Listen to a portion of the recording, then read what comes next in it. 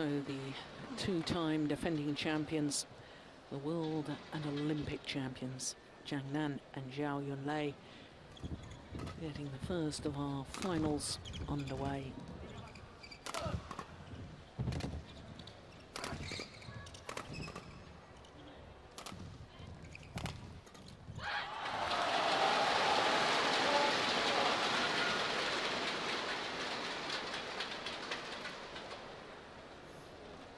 Well, the Chinese coaching bench looking very relaxed at the moment.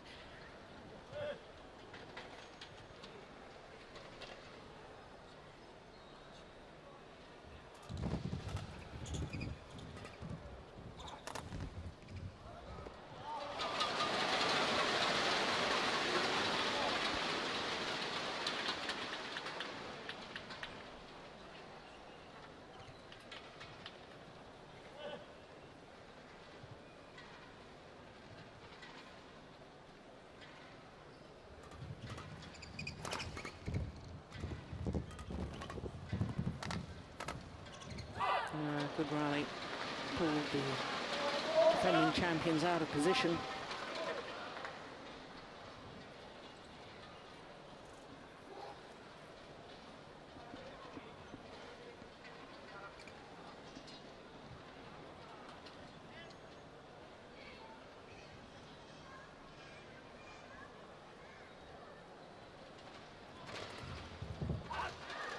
Just wide. I couldn't have missed by much.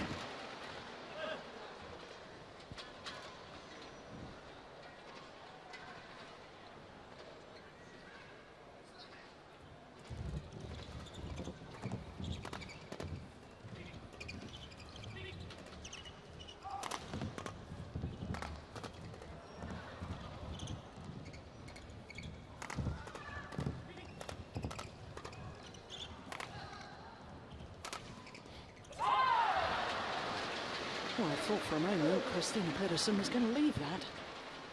It looked like it could have been wide in the left side of the court.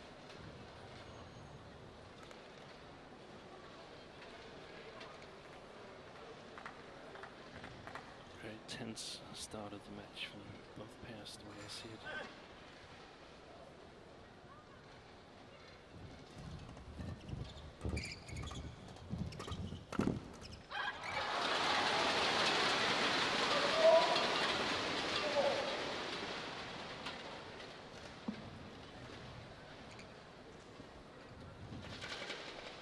Any concerns from your point of view as far as Christinna Pedersen is concerned and her recovery rate after that women's doubles last night? That was 1 hour and 17 minutes. Yeah, definitely. Christinna was out 2 months after the Olympics due to this stomach operation, and there's a big difference on being out after an operation where you can't practice at all, and sort of being out 2 months due to preparation. I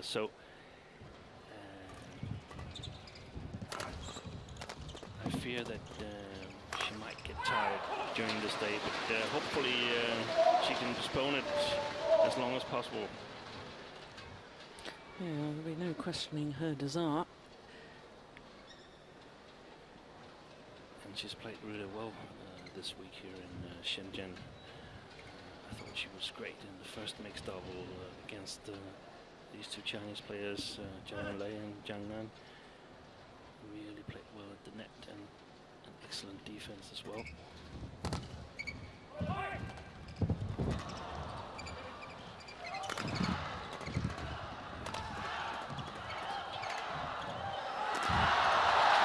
That's a good rally.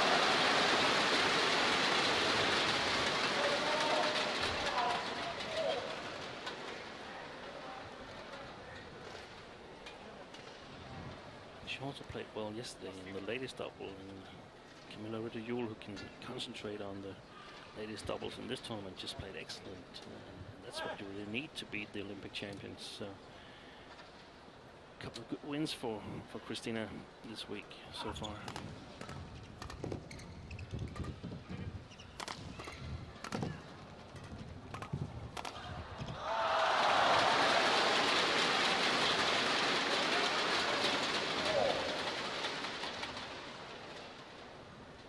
rally from Zhang here, and that's what it's really about for the Chinese, to sort of maintain the pressure 1 or 2 shots longer than they managed to do on Wednesday when they lost in the first group match.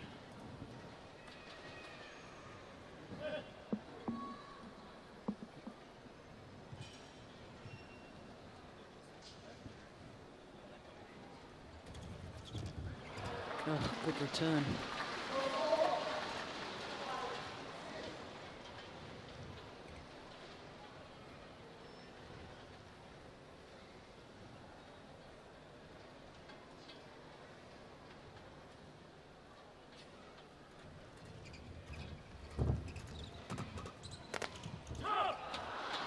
Yeah, it's good judgment too.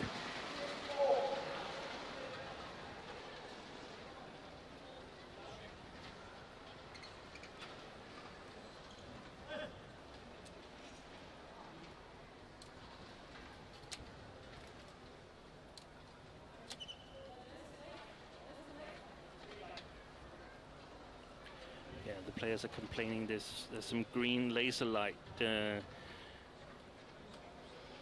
Yes, on the other side of the court, and it's at different positions in the hall, and it's very, very annoying because you of course fear that it sometimes is pointed directly at you. no, it was the other day. It was pointed directly at us, wasn't it? There's a light. I hate to say it, but I think it is possibly.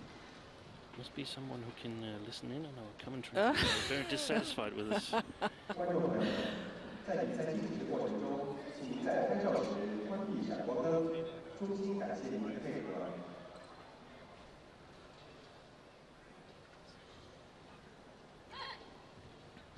That's better. I think the umpire has been told to put his umpire's mic on.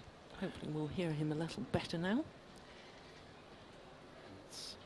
I don't think actually the players are fearing the screen light hitting them, but it's disturbing if something is moving within the playing area.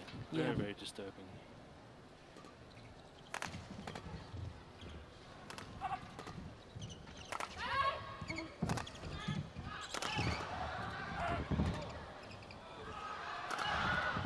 Nice. Well, there was me making comment just a moment ago and wondering whether Christinna Pedersen would have physically recovered after her 2 matches yesterday. I have to say, I thought Zhao Yunlei was looking very stiff and sluggish in her movement there. I agree, and I know part of the Danish strategy is flicking her a bit more than usual. Get her away from her comfort zone on the front court.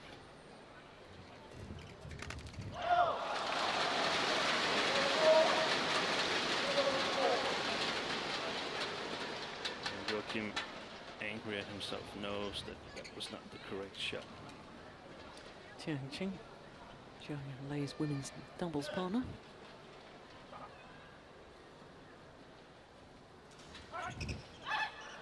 Oh, that's a lovely serve. The call had come from Joachim Fischer.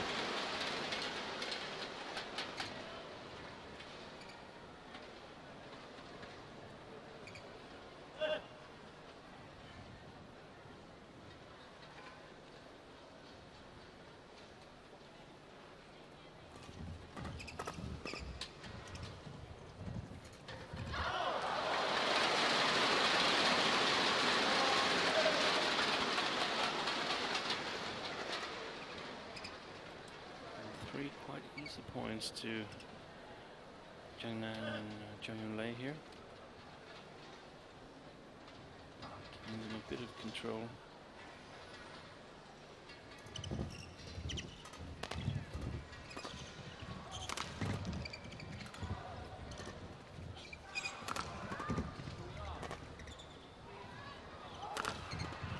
Oh, that's nice.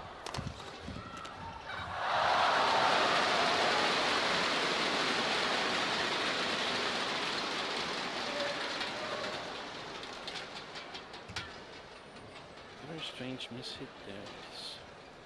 She was in perfect good position.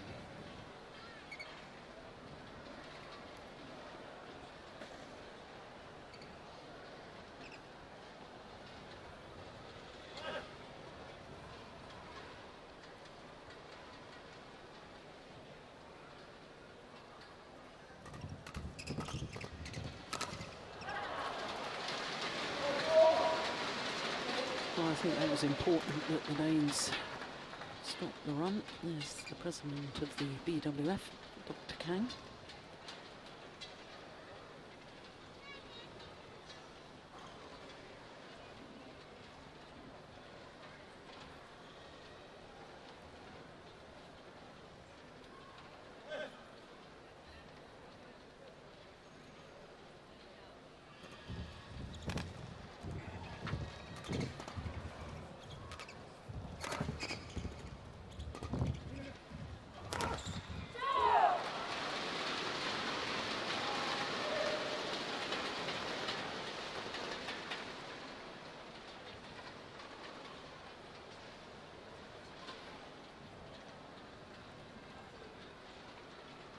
This is a super angle.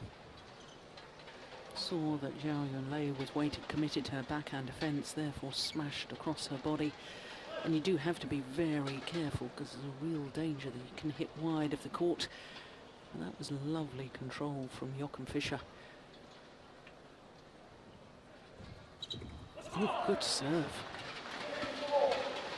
I think I would have let that fall if I was Zhao Yunlei. Looked a bit short, but he tried to return it anyway.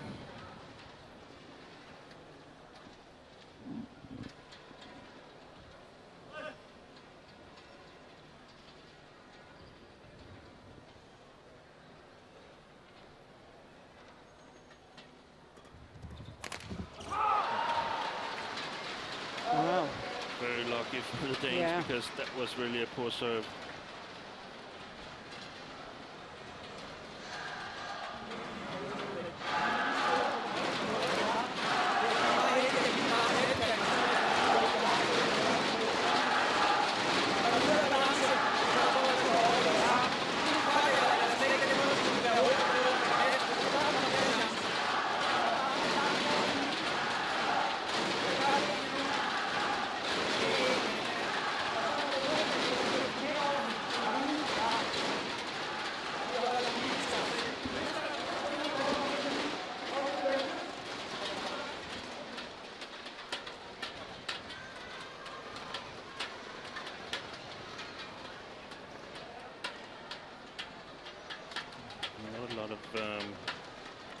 Changes from the Danish side, just want to continue their game. They feel they've been a bit unlucky at certain times, but I think actually that also goes for the Chinese.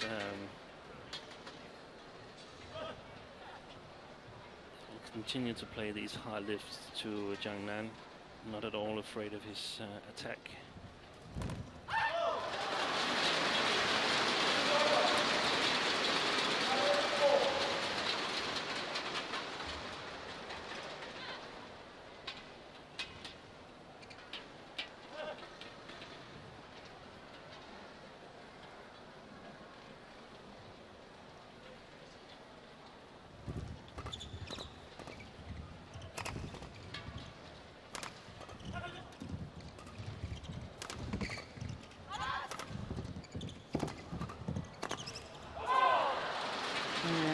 Got themselves out of trouble, the Danes there.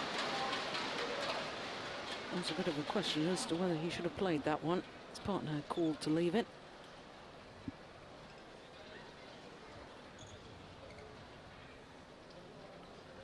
It's quite important for the Danes that they feel that they can bring the attack to victory, because almost as a rule we regard the Chinese as having strong defense.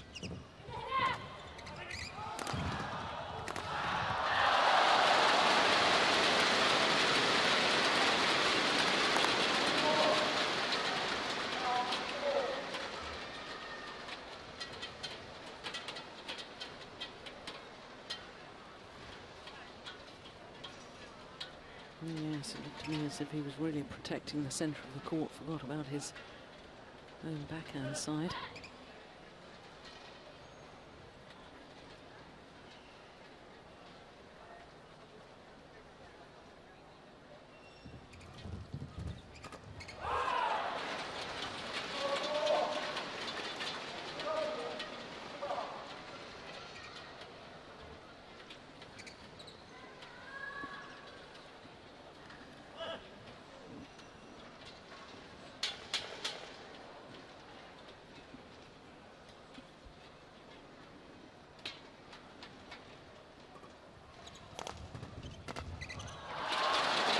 the flick that you were talking about, Steve.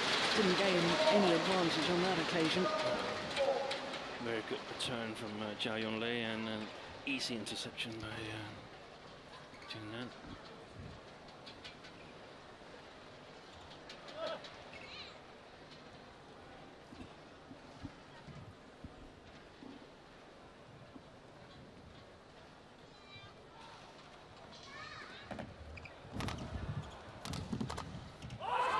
Oh, that's very, very good play from Christinna Pedersen.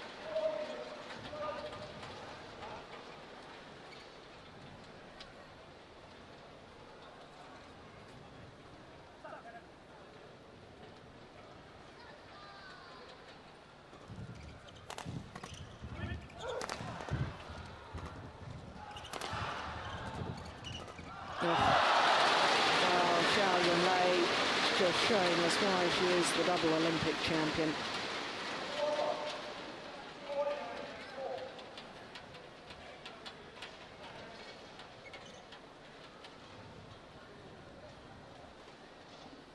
Very good at following up at the net.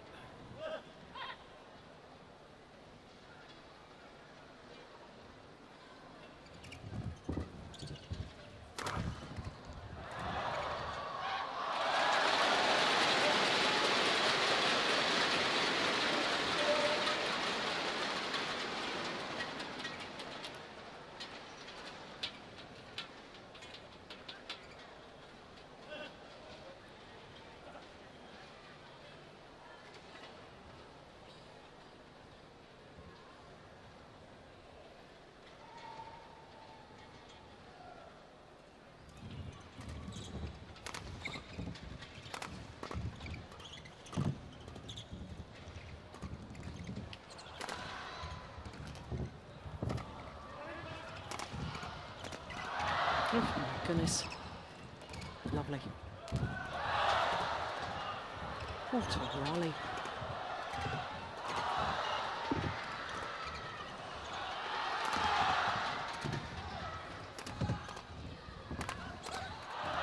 Superb.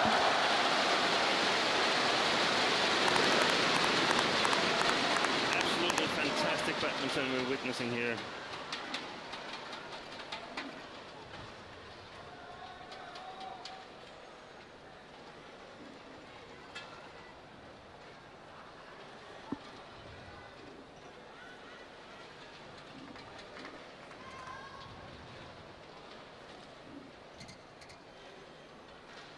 Two-time defending champions have opened up a 2-point cushion at this crucial stage.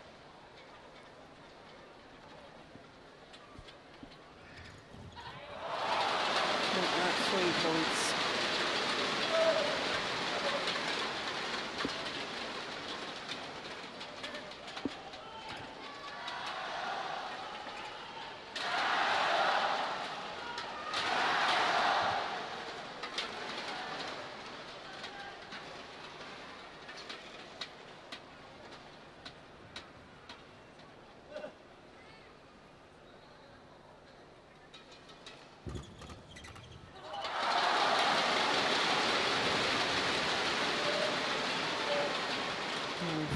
Straight points.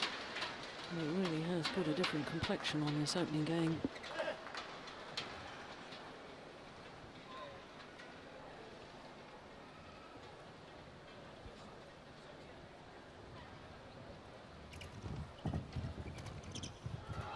Oh, don't believe it. What an extraordinary rally.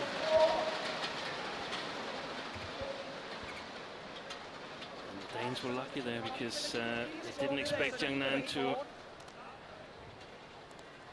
be able to retrieve that drop shot. Wasn't really ready for the next shot.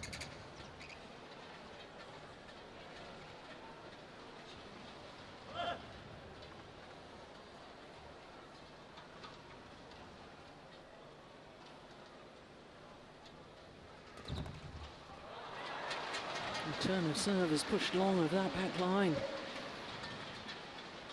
And that is perhaps a little sign that the legs are aching, not able to launch forward into the low serve as she normally is.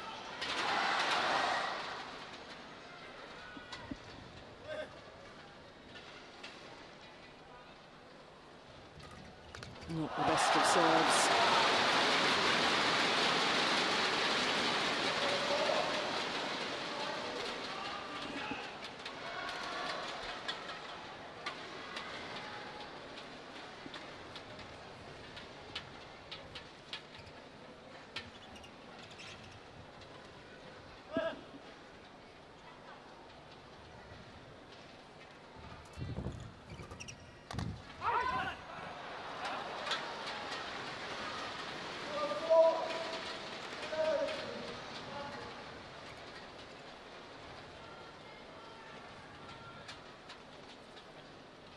These psychological scores that are a bit strange. 1917. Often see players and pairs taking 4 easy points. Let's see what's happening here.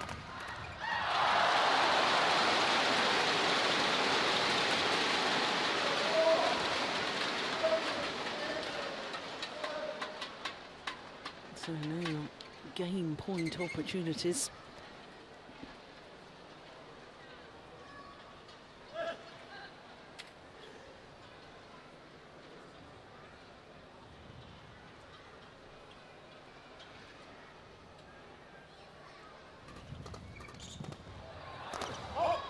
And that's gone long, and they take the opening game on their first opportunity. The defending champions.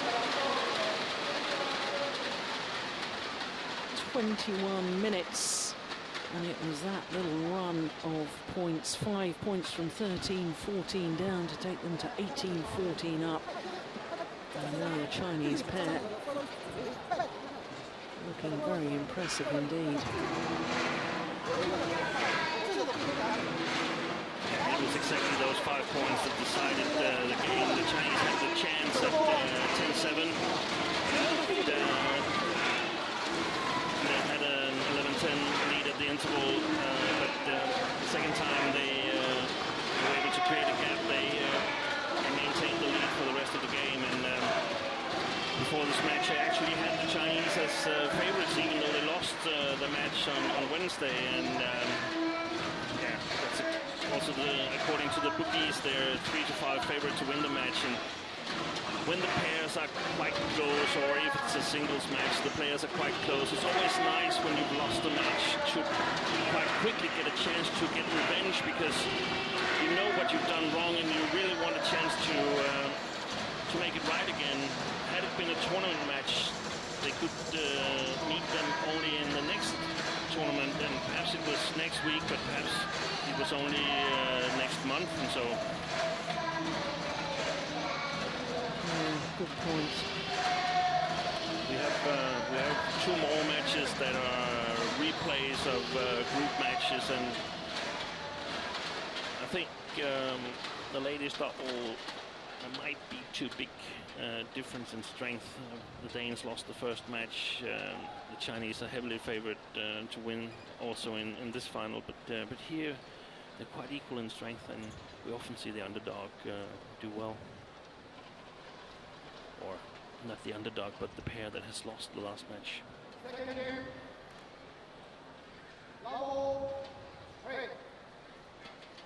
So having taken that opening game 21-17, given what you've just said, Steen, I think it's probably also significant that this Chinese pair, this is their 5th final of the year. The previous 4, they've won all 4 finals, and I think they are a different prospect. The Olympic champions in finals, they seem to build up as the tournament goes on. We've already talked earlier this week about the fact that World and Olympic champions in a couple of the Super Series events earlier this year lost in the very first round. I think they need time to play themselves into tournaments. Yeah, and there's also this in the first round, second round, it's still very hard to think all the way through to Sunday. But then when you're actually there on Sunday, you can always cope with one extra match. And yeah, I actually think the Danes have the same ability But what we've seen in the first game here that's different from Wednesday is that there's not so many easy points for the Danes. Zhang Nan is playing better. He's not playing as good as I've seen him play, for instance, at the Olympics, but he's playing better than he did Wednesday.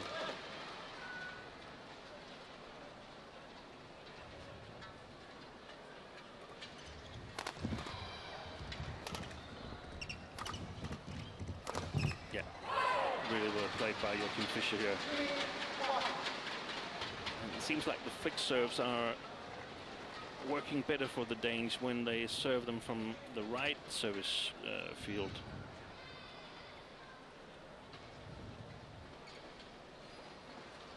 At least when Joachim is serving them, because the smashes tend to go to his forehand.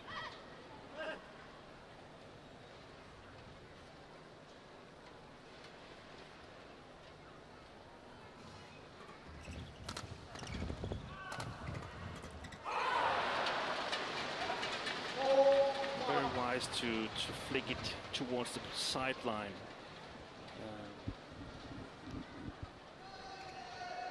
Not as many possibilities for Zhang Nan, but still better for the Danes from the right-hand side, in my opinion.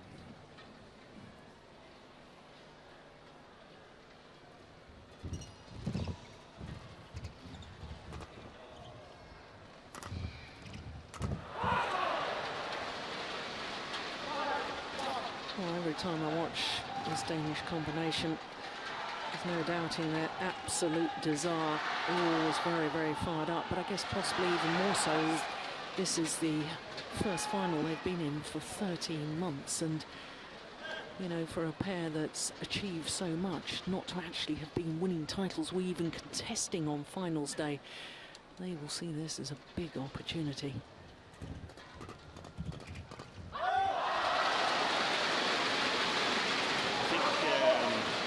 Actually a bit surprised last fall when they won the Denmark Open and went on the next week to win the French Open as well.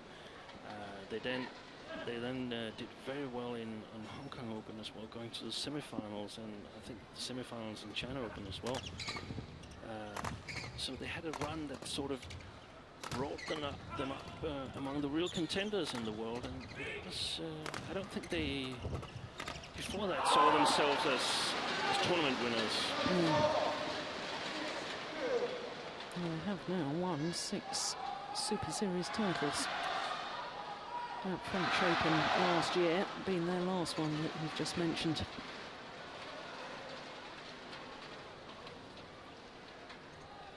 And the thing about the Denmark Open that made it so special was that it was an Olympic qualification period, and all the best pairs were there. They won the Danish Open on a number of occasions, but in a bit weaker field. Yes, I remember that Denmark Open in the semi-final and final. They beat the top 2 Chinese pairs who ended up winning gold and silver at the Olympics. So it really was a fantastic week for the Danes.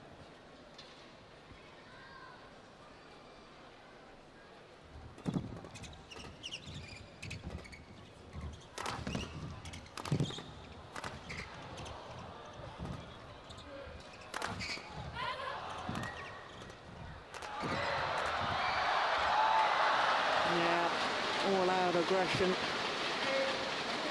The Danes are playing magnificent at the moment, getting the right mixture of attack and blocks, so they keep control of the rally. Very difficult for the Chinese pair to turn the defense around.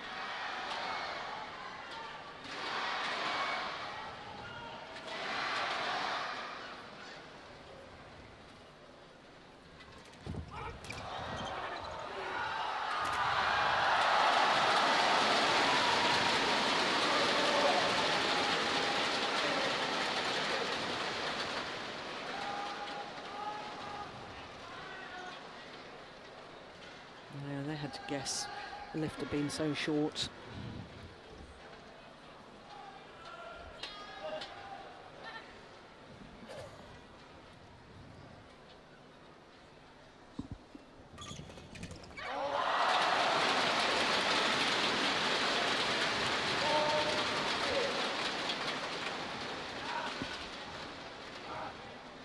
Good read by Zhang here.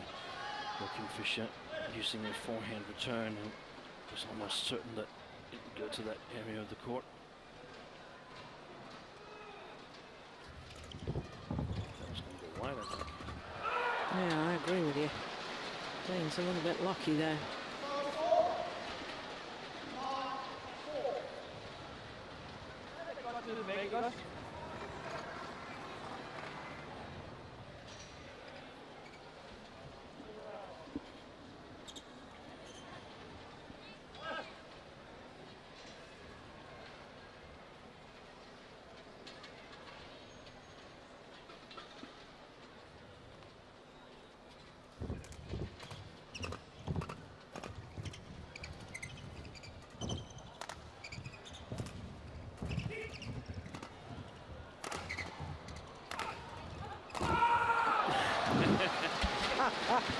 Take that! Shouting it down. I don't know, is it allowed to frighten the opponents by screaming? No. Sometimes you feel like he wants to come over on the other side of the net.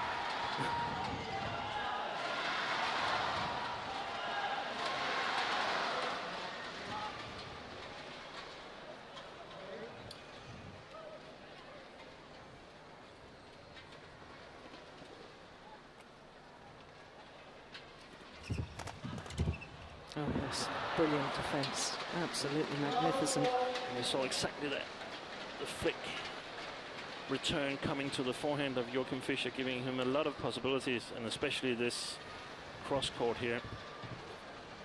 And definitely the Chinese must talk about this flick in the interval, what are they going to do, because probably they won't be ahead in the rally, but at least they shouldn't play themselves out of it.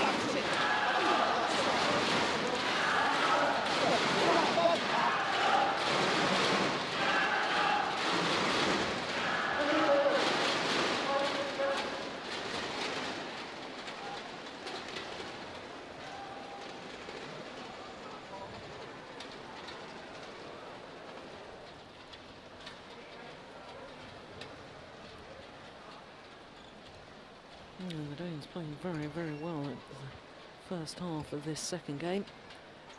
I'm just trying to think back to Wednesday's steam. Which end of the court did the Danes start when they won that match? Can you remember? I've watched so many badminton matches this week. I can't remember. I thought about it as well. Can't remember, but definitely have the easiest side at the moment.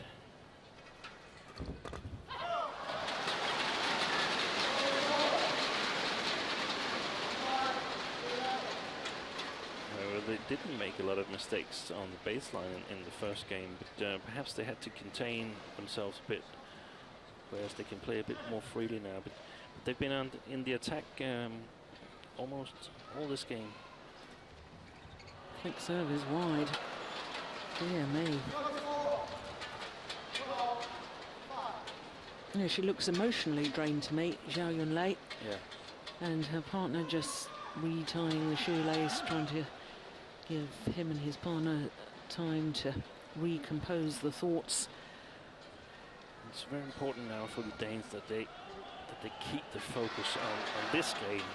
It's so easy to have your thoughts wandering towards the eventually third game, and if they do that, it might actually prevent the third game from being necessary. Yeah.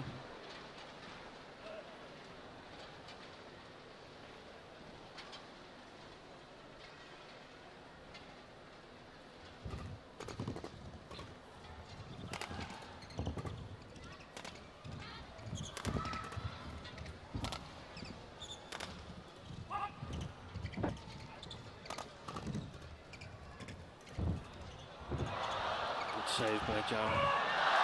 Oh, unbelievable.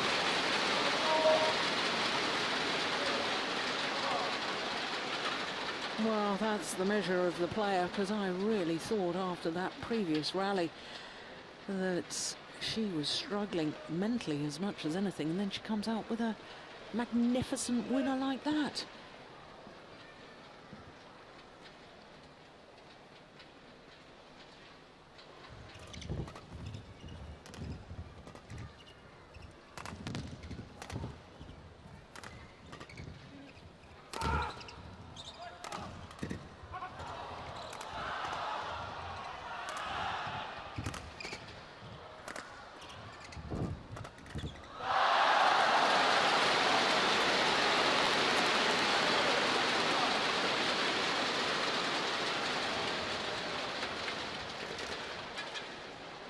definitely had a reply ready for us. Decisive part in this rally. Able to hold the attack from both the Danes. Playing lots of quality shots in a row.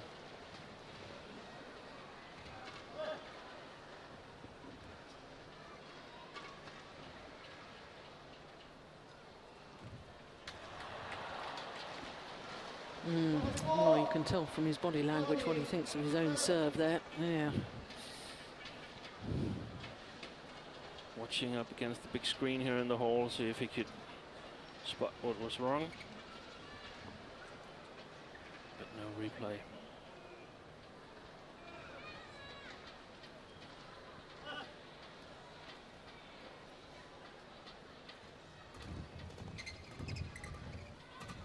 I'm impressed by the control of Joachim Fischer here in the second game.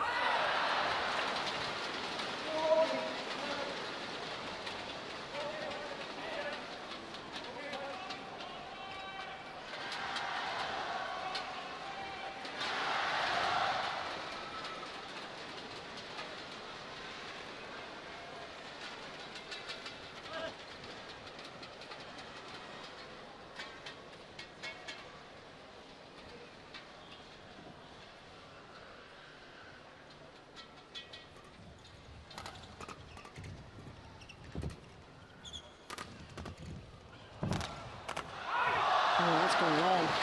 That's wild from Zhang. And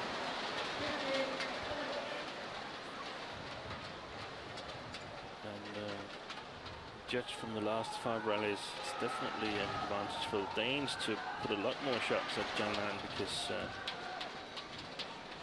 Yunlei is making excellent choices.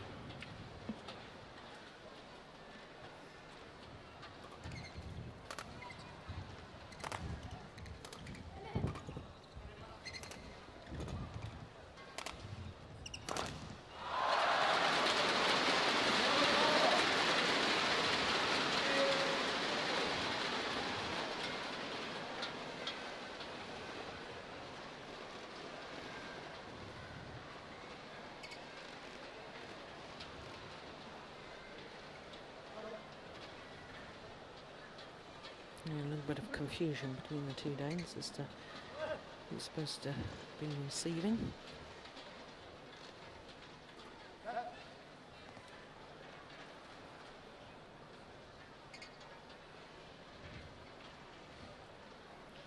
That was nice to know that she had a flick like that in the pocket. A bit more ready on the next one then.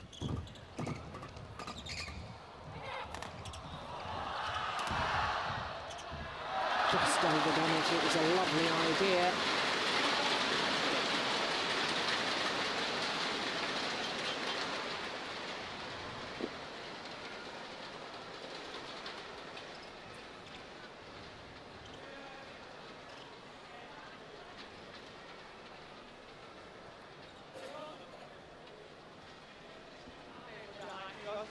Fischer skal med op på den anden side.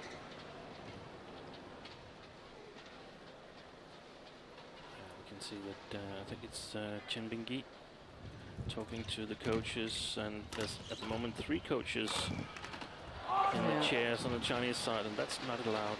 No. But, the umpire has his back turned and doesn't really notice it. The tournament referee should have noticed it though.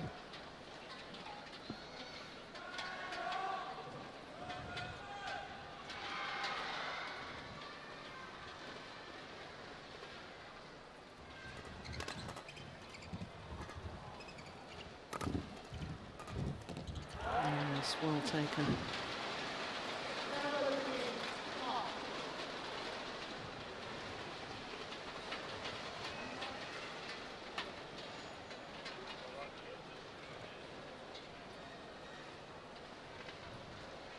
Christinna very alert at the net, finishing off the rally.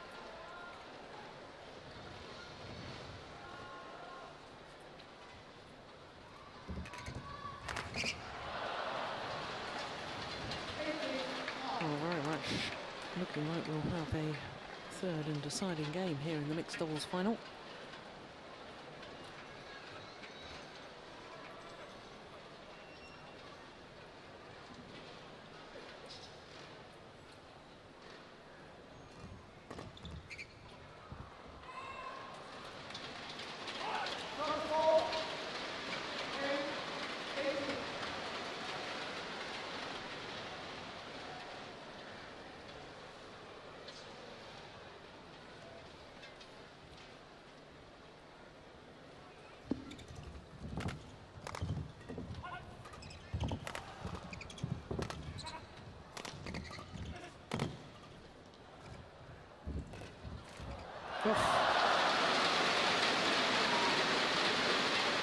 Oh, sheer threat, I think, of Zhang standing at the net with his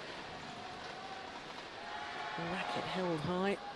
Really good net shot from way below the tape of Zhang there.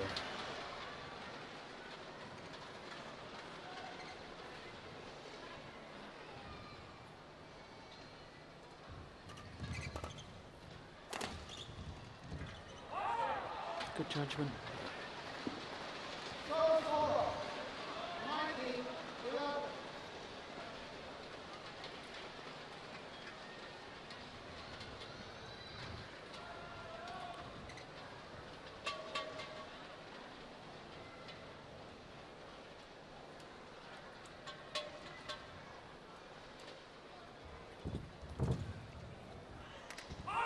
Oh, lovely.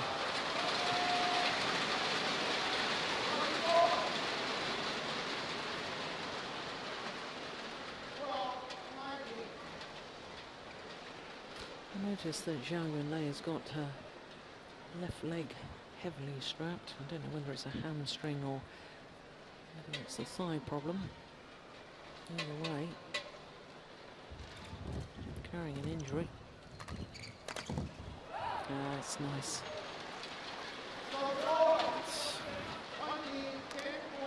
It's really not well played by Zhang there. I think at that point you should be allowed to slap your partner because he sort of exposed Zhao Yunlei to this smash. Game points.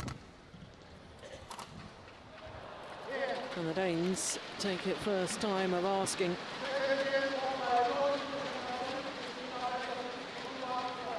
(21-12) confirms the umpire. One game apiece. 43 minutes.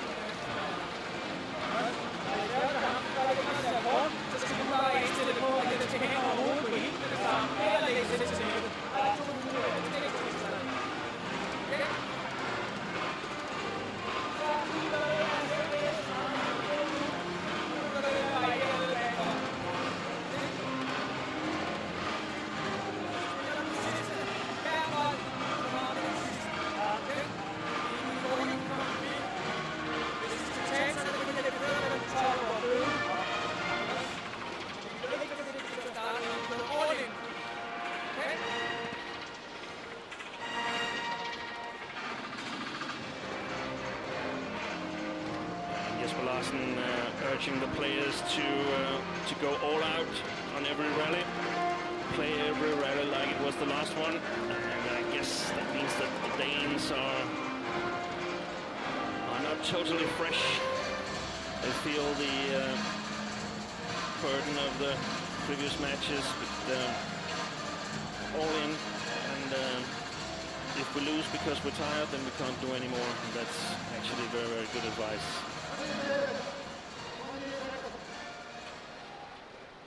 Also decided to flick at Zhao Yunlei at least 50% of the time,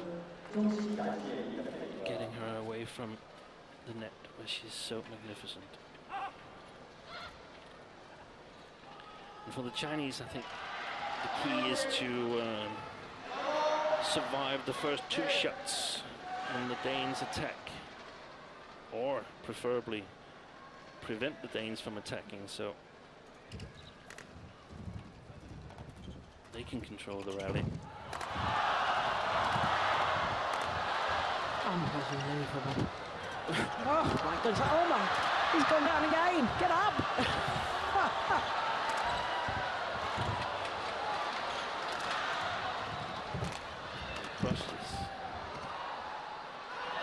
This is the craziest rally I've ever seen. Yes, Pedersen's loving it. Well, Joachim Fischer fell over twice in that rally. Yeah, he fell over twice and he stumbled twice as well. Oops, there we go. Place it off the floor.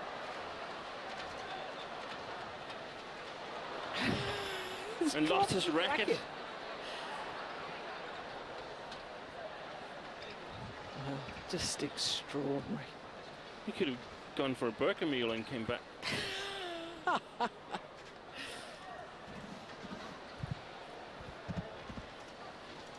Hopefully nothing happened to his left feet, because it actually looked like he twisted his ankle just a bit.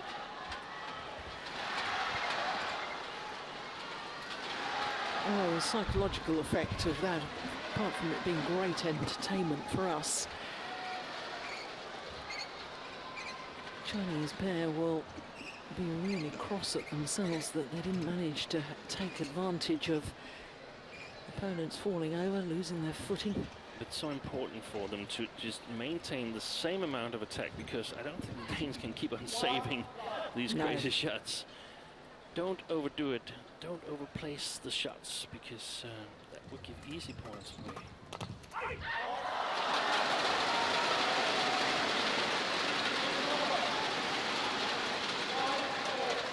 It's definitely the Chinese who have the upper hand in these flat stroke exchanges.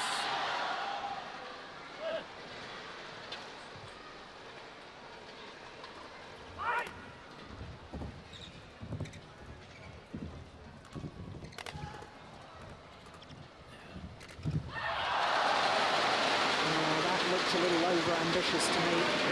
We can see now that Zhang is trying to play the front court from quite a bit below the tape, so the Danes need to move forward now, because they're definitely not going to let the Danes have the attack for free.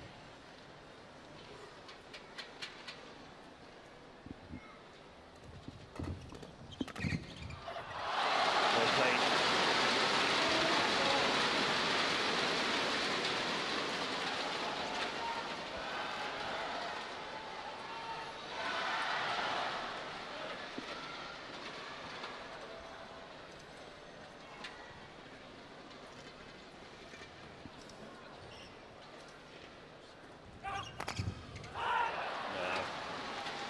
Very short flicker from Yunlei.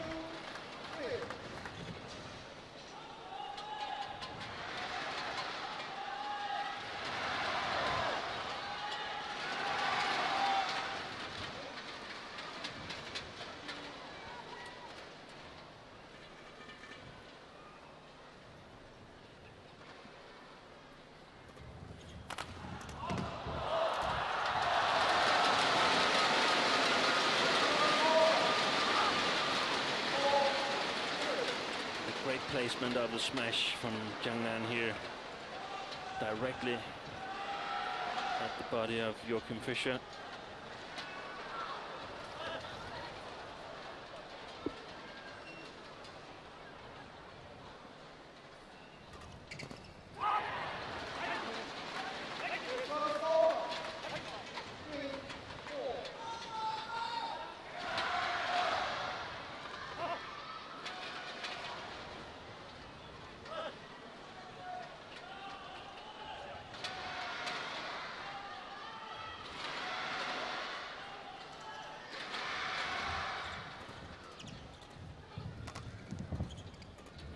Forward, he's not going to lift.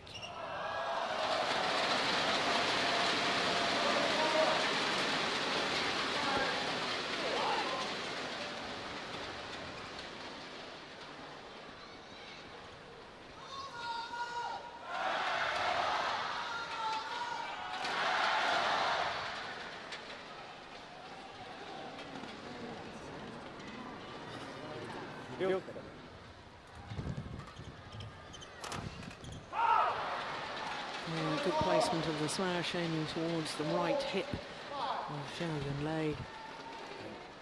The Danes have really got a hold on Zhao Yunlei, and when she's standing in the left field of the court, very efficient smashes from Joachim Fischer.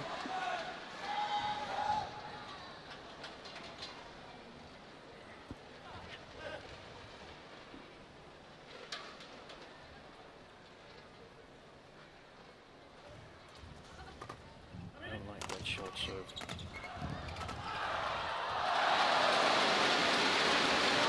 I don't like the short serve because it came directly after Zhang Nan had made a good return on a flick serve. So if I were the Chinese, I would think, well, I managed to close the back court, so now I'm directing a little bit more attention to the front court, and I would like Joachim to do the contrary thing and just flick it a little bit better.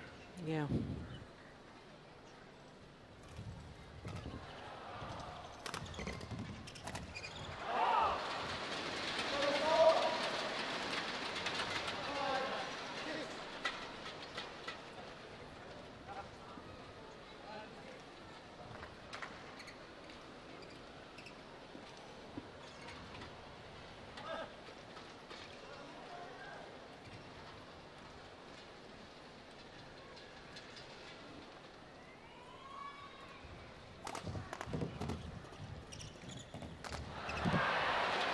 Well, I think Zhang Nan must have changed his mind there. Very well played by the Danes, and Jesper Larsen was up from his chair with joy, exactly what he wanted them to do. It's a little bit like this. I mean, the Chinese have stopped the bleeding from the second game, but I felt that they've had the upper hand here in the beginning of the third, yet they haven't been able to create a gap.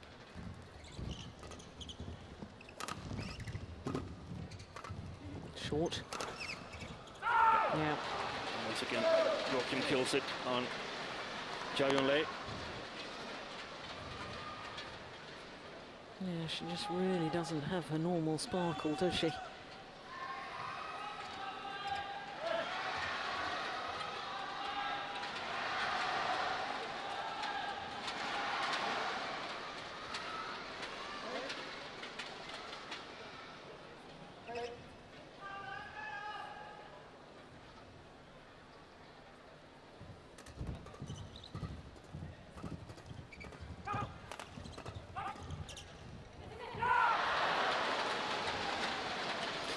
And you just sense, Steen, don't you, that this is an absolutely crucial passage of play. Yes, the Chinese have had the upper hand in this third game, but it's about to change now. The body language of Zhang Nan is a little bit more hesitating, and looks like he's not really sure what to do.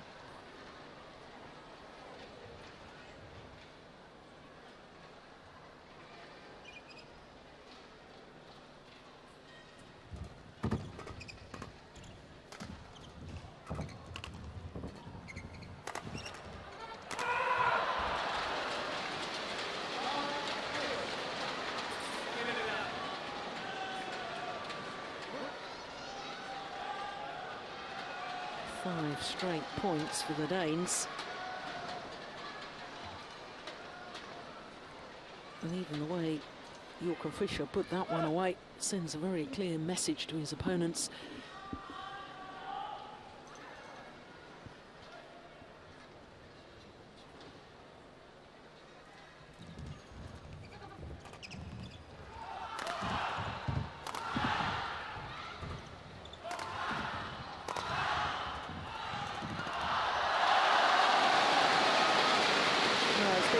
Since we've seen her intercepting and dominating from the front like that. Yeah, very well executed attack from the Chinese. Not exposing themselves to any counter-attack risks.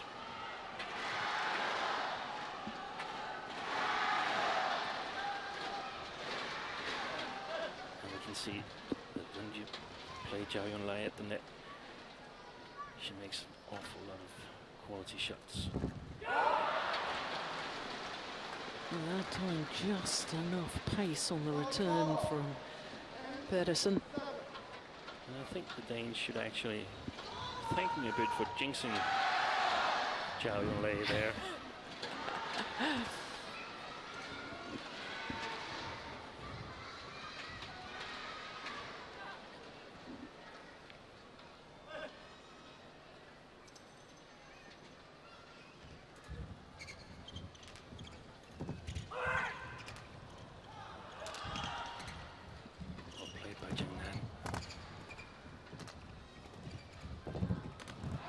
Excellent play by Christinna Pedersen also. Yeah, good anticipation. Waiting and waiting for that opportunity.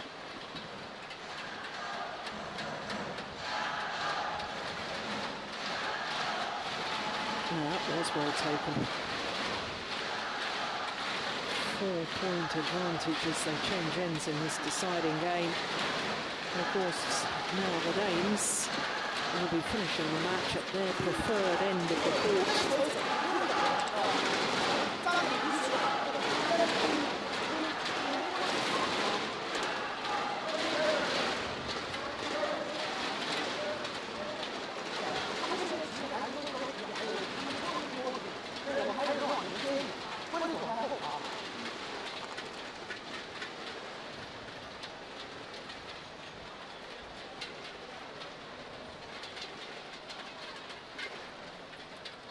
I think for the Chinese coaches, it's hard to do a lot more than they already did. I mean, they can just emphasize that they need to take the attack away from the Danes, and then just hope that the Danes are not able to keep the same level of play as we've seen in the last 6 or 7 rallies.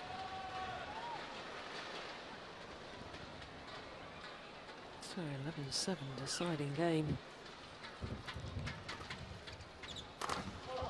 Oh, oof. Oh, well. This is probably one of those situations where Joachim should take it a bit more easy when he's directly opposite Zhao Yunlei. Smashes from left field to her on the left field. It's very, very efficient, but just opposite, he defends very well.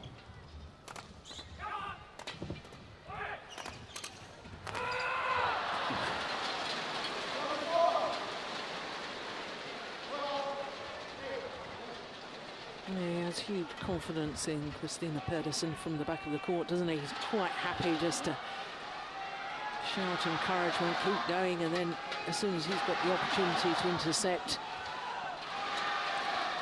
I think what you mentioned earlier, that Zhao Yunlei has a strap on her left thigh. She is limited in her movement the way I see it.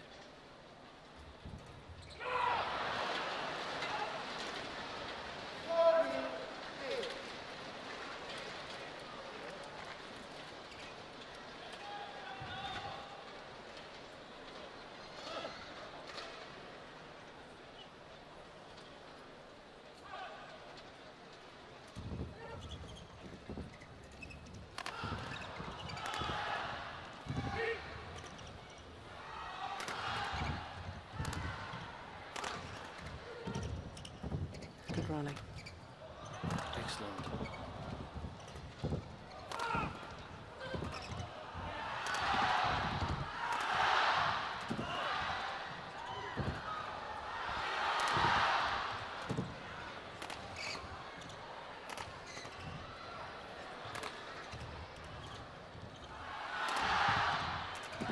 Oh yes, well played.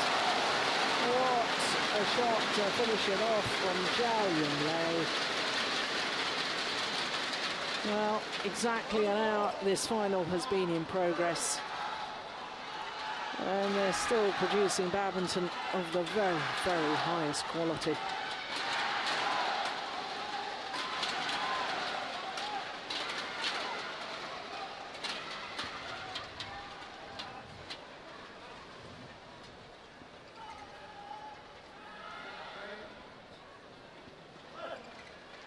This is a good chance for the Chinese to claw back.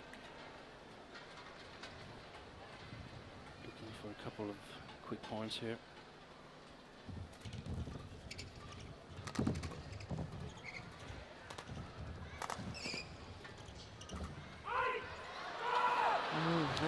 along of the back line. And a yell from Joachim Fischer to his partner, instructing her to leave it. It's so important for the Danes to keep control in the attack and don't just play fast, but vary their game, blocking it at the net, sometimes lifting it.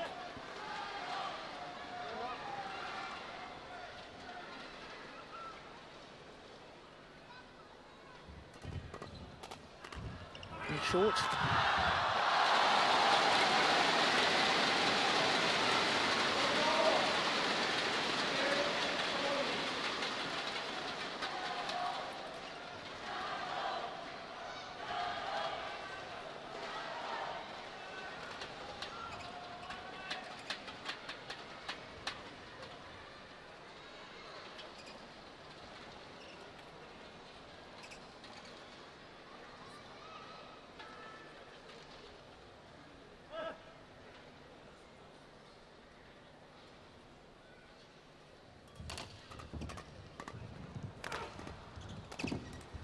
Oh, that was clever.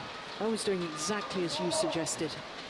And also in the push there, I think he sliced his racket a bit and thereby making it hard for Zhang to judge. His arm showed that it was going to the left side of the court, but by twisting the grip a bit, put it to the right hip of Zhang.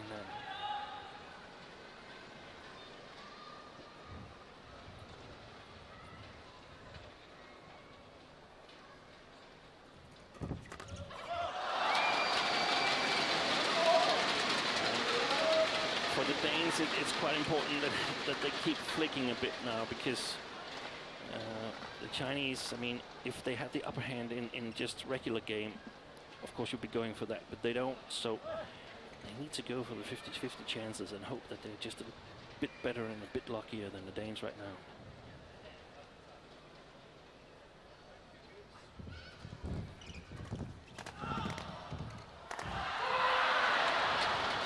Well, that could be a very costly error. Yeah. Didn't really seem to be under that much pressure. I know he'd moved across court to play it, but that goes down as a poor shot, really. It seems he doesn't have the speed that we've seen him apply. Zhang at the Olympics, he was just all over the place, but a little too late here, and perhaps that's what created the error.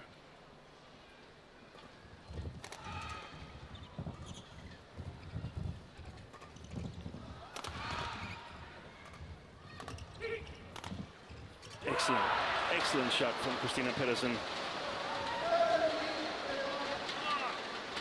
Steep below the tape, but not too fast.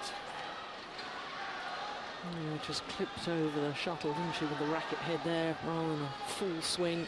I could actually see Zhang. He needed to apply power himself. It was not enough just blocking it.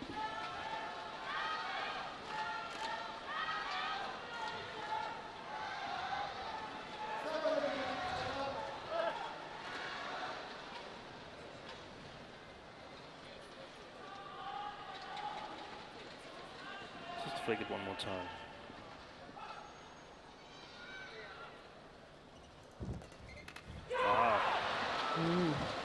That's one of the better short services that he's produced in this tournament, Joachim Fischer.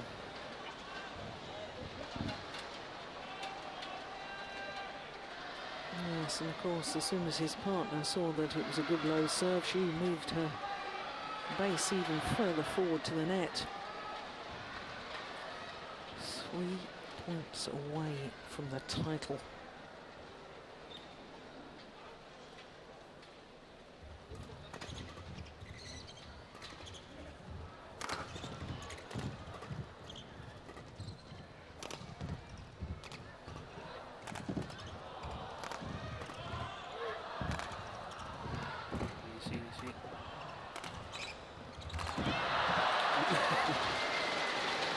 Joachim is actually celebrating a bit too much to my taste.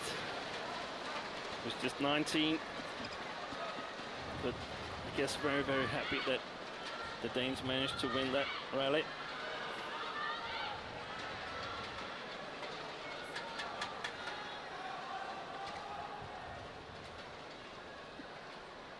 Yeah, it's not over yet. Still another 2 points required.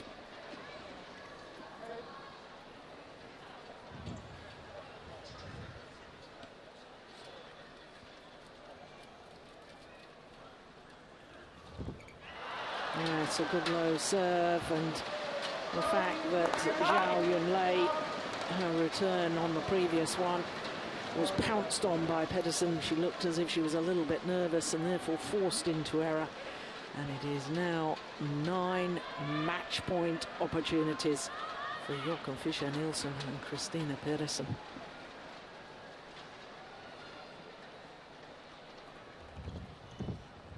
Oh my goodness, that was brave leading that. It was long.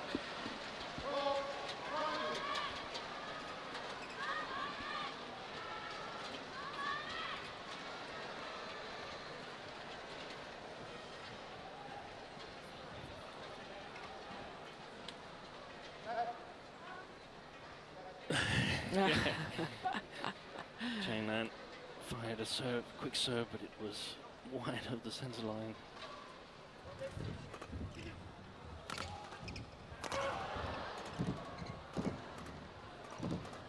Excellent defense by Yunlei.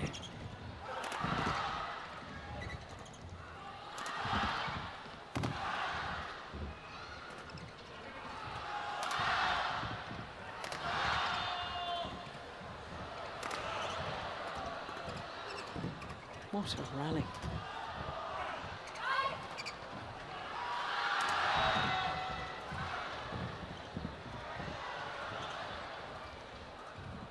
Oh, fabulous.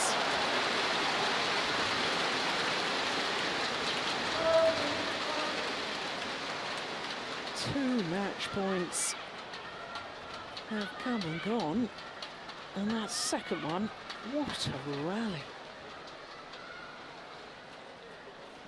We can see that the Danes are tired as well.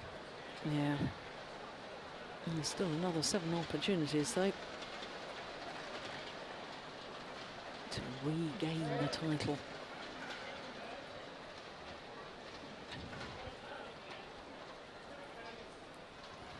Possibly a flicker from Zhang now.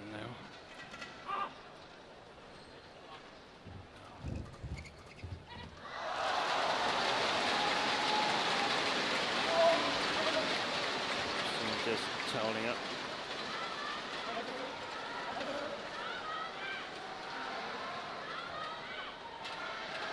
Christinna Pedersen just quickly changing her racket. The umpire didn't like it because she didn't ask permission.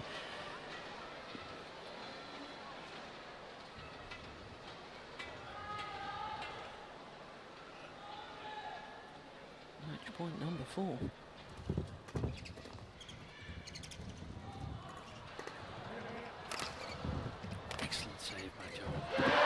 This time, and the Danes, Joachim, Fischer, Nielsen and Christinna Pedersen regain the title that they held 3 years ago.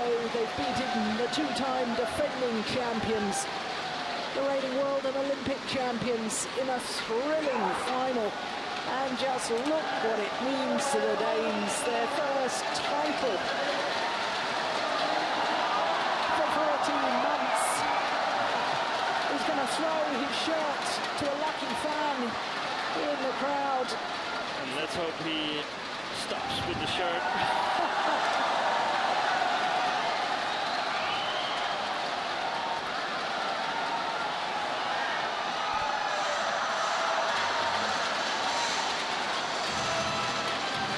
This is a very happy fan there indeed. Well, I have to say, the fact that they topped their group by beating the world and Olympic champions in the group stage, to follow that up with beating them for a second time in a week is very, very impressive. And beating, of course, the reigning World and Olympic champions on home soil in China. No wonder Coach Larsen is absolutely delighted.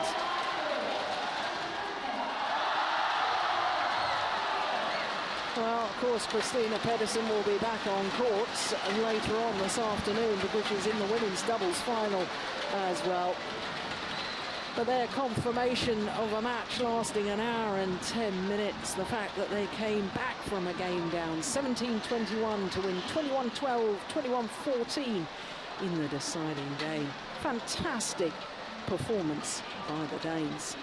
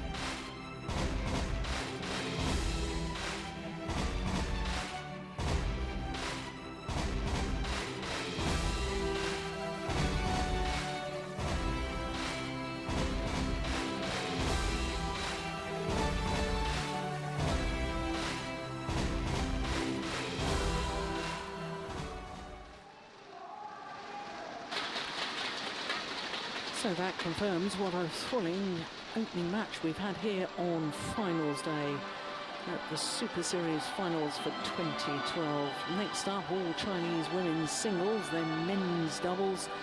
Women's doubles, where Pedersen will be back on court up against the world champions, and then men's singles, all Chinese affair will finish off proceedings today.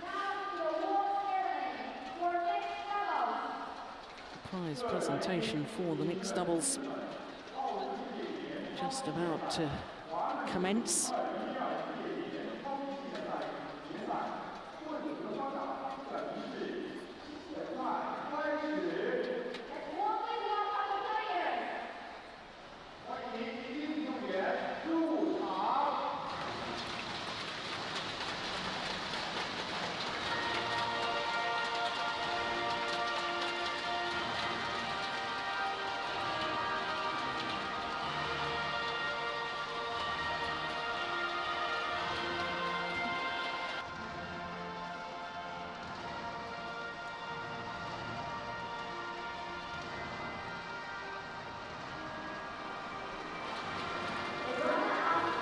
So the players on the podium now.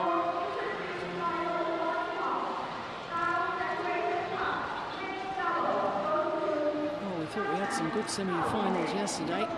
We started with a brilliant final today. Well, they've won the title for the last 2 years. Zhao, Yunlei and Zhang.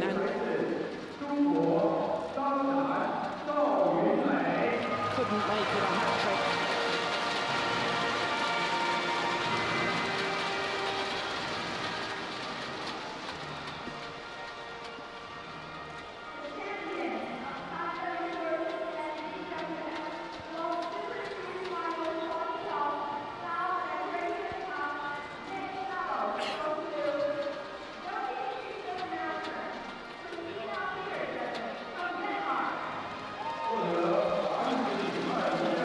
The Danish combination of Joachim, Fischer, Nielsen and Christinna Pedersen regain the title.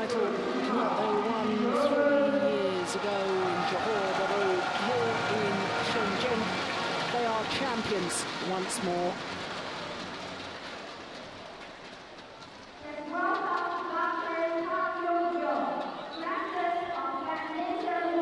Their first Super Series title of 2012. In fact, their first title of 2012. And it's the end of season championship. What a moment to come good. So, Dr. Kang Young-jun, president of the BWF, the Badminton World Federation, making the presentations.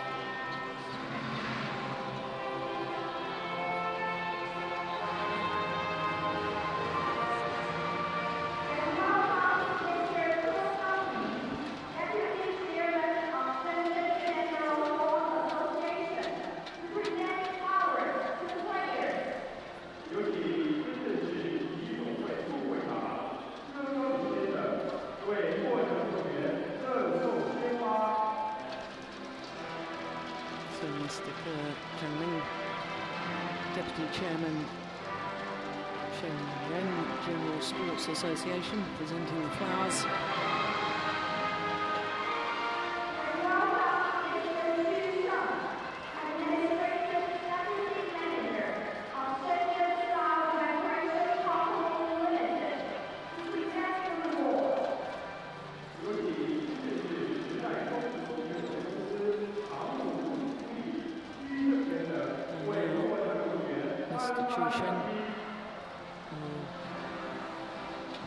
Presents the prize money, 42,000 US dollars for the winners, 20,000 for the runners up.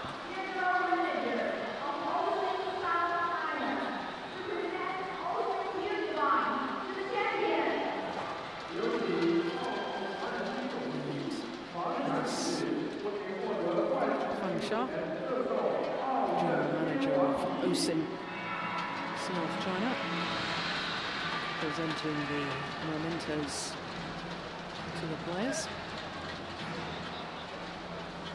OSIM, the entire Super Series title sponsors.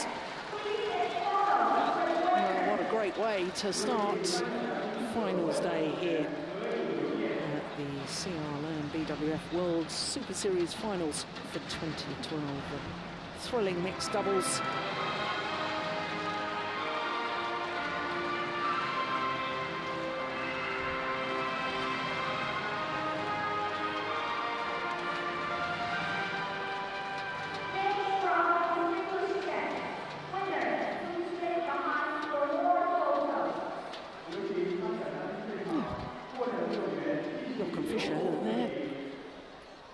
Would have thought he would have the biggest smile of the day, but he was looking very serious.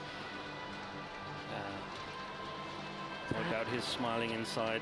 Yeah. There was nothing, a small injury traveling here to Asia. Didn't participate in a team match back in Denmark, so of course extremely happy with this win. So the next match on court will be all Chinese women's singles. Number 1 seed Xuerui up against the number 3 seed Wang Shixian. And as with the mixed doubles final, this final a repeat of a Greek match earlier in the week.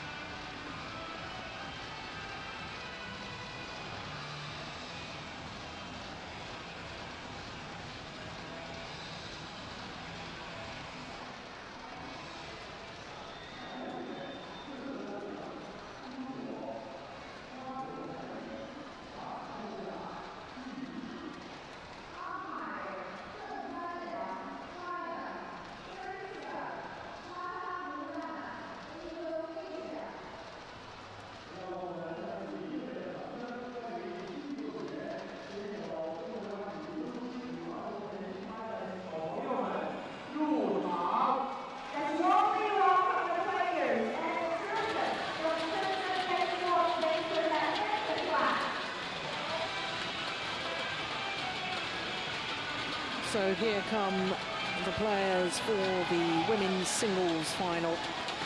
The Olympic champion, Xuerui, the #1 seed, making her first ever appearance at the Super Series Finals. She's in the red kit.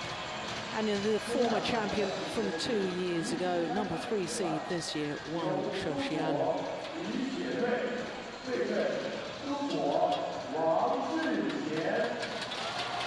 There are two players introduced to the fans.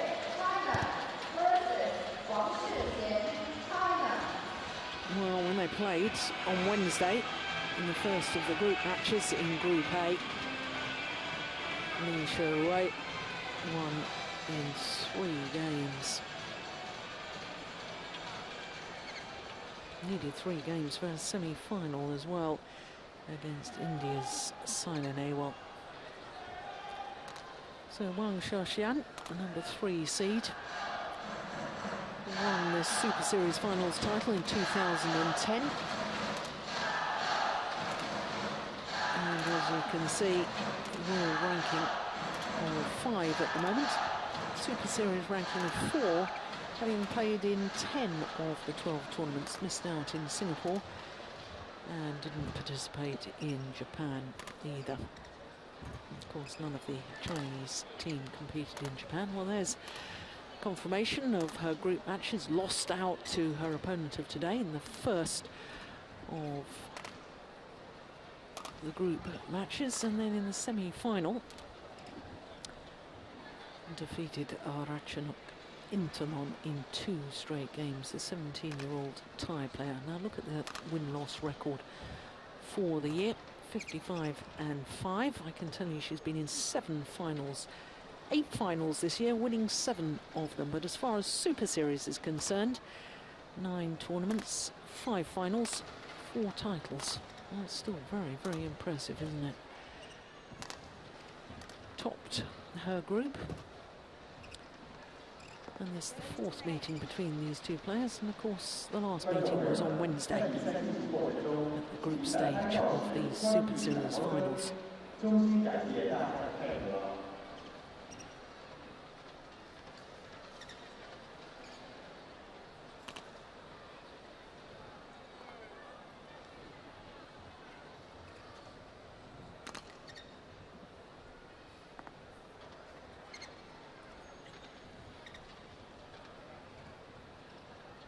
So, players look ready. We're just waiting the umpire to make the announcements.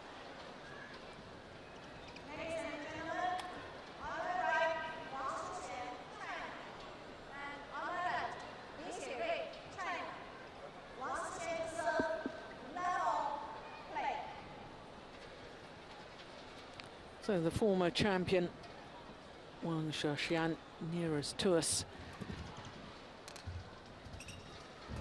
The Olympic champion, Xuerui, far side of the court. And I think it's fair to say that Xuerui, in her semi-final yesterday against Saina Nehwal, was patchy. She did very, very well to take the opening game. She had been 16-20 down, saved those 4 game points on a run of 6 straight points to close out the opening game, and then Saina Nehwal absolutely romped away with the second game, 21-7. It found her form in the end.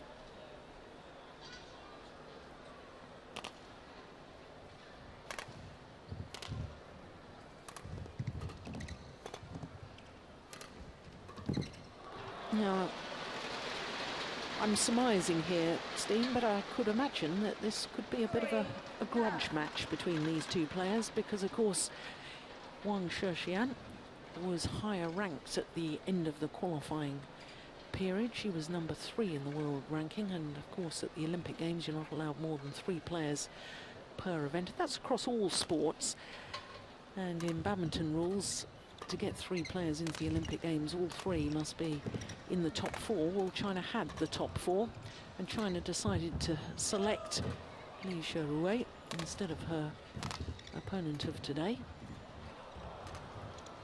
And Xuerui obviously promptly won that gold medal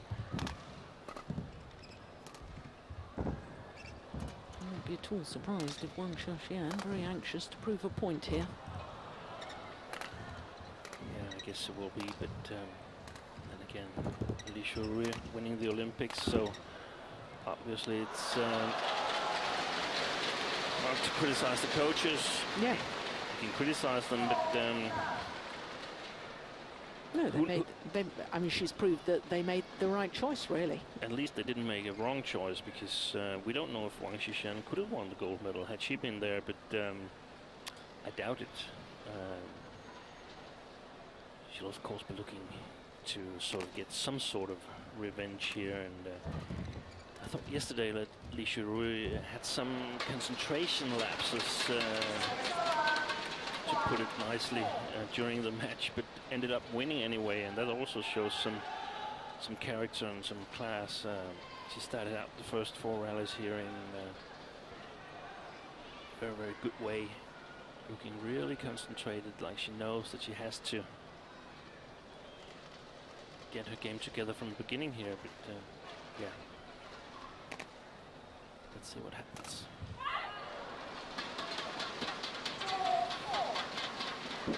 Only 21 years of age, Xuerui. So she'll turn 22 at the end of next month. And this lady, already 22.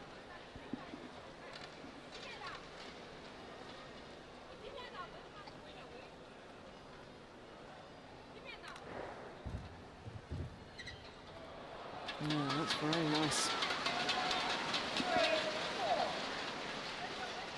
Of course, Wang Shixian benefited from the fact that current world champion and world #1 Wang Yihan wasn't selected for the Asian Games.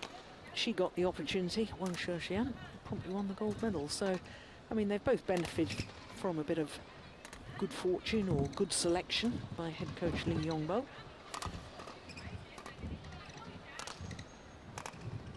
Going wide.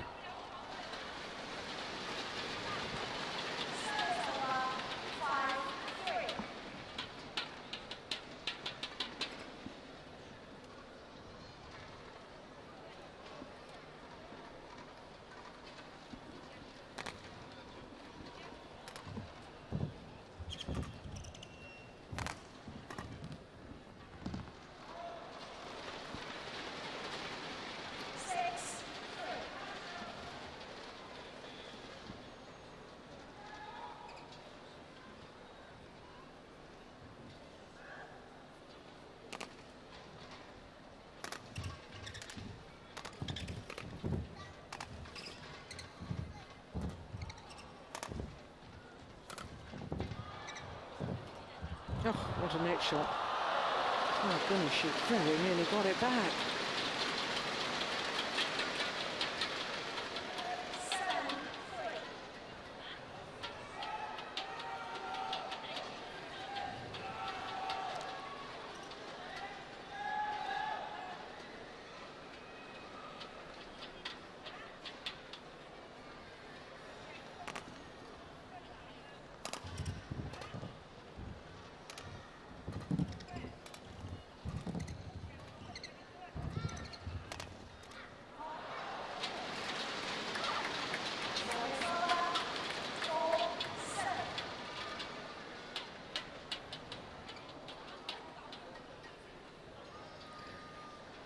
Stroke here from Wang Shixian.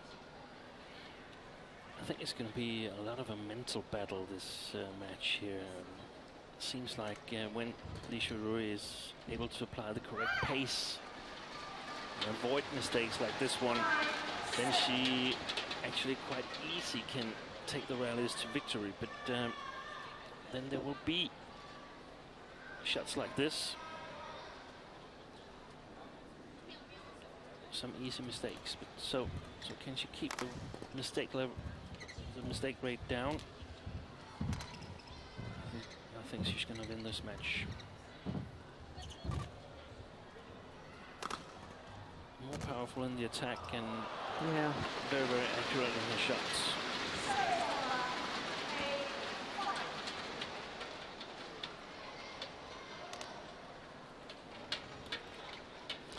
Interesting, though, that prior to earlier this week, the Olympic champion had never beaten Wang Shixian.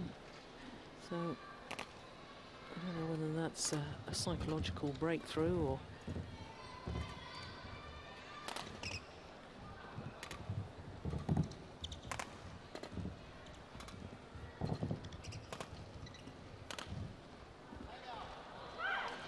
Just wide.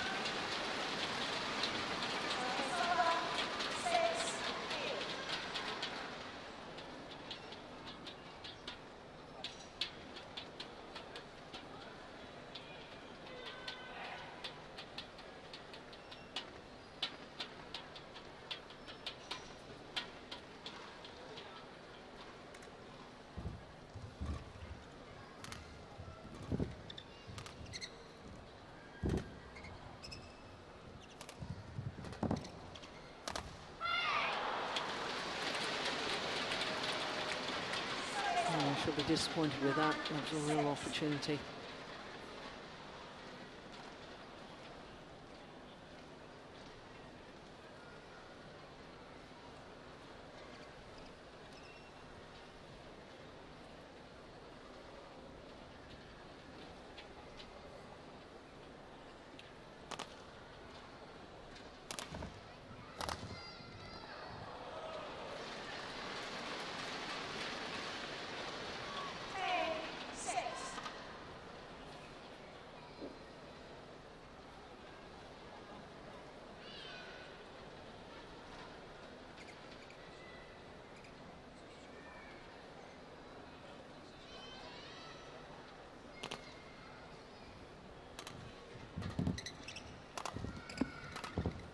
It's gone all right.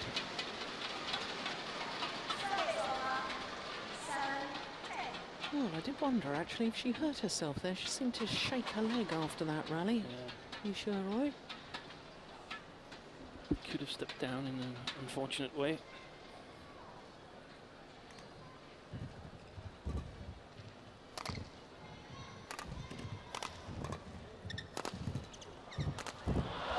Well, I think any fears I have have been swept aside in that rally. Lovely movement. Exactly the last attack here where she comes forward and kills it from the front court. One of the differences between the two players. Wang Shixian, mostly a backcourt player, has some really nasty deceptive shots from below the tape, but not that used to killing it from above the tape.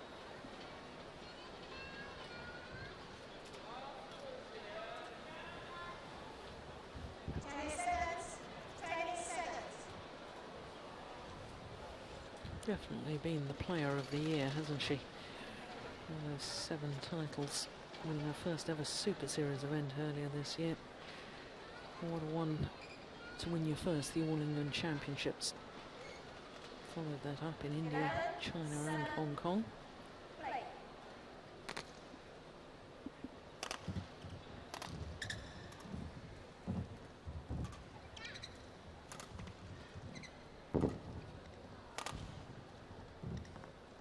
Good judgment.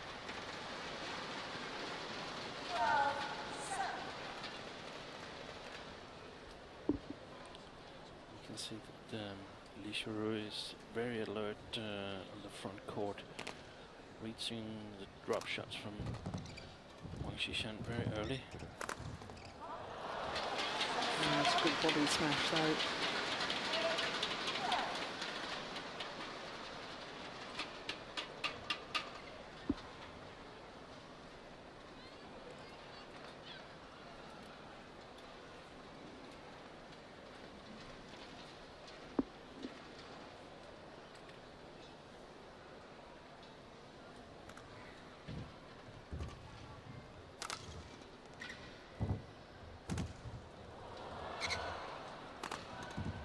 Yeah, well, it was a wonderful net shot from Xuerui.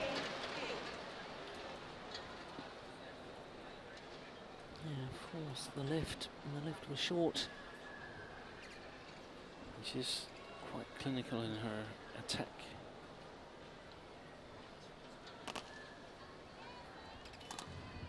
leaving many chances for the opponent.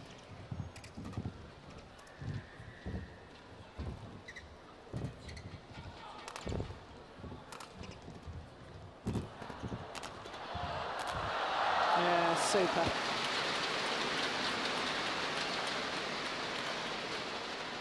Shixian did very well to get this one back and another.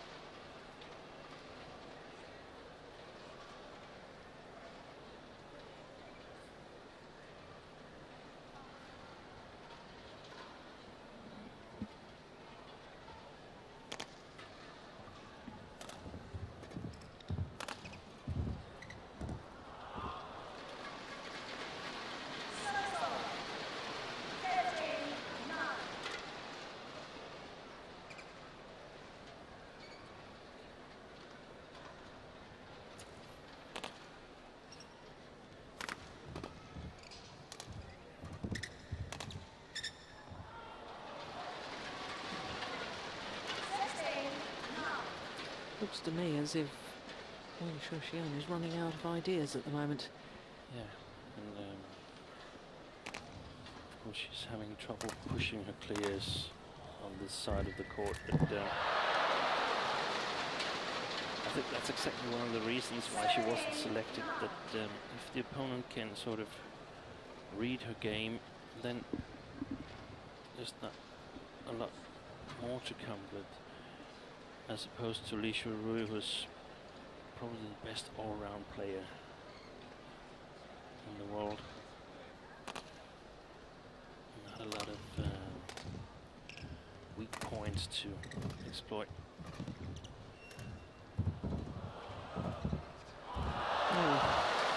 Proving your points quite beautifully in that rally. Touch at the net, disguise with the overheads. Look at that. Good movement.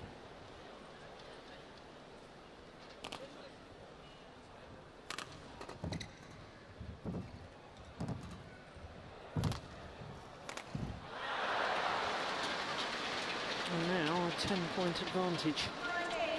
And she's definitely played very, very concentrated, cutting down on these quick errors and in total control of the game at the moment.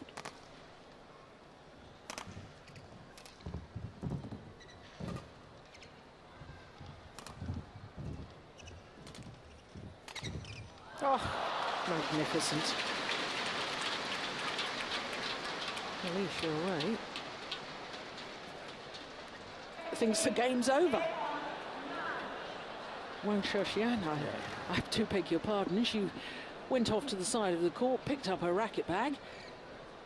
Well, it's not over yet, but if that's the attitude, it soon will be. Gain points. Now, it's all over. 21-9. 15 minutes. And I'm not sure I've ever witnessed that in a final before, with a player losing track of the score.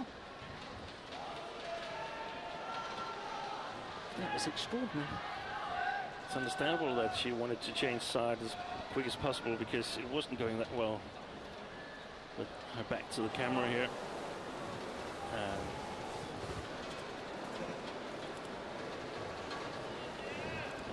Yeah, we'll have to see how this side change affects the game here in the second game. But when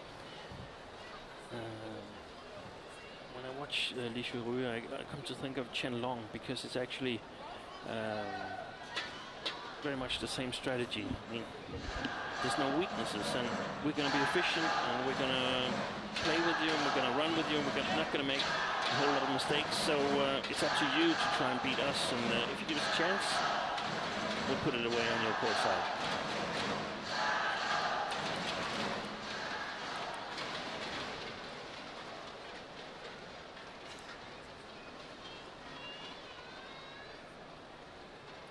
We saw at the Olympics that, well, to beat Qianlong, it takes players with the skills of Lin Dan and Li Chongwei at their best.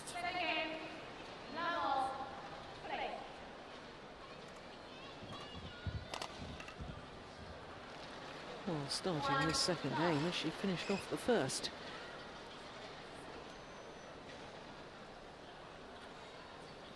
So Xuerui will be under scrutiny now by all the coaches of women's singles players in the world, wondering how can we beat this fantastic Chinese player in 2013. What do we need to practice?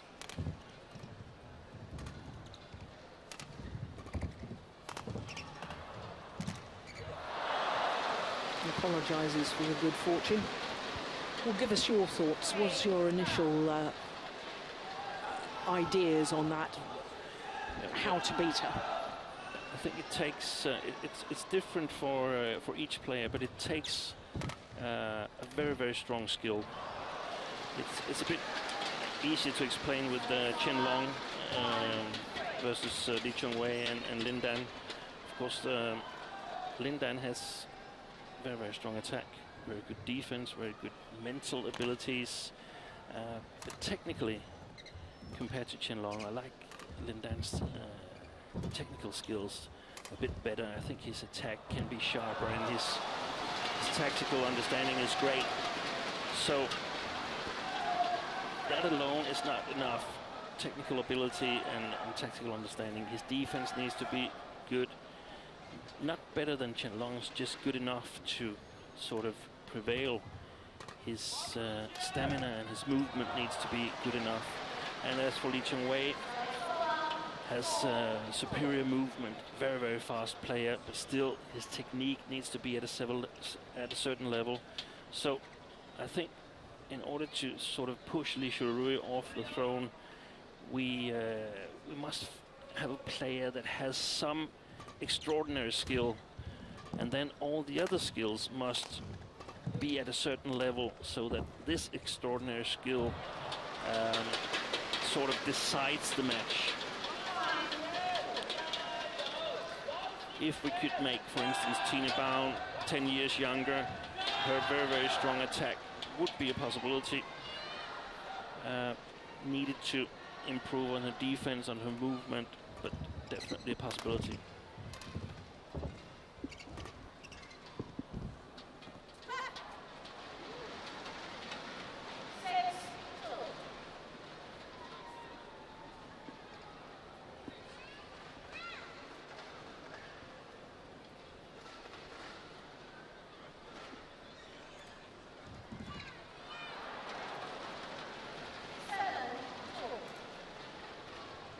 This is the power demonstration. I'm very surprised the umpire has allowed Wang Shixian off court there to towel down.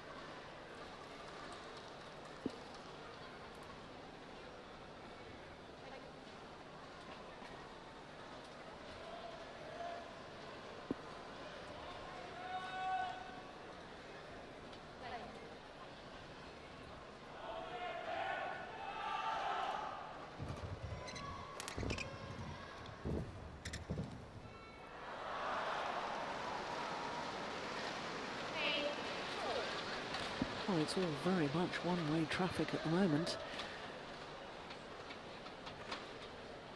Watching the way that Xuerui is playing today, one wonders how on earth Wang Shixian took a game off her earlier in the week. And we must say that if this is the way they've been playing in practice up to the Olympic selection, then the choice of was quite clear. Li Yongbo was understandable. Yeah, I think also we've got to bring into the mix the fact that Wang Shixian has had what Li Yongbo would consider some bad results, in that lost a couple of times to Juliana Schenk, the German, and also lost to Hiroshi Mitani from Japan. Pontit Baranaprasa took all those sort of losses over this 12-month period, was possibly also taken into account in the selection process. Yeah, and you could say that she couldn't bear getting under this kind of scrutiny as being the world's best player. Yeah. There were too many weaknesses that were possible to exploit. It's not that she's a bad player, not at all, but it's just that once in a while, when she's not at her best, it was possible for too many players to beat her.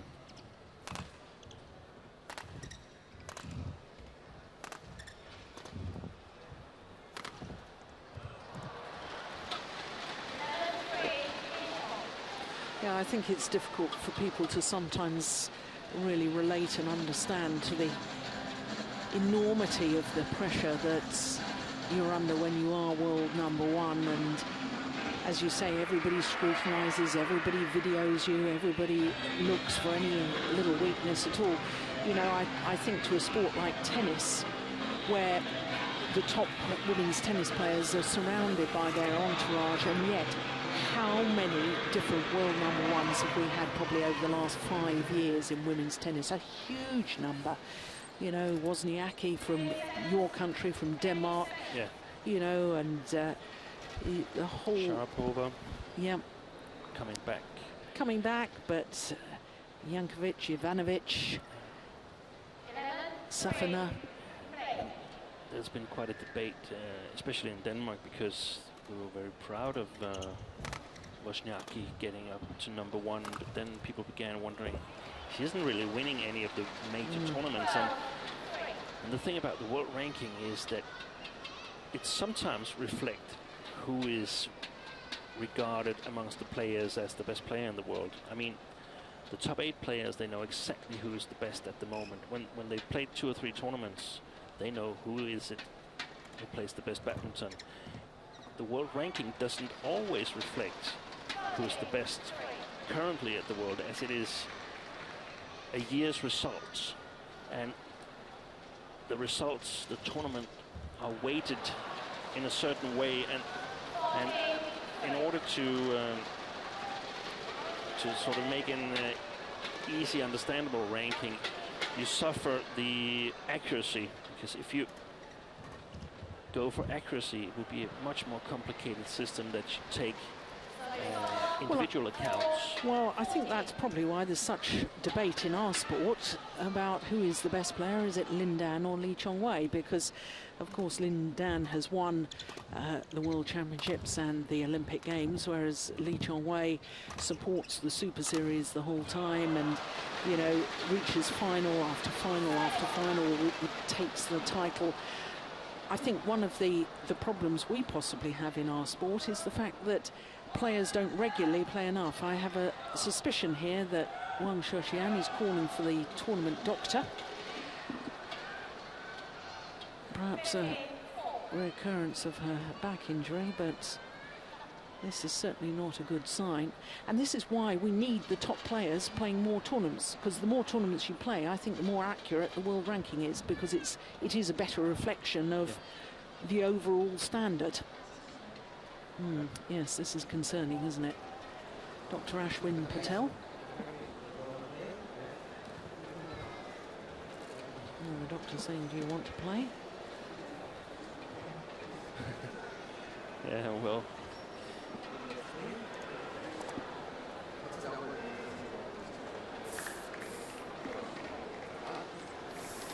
You could argue that at this stage it doesn't really make a whole lot of difference, because she's down 1 game and 15-4 behind, so whether she gets a little bit of an ice spray on her back, it's not going to help her win this match.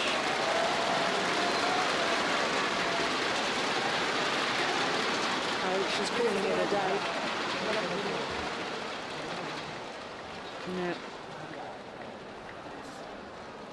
No, she said she's had enough. Well, there was only going to be one winner, as you rightly say, Steen, because Xuerui today, in my opinion, was putting on a display. She was giving a masterclass. Oh, what a bit of disappointment for the fans that this match not completed. A game and 15-4 up, 26 minutes, and the former champion says enough is enough.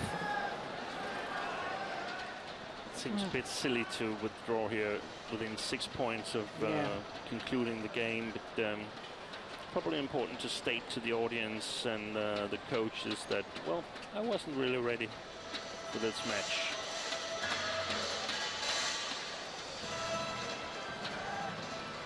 So Xuerui, in her first ever appearance at the Super Series Finals, takes the title.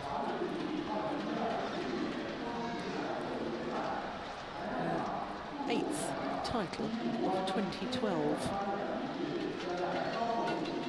Her fifth Super Series title of the year. What a year to remember for Xuerui.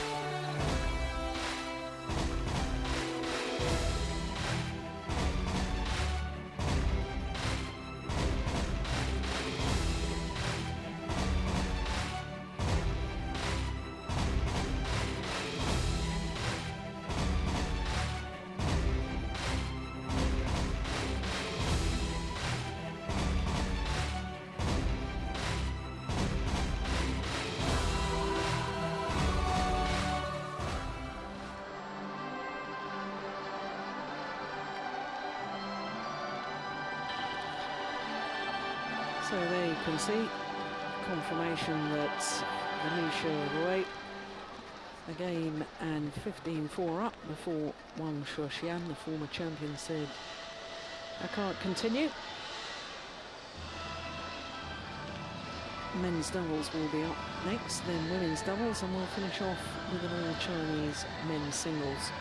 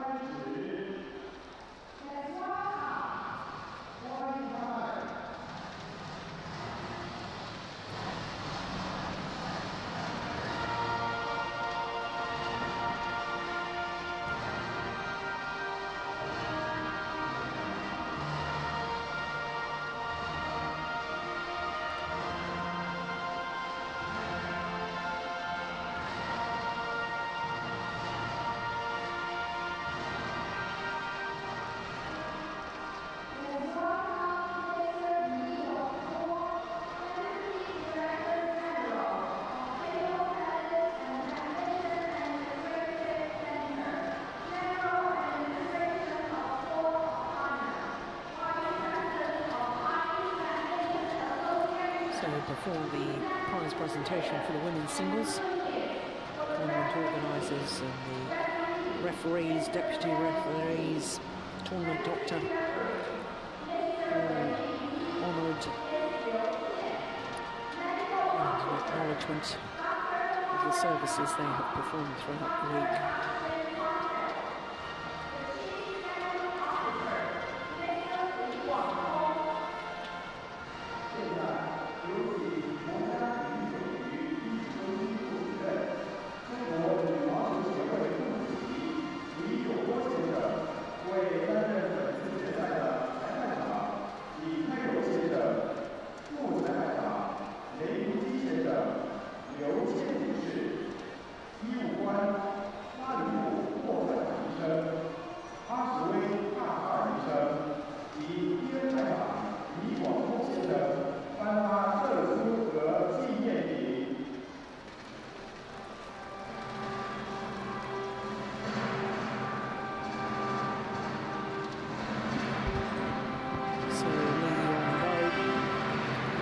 Presentation.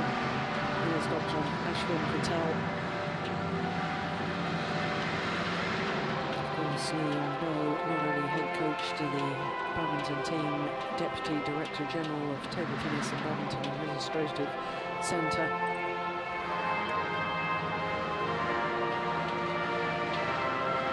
And also as President of Chinese Badminton Association. Souvenirs with thanks and the appreciation of the key personnel here at the World Superseries Finals.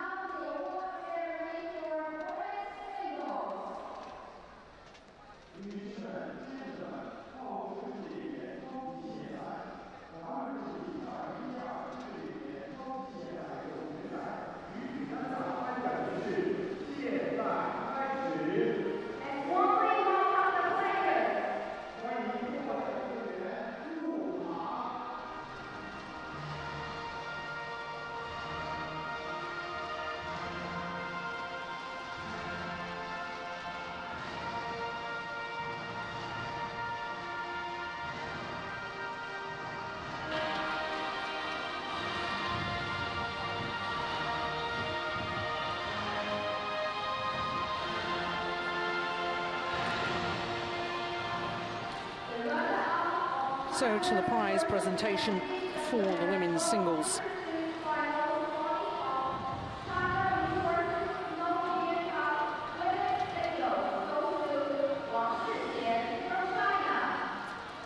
Wang Shixian, champion 2 years ago, has to settle for second best this year. Match not completed.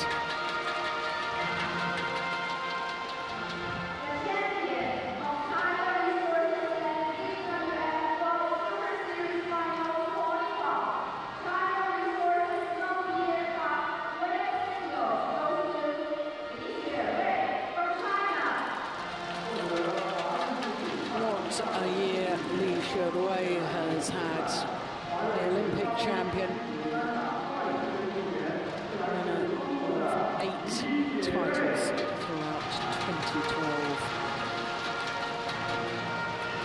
winning the Super Series Finals at her first attempt. First year that she's qualified for the end-of-season championship.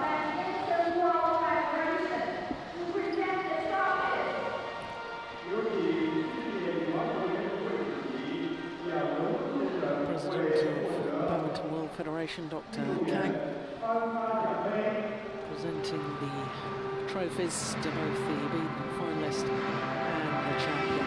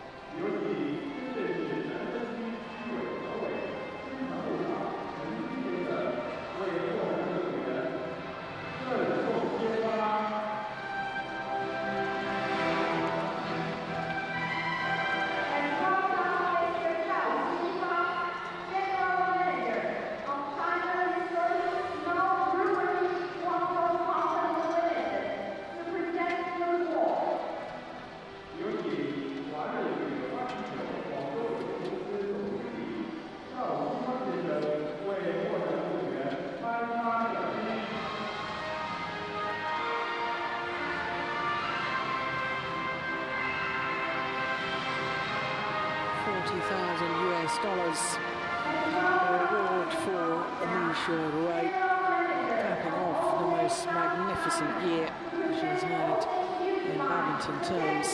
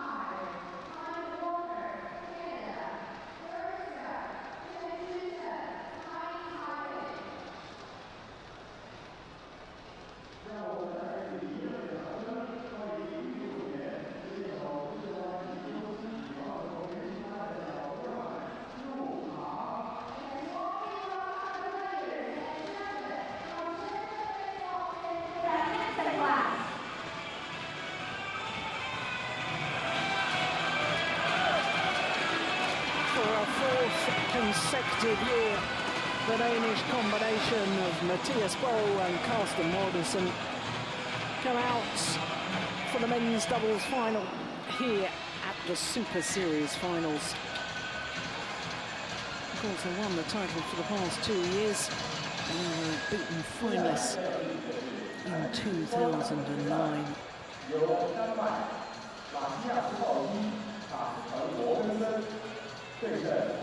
European champions, defending champions, and of course Olympic silver medalists.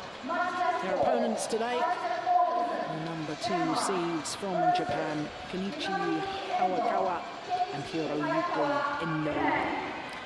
And for Hiroyuki Endo, not only a special day that he's competing in the final of the Super Series Finals, it's his birthday, 26 today.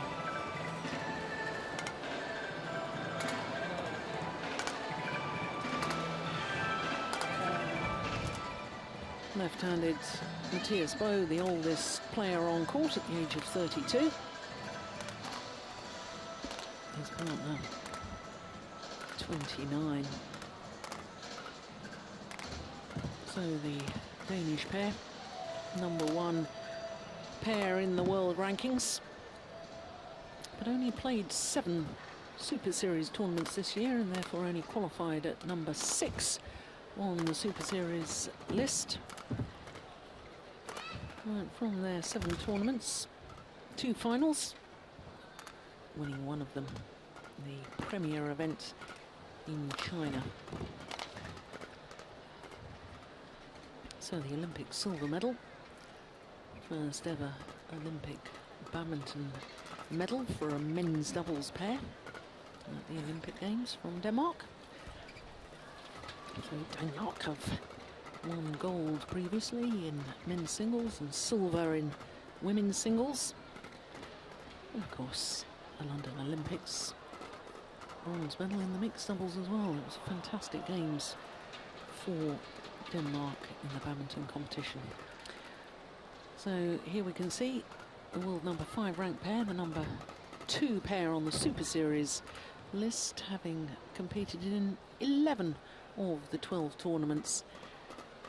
Hayakawa, there he is, 26-year-old, and his partner, the birthday boy. Players, get ready. Well, Time.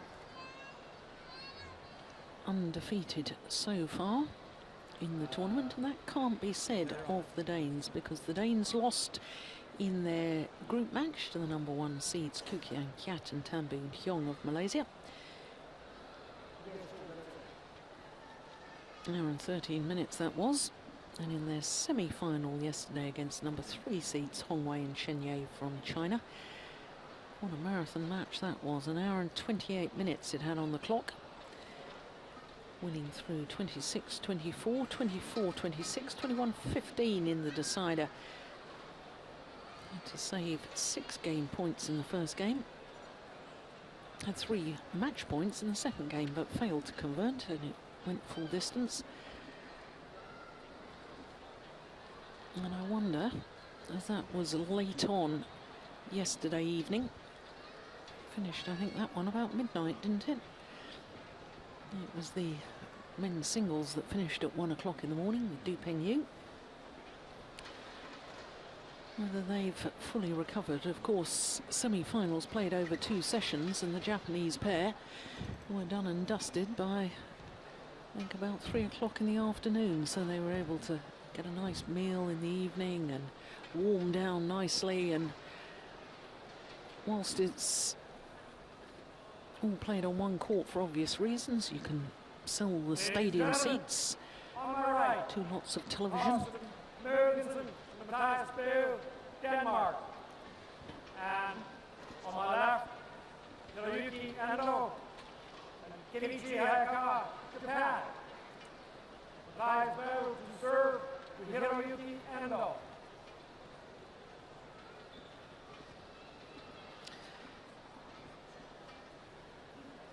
So the men's doubles final.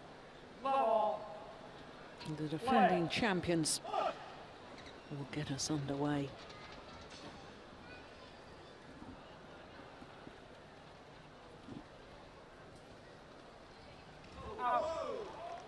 Now we're on the low start, on the low serve to start us off. Not the best of starts for the Danes.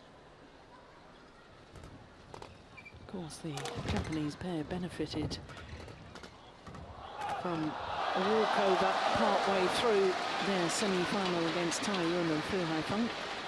It was 13-9 in the first game when the Chinese World Olympic champions retired injured.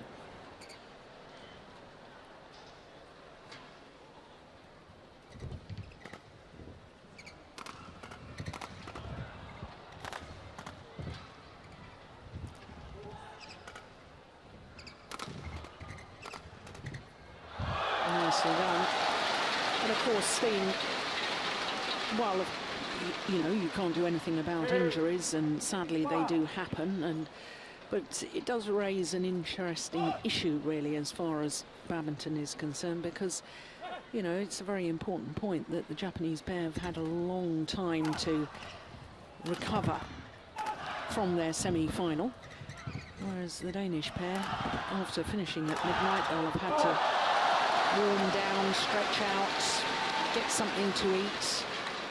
In preparation for today's final, there's been a drastic difference between the two pairs. Yeah, it's been very, very different, and it's difficult to do anything about it. I mean, you can, of course, try to schedule according to it, but then again, you want to schedule according to the audience and the television, and there might also be players playing two categories. So. Yeah. 2, 3. But I feel at least when there's two sessions and we play the finals so relatively early Sunday, I think it would be fair to play the two semifinals in the same session. Yeah. Good point. As indeed they did with the mixed doubles. 4, 2. Oh, I do beg the tournament organisers pardon here, because in fact both men's doubles were played in the evening session, but one was... Yeah, you're right, Jill, they were, but one was very, very quick. Yeah. And the other one took 1.5 hours. Yeah. Yeah, I apologise about that, getting my facts wrong.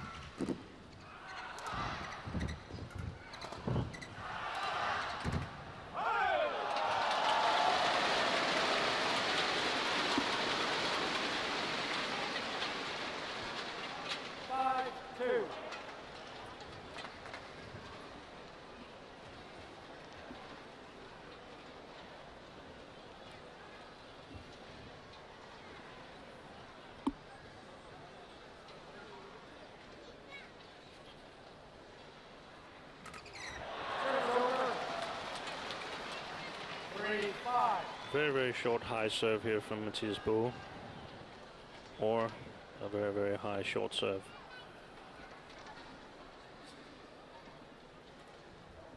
Service called. Service over. Racket not pointing in a downward direction, says our service judge, Shen from Taipei.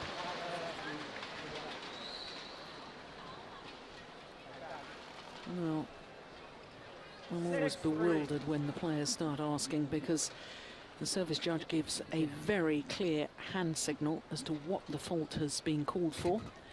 There should be no need whatsoever to verbalise. And I mean, if the players ask every time, there's no need for the service judge to use these hand signals. So I think the umpire should just decline and order the players to play on, because they can just watch the service judge. It's obvious what's wrong.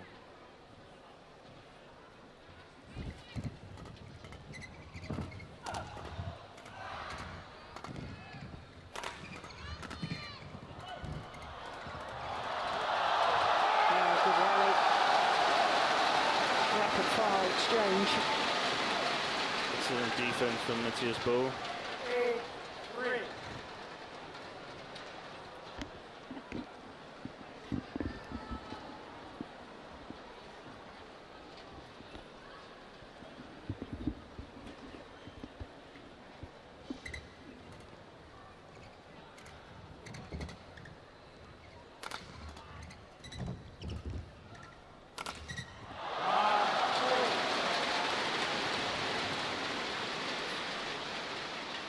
the previous time that these two pairs have met each other, which was over a year ago in the second round of the Denmark Super Series event. It was 2 comfortable games for the Danes.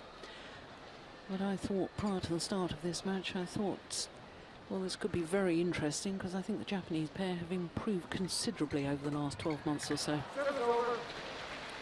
Yeah, I have a feeling that if the Danes can sort of maintain the concentration, it's going to be an easy victory for them. Japanese are really, really good at the fast-paced game. However, there's not going to be that much fast-paced game if it's up to the Danes. But we saw yesterday that mistakes were creeping in, like here, for instance. And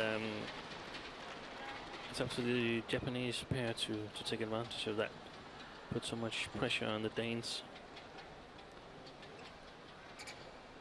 that they make these kind of errors.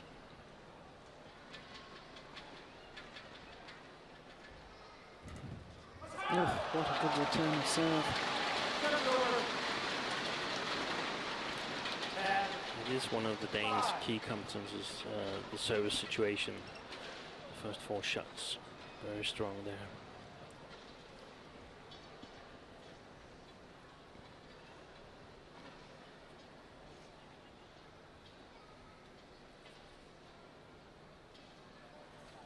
Oh my goodness, that is awful. What has happened to his serve? 6-10. Served brilliantly during the China Open, but we actually played Mathias' team Odense in a team match, and he struggled a lot there as well.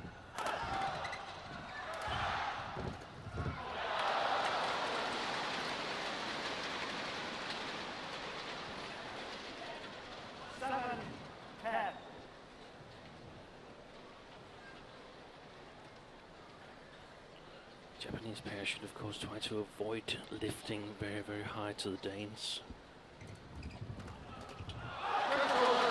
Yeah, all set up a good return of serve from Carsten Mogensen.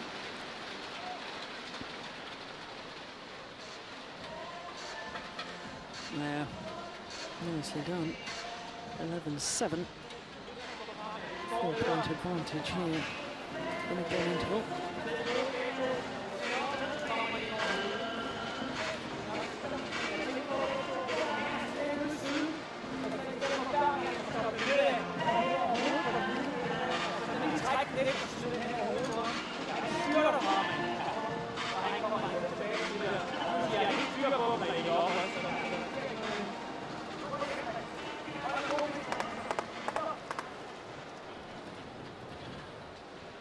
Larsen urging the Danes to keep moving forward.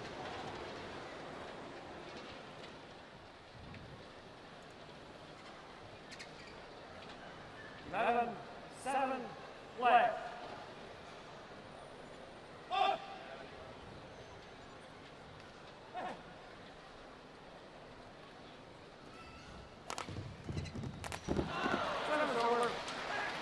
His quick coming forward is Hiroyuki Endo.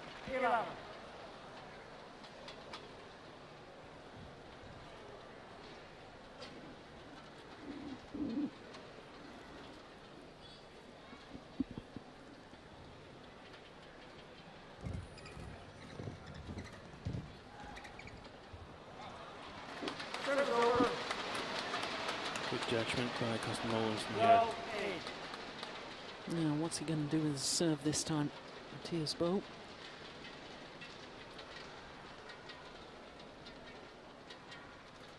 Yeah, thought as much. It's just wide. Could have been extremely lucky for the Danes had that been on the line. Quite poor service. And a mishit defense.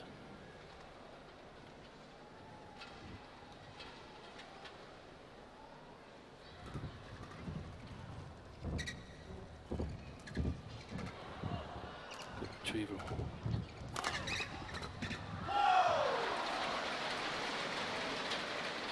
And 12.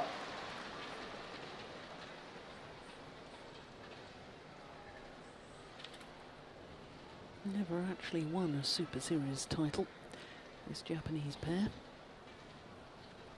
Just one final. It was also here in China, the China Masters earlier this year.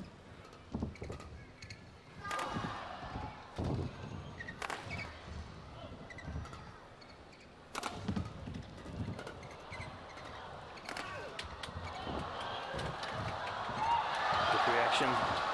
Brilliant!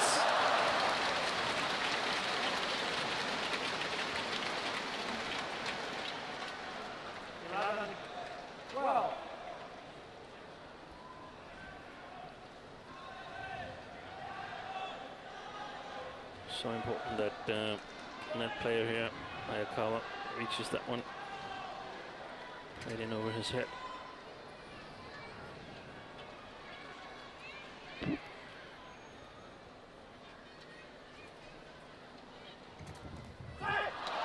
Unbelievable. What a return. 30-11.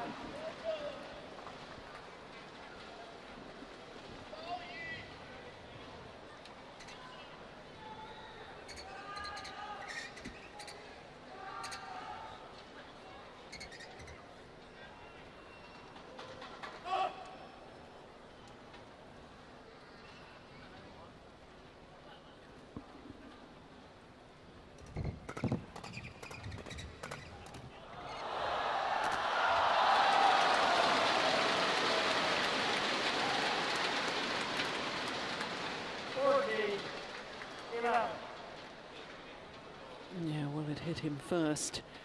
That was a fault, but I'm not sure that the umpire actually called the fault. Very difficult to see from where he's sitting.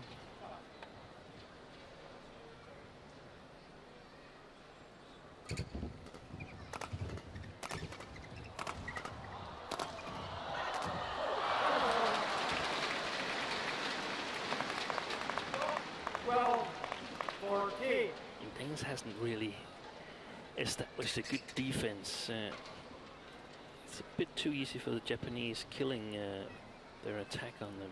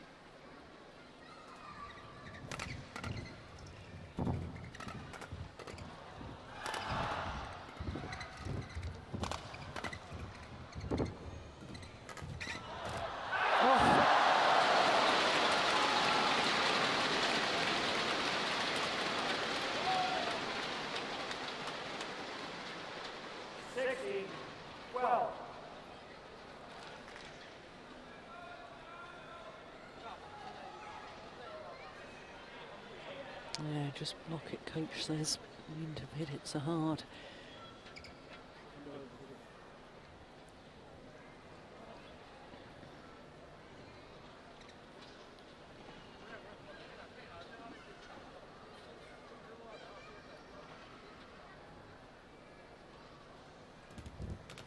Oh, it's a much better serve.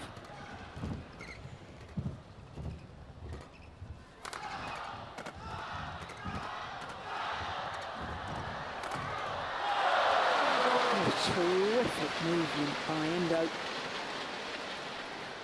They're so fast. Actually, all the Japanese men's doubles players really, really fast on their feet. 13-16. What a jump.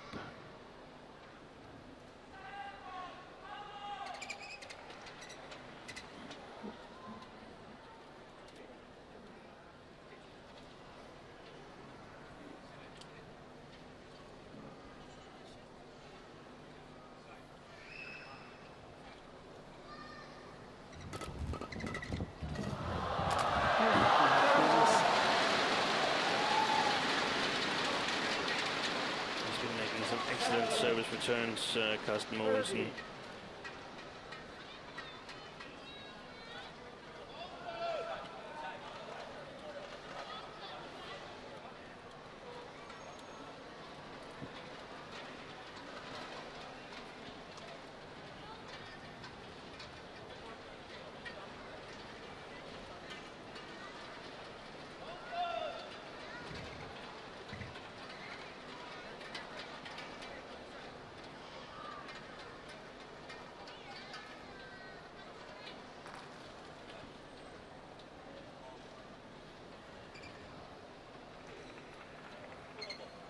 Seventeen, 13.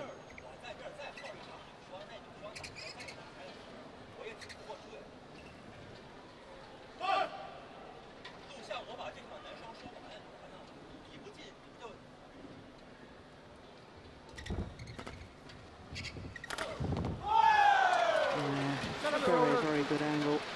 Athletic play. 14, 17.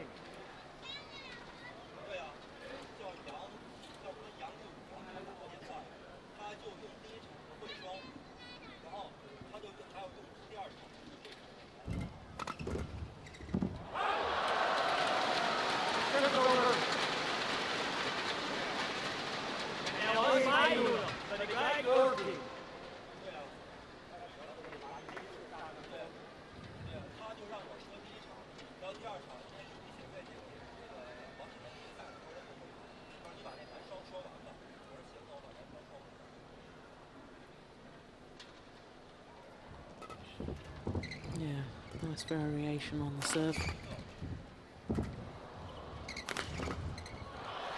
Serve over. 50, 80.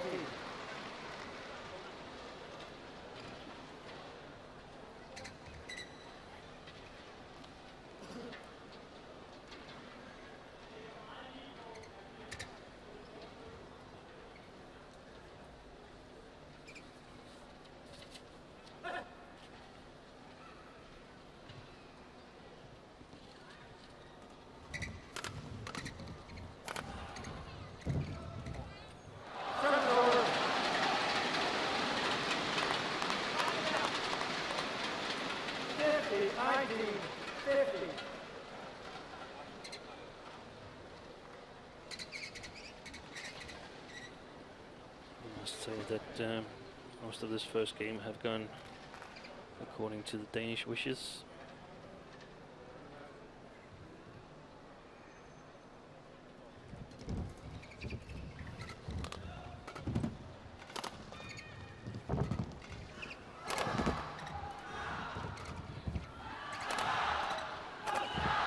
Yeah, well taken.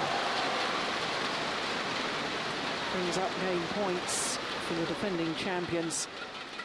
20, game point, 15.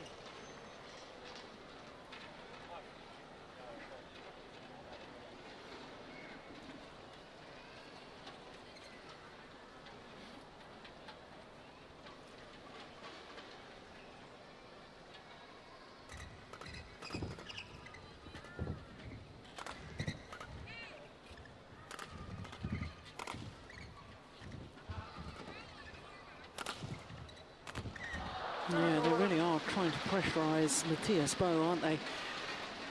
Singling him out on their awful lot of their attack. And I actually think Mathias has been playing a quite good first game, but at the end of last day's match, he looked a bit tired, and the question is how is he going to cope with the pressure when they change the sides here.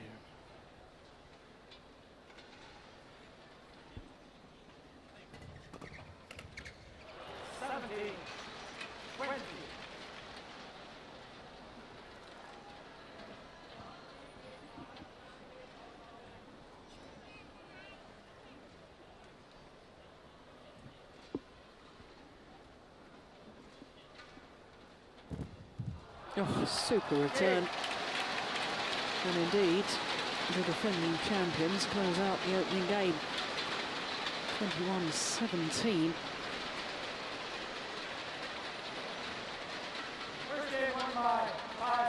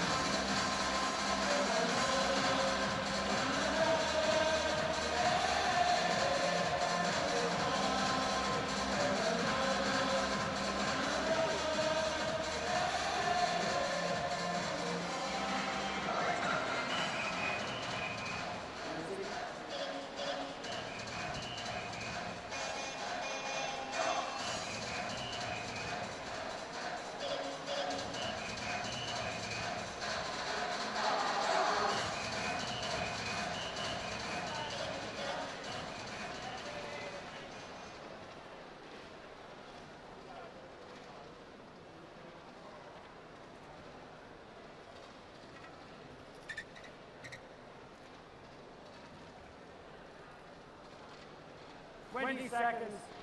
20 seconds.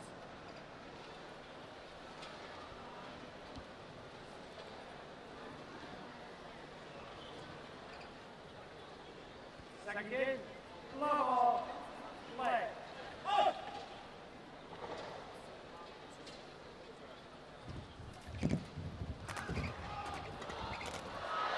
Yeah, well taken.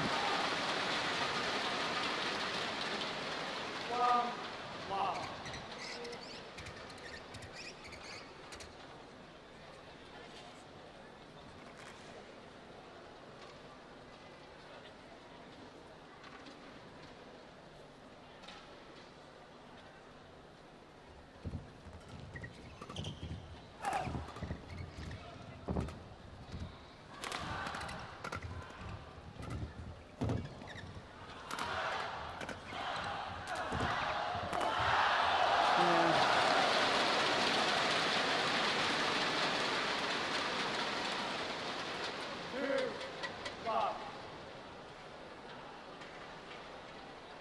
Somehow this Japanese pair have got to turn their defensive play into their own attacking play.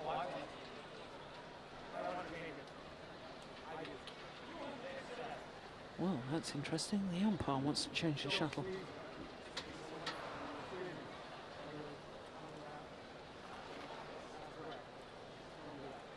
Well, the umpire saying or implying that Mathias was interfering with the shuttle by smoothing out the feathers. Yeah. And therefore the umpire wanted the shuttle changed.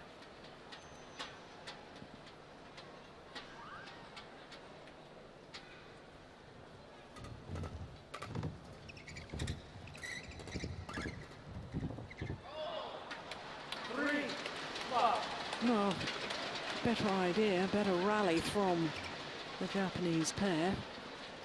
Just missing with that little block.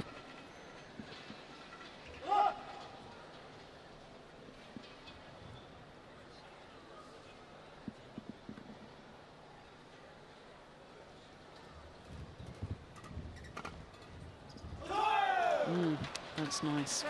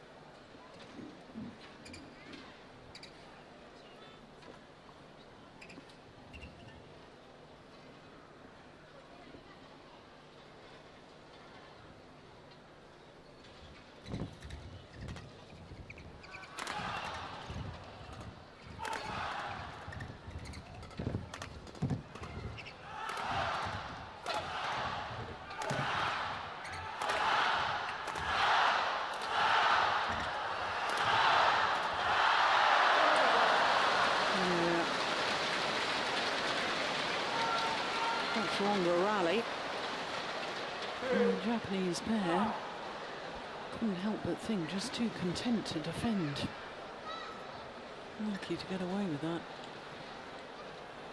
Yeah, or actually maybe they should try and defend a bit more regularly and sort of make it their tactics here, because at the moment they're getting beaten up in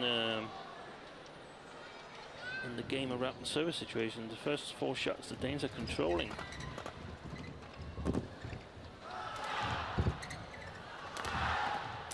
So off string's gone.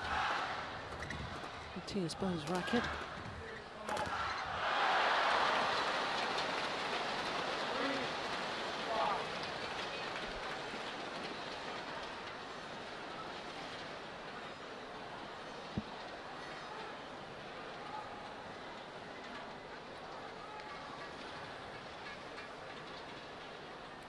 this is one of the situations where it's possible to save some time, because of course Mathias needs to change his racket, but the Japanese goes out as well, and Mathias takes a drink and towels up and so on. So a lot of time is spent between these two rallies. And then tests out the new racket. 3-5.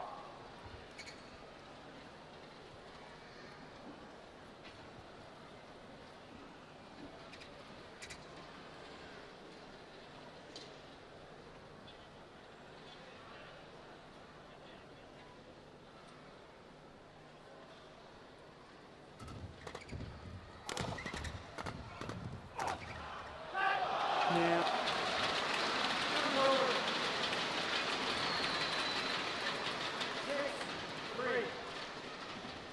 New racket just as good as the old one.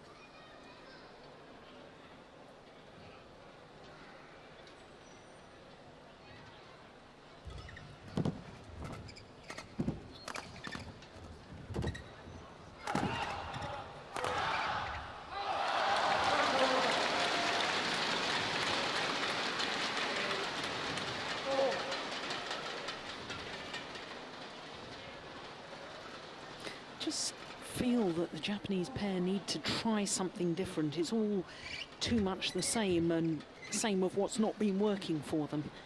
Yeah, I agree with you. It's everything has been going according to the Danish plan. Japanese must try to create some insecurity on the Danish side. Yeah, that's better. Suddenly rushed to the net, took the half chance. 8. In he goes.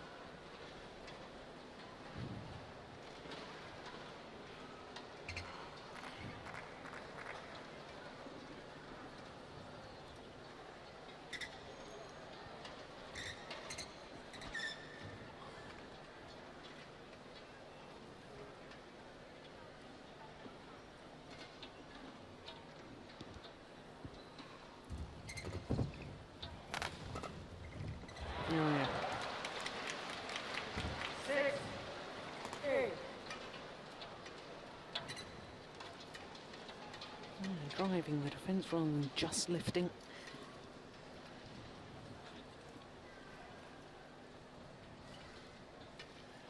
It's quite obvious that if the Danes get the big angles to work with, then the Japanese are not able to defend well enough. Yeah.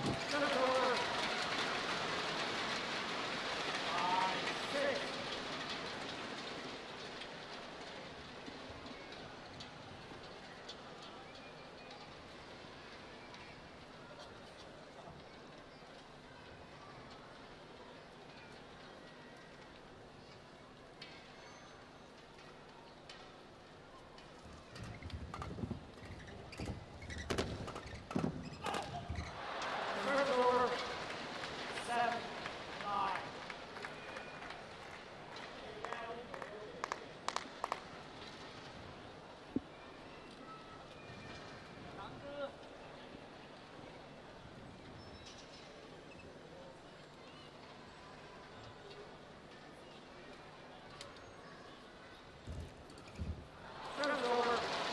It's a clever return.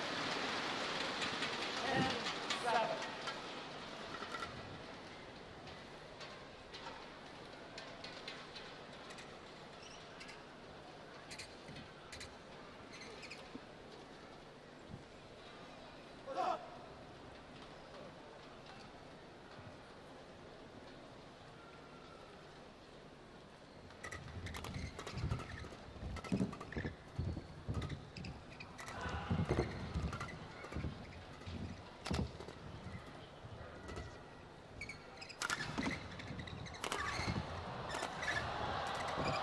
Yeah, much better from the Japanese pair. We saw a player coming forward towards the net. I didn't recognize if it was Endo or Hayakawa, but anticipated that Carsten Mogensen just was going to block it, and that sort of changed the defense to attack for the Japanese.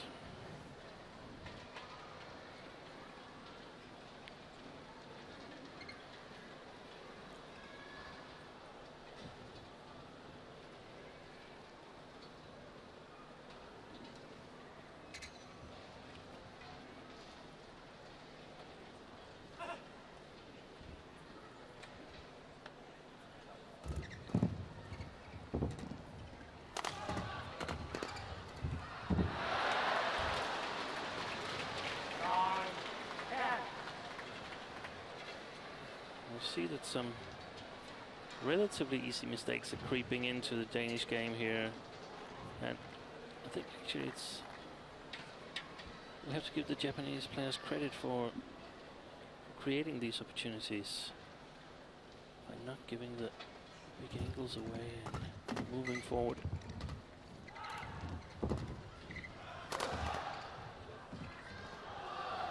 So the back line. And the Danes had the advantage at the mid-game interval.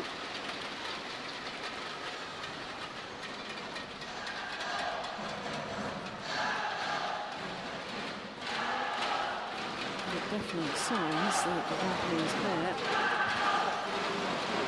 taking more chances, just a few to go forward, challenge the supremacy at the net of the Danes.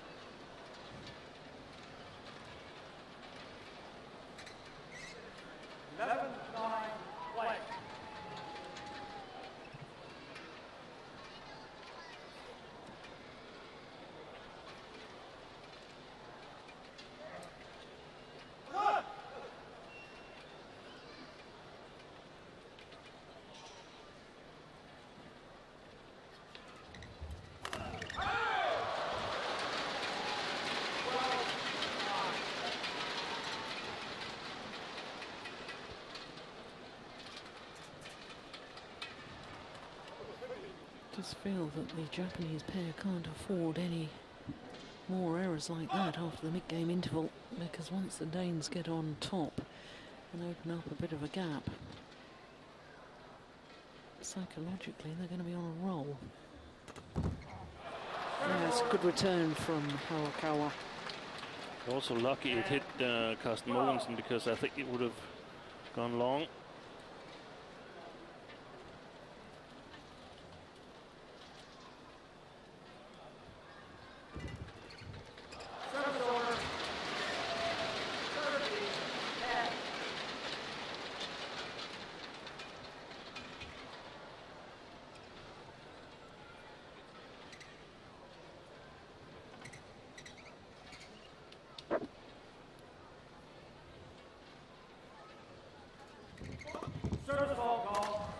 Service fault called. 30. Racket not pointing in a downward direction. I'd like to see that in slow, because I definitely don't think that's the case. Perhaps it's hit too high above the waist, but normally the racket of Carsten Mogensen is always pointing downwards. Yeah, I agree with you.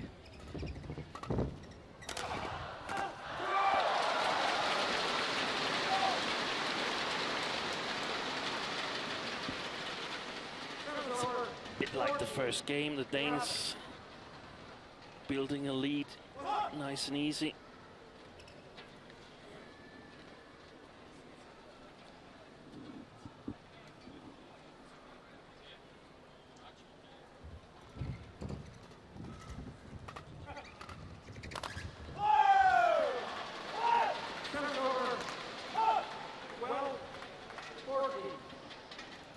Japanese get the rally going, opening up the court, getting space between the two Danes so they're not close together covering the same part of the court, they have a good chance.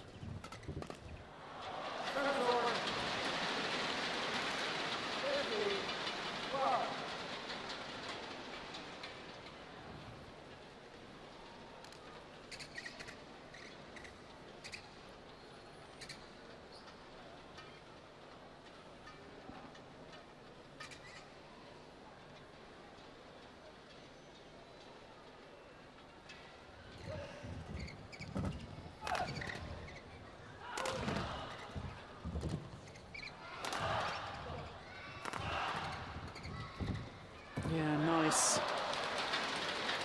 Lovely play from Hayakawa. So from a Japanese point of view, opening the court in the defense, and then later on finding the gaps on the Danish part of the court.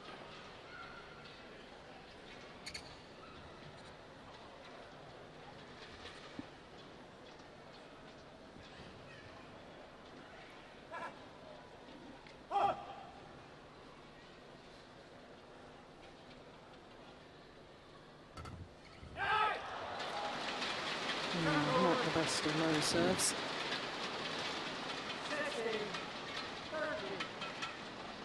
Good return nonetheless.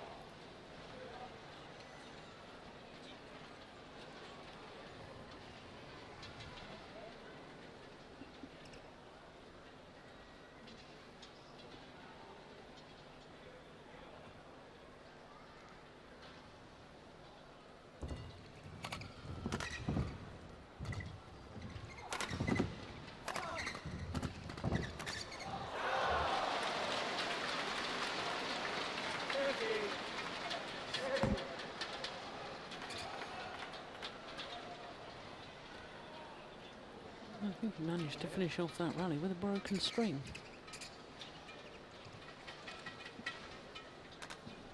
Indeed.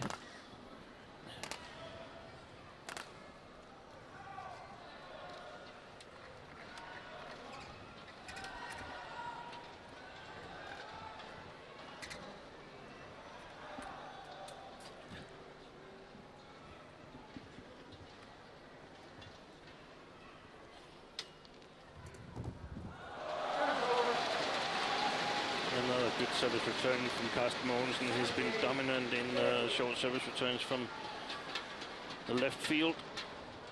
Japanese definitely needs to flick him a bit more because there's no advantage of it for them in serving these short services. Simply not accurate enough.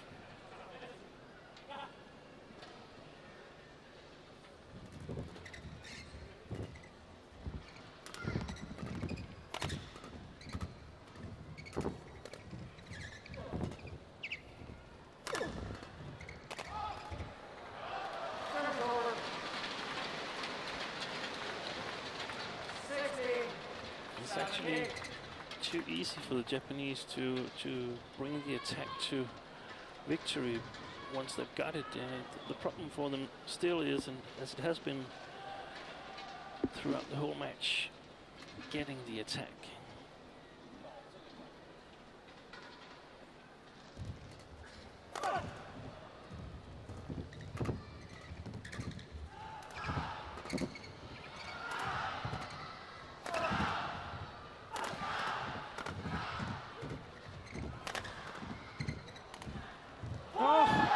Mathias, a glorious shot from Hiroyuki. Endo. The Japanese pair back level.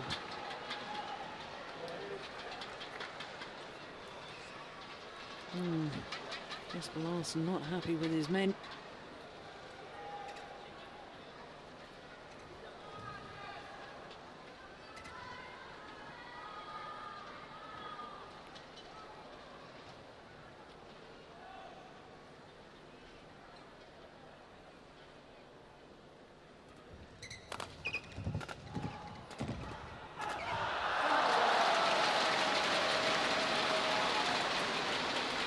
Goodness me, that was an important rally, wasn't it? Especially as far as the Danes were concerned. 18, 17. The Japanese, they played the flick serve that I asked for, and they lost the rally anyway, but at least the Danes had to make 3 or 4 quality shots to get it down instead of just one service return.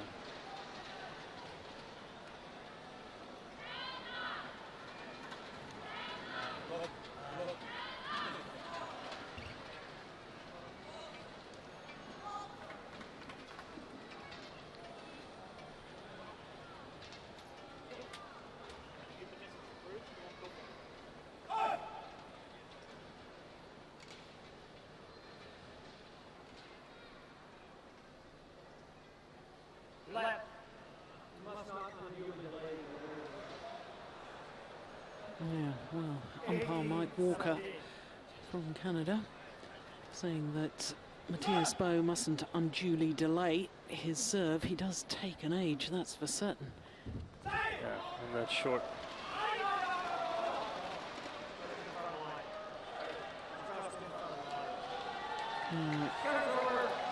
Was that an overrule by the umpire? No, I think the way I saw it, the umpire called it out. Oh, sorry, the line judge called it out.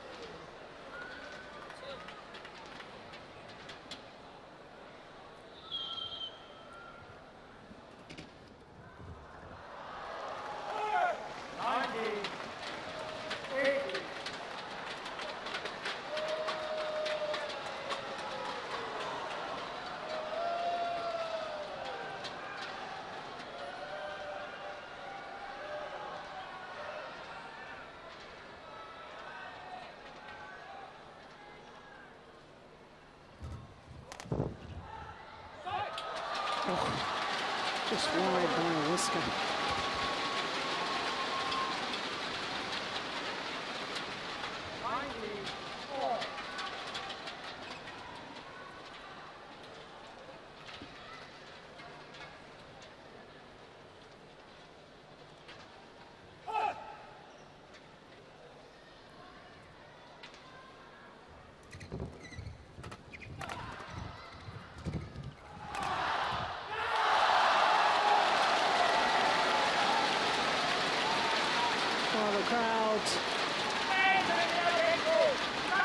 Behind the Danes,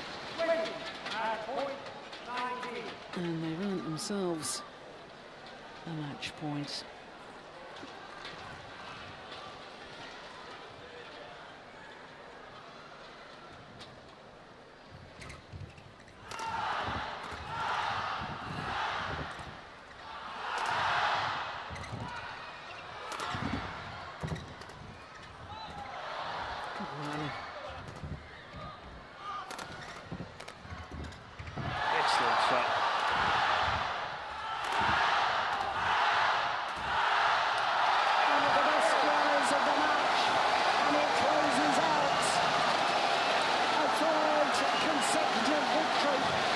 Superseries Finals for Mathias Bo and Carsten Mogensen, 21-17, 21-19. In their 4th consecutive final, the Danes have delivered for a 3rd consecutive time.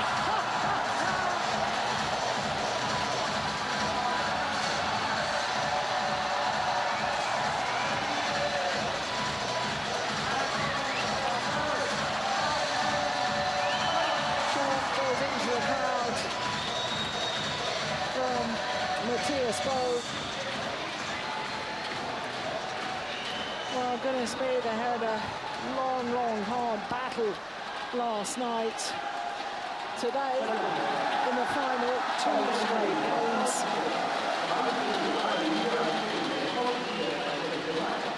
And for the Danes, a 3rd title of the year.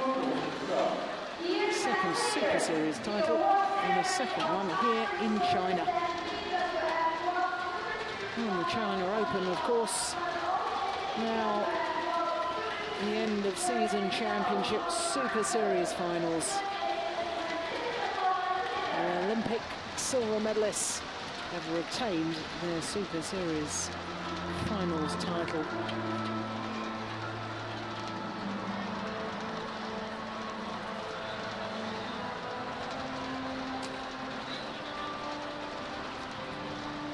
Yeah, confirmation of the score. 2 straight games, 21-17, 21-19 in 46 minutes. And no celebrations on birthday for Endo.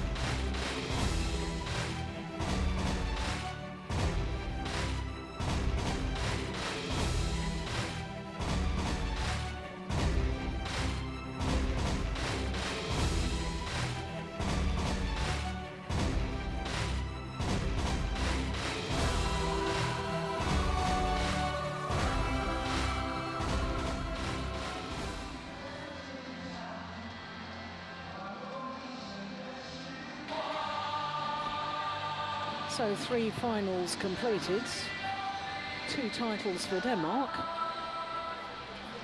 And Denmark will be represented in the next final as well, women's doubles.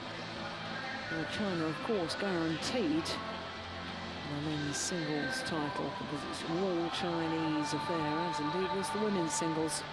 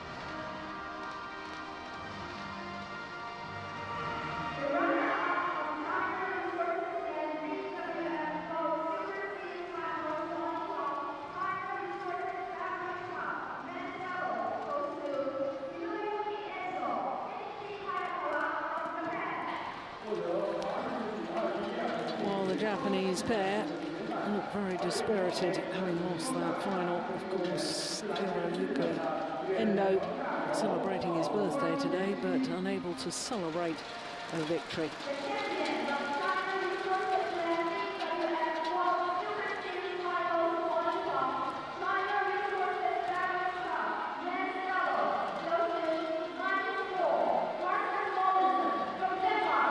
For a 3rd consecutive time at the end of season Super Series Finals, Mathias and Carsten Mogensen climb on top of the podium.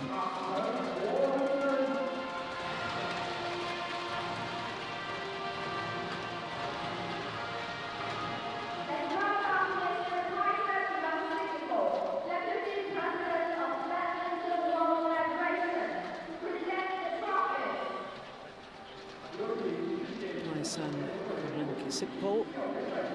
Deputy President of Badminton World Federation, presenting the trophies.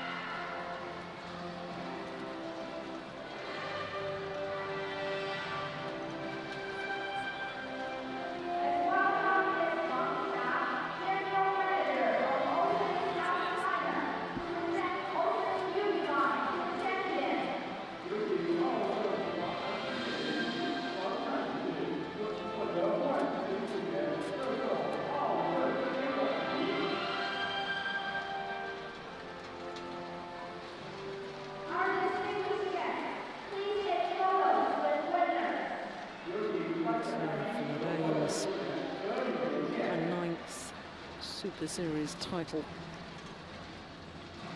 throughout the years since the Super Series came into existence in 2007.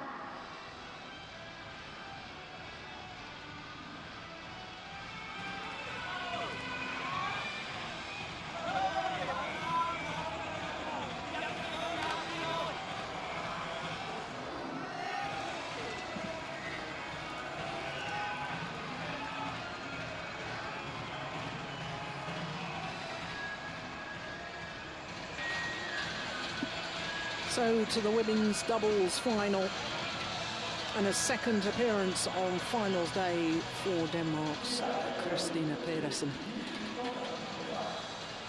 Already won the mixed doubles with Joachim Fischer. Now in the women's doubles with the tall left-hander Kamilla Rytter. So the Chinese pair are the two-time defending champions. They are the world champions. They're former world number ones.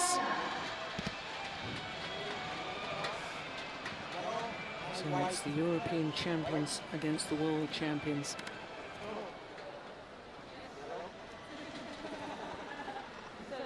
Pedersen from India, the umpire.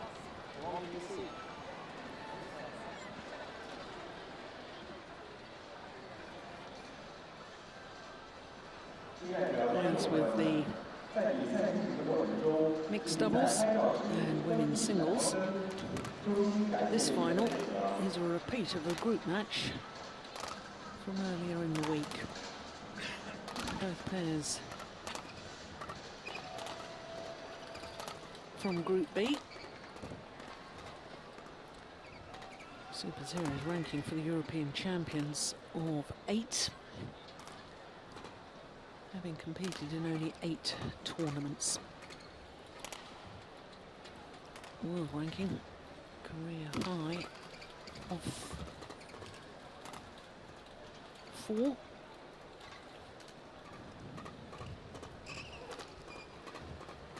And of course, they only had 2 matches within their group because the Koreans had to withdraw injured. And as you can see, they lost out to their opponents of today in 2 straight games. But what a magnificent semi-final yesterday against the Olympic champions Zhang and Zhao Yunlei. Saved 2 match points before winning. So to the former Olympic champion Yu Yang, 26 years of age, from Liaoning province. And here her partner, 23-year-old Wang Xiaoli from Hubei. Well, world ranking at 3, Super Series ranking at 6, having competed in only 5 Super Series tournaments. And quite frankly, they've got better and better as the tournament has gone on, and they didn't start in shabby fashion either. In their semi-final yesterday against the number 1 seeds, Shizuka Matsuo and Mami Nato. Double quick time, 2 straight games, just 34 minutes. Well, I had a quick flash there of their previous head-to-head encounters. Played twice, and of course, as I've already mentioned, the last time they played was earlier in the week. Wednesday, to be precise.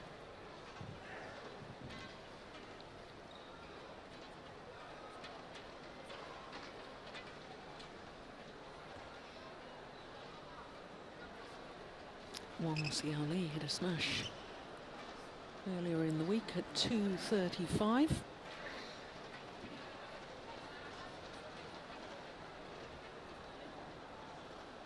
Two of the biggest hitters in the sport in the women's game on court, facing each other here. Wang Xiaoli and Kamilla Rytter.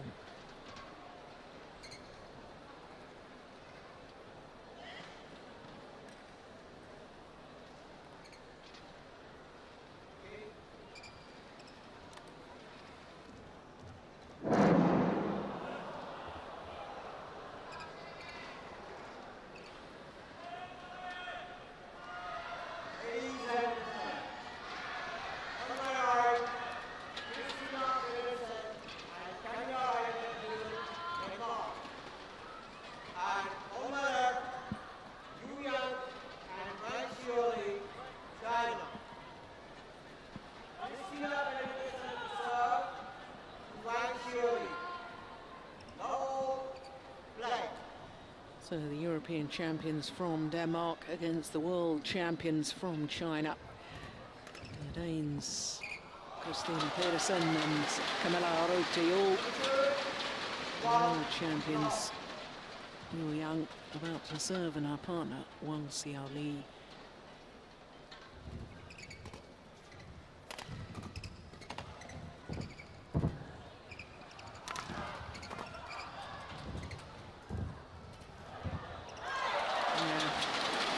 Well reached from Yu Yang. And Steen, whilst it was the most magnificent result for the Danes yesterday in their semi-final, defeating the Olympic champions Tianqing and Zhao Yunlei in 3 terrific games, having come back from a game down, saved 2 match points in the decider before winning it 24-22 in an hour and 17 minutes. It'd be a tall order to repeat that again today against the world champions, wouldn't it? Yeah, I think for 2 reasons. First of all, I think the Danes must have a bit tired legs after yesterday's match, but also because Wang Xiaoli and Yu Yang match each other better. The Danes are going to have a more difficult time scoring points, as we can see here. Very, very solid defense from the Chinese players, and as you said, Jill, Wang Xiaoli, together with Kamilla Juhl, one of the hardest hitters on the tour. So our defense is going to be put under pressure. What a terrific rally. It's gone long. Well, Chinese pair believe that the shuttle came off Kamilla Juhl. We can't tell from that angle.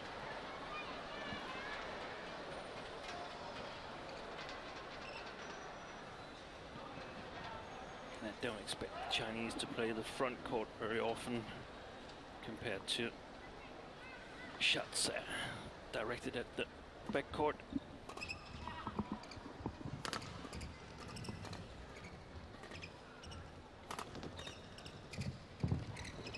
Yeah, nice change of pace.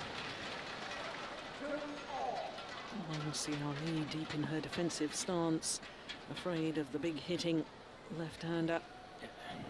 And it would be a wise thing to target Wang Xiaoli in the attack when we have a good position, because she's not as fast a mover as Yu Yang. However, if we're not in a good position, she's very capable of counter-attacking. Yeah, finds the line.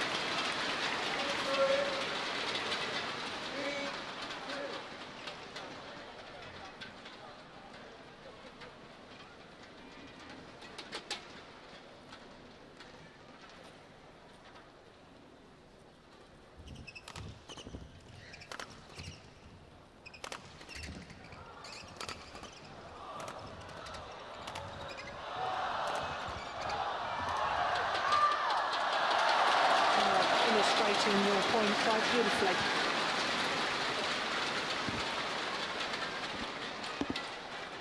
Just hitting it straight at the body of Yu Yang, that's just crazy, because she gets everything back there. So at least she needs to bend a little bit to one of the sides.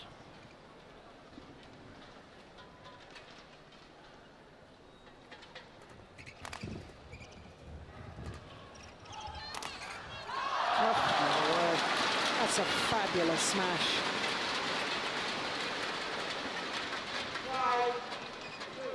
And also exactly the wrong combination of lifts from Danes. A flat lift to Yu Yang was quite quick and can jump and intercept it, and a high lift to Wang Xiaoli. It should be the other way around. Good play by Christinna Pedersen here on the front court.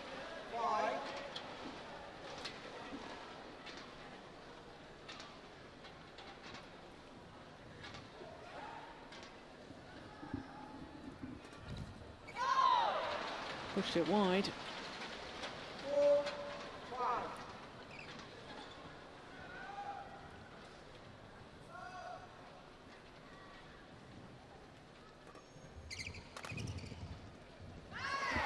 Oh, my goodness me. Total confusion. shot from Yang.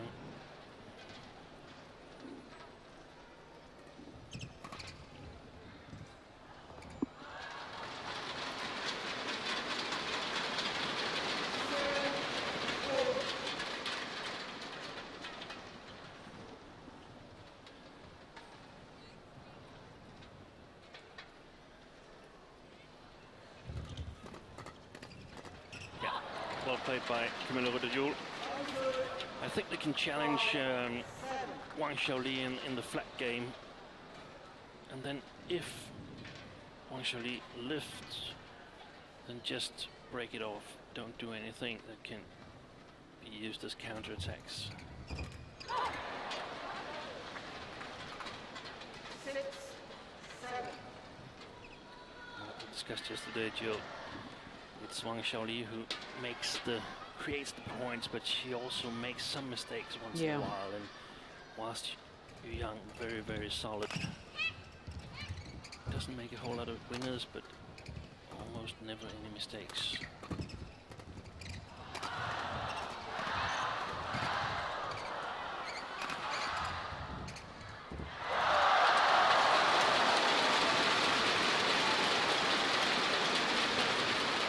Good rally, ended with a perfect net shot.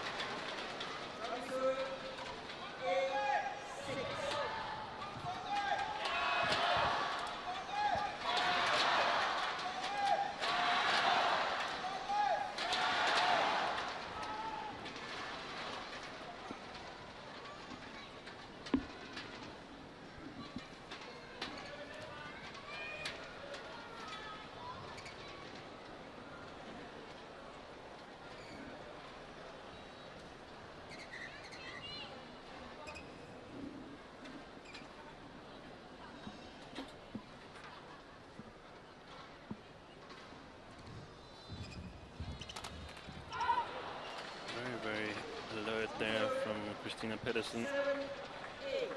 Young tried to be a little too creative on that one.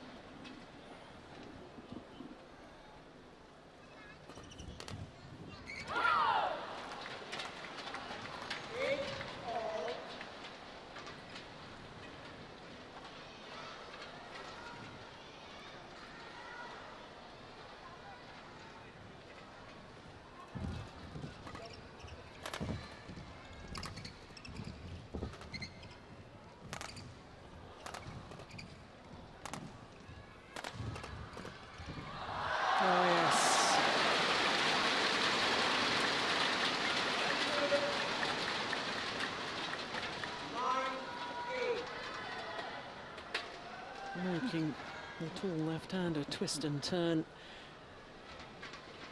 It's clever play.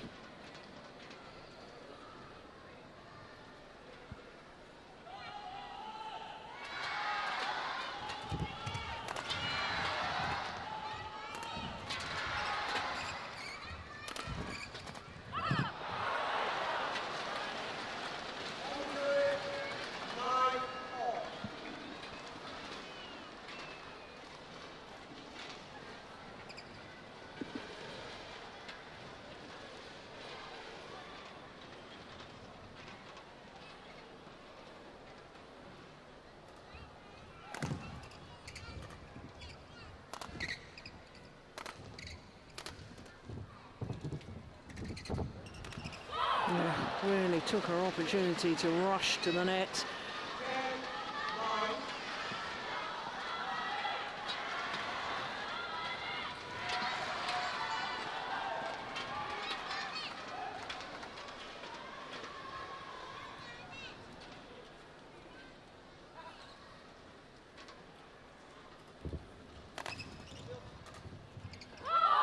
Oh, it's long. Wow. European champions with the advantage at the mid-game interval.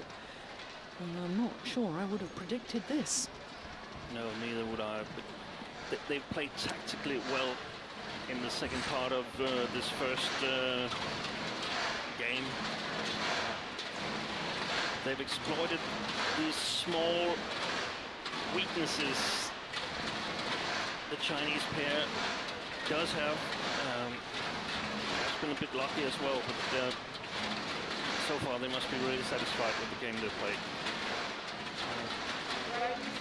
The Chinese started out very, very well, but seem to have sort of lost the big picture of their strategy.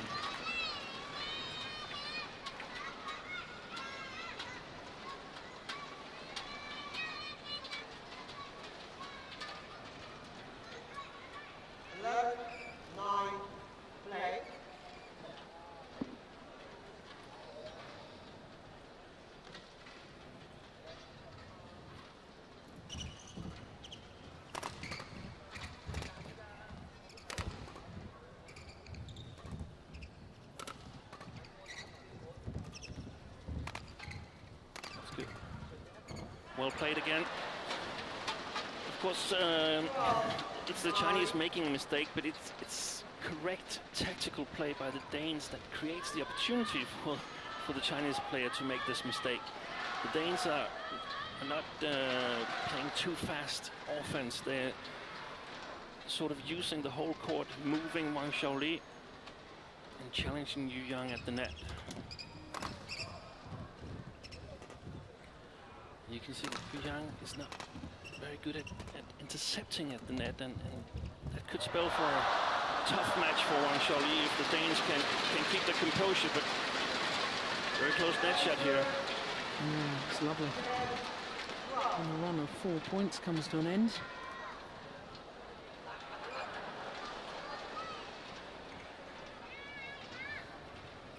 So perhaps the Chinese could benefit from getting Wang Xiaoli at the net and Yu Yang sort of being the playmaker and creating opportunities.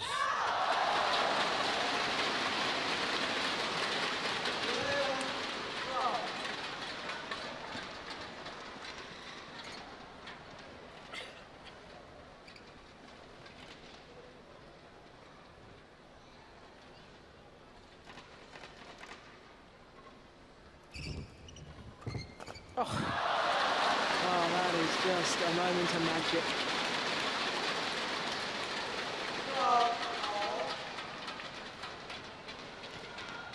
What anticipation. It's already when she makes the first shot, she starts moving exactly at the same time towards the backhand side.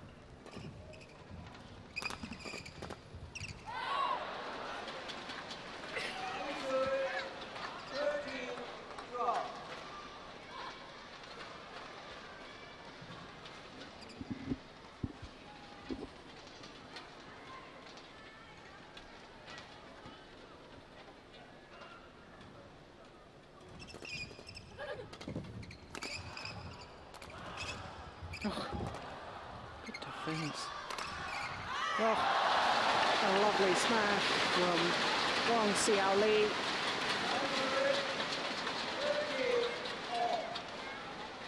She's just so lethal with that powerful smash whenever she's giving time. Well, that's her first fastest of the day so far. 143 miles an hour.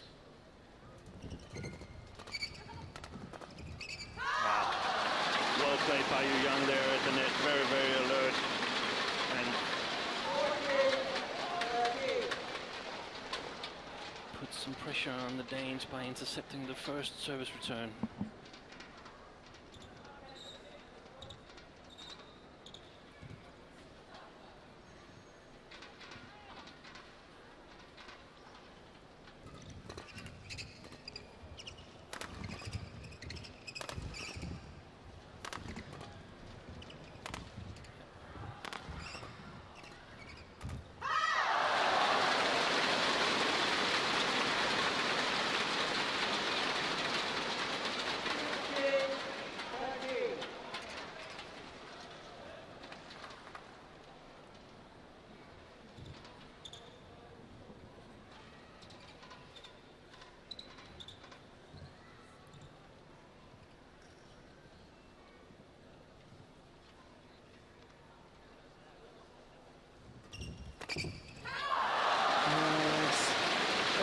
Does seem to me as if the Chinese pair have upped their pace.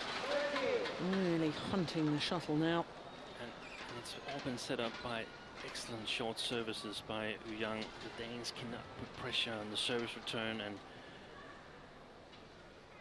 they never really get out of the service situation.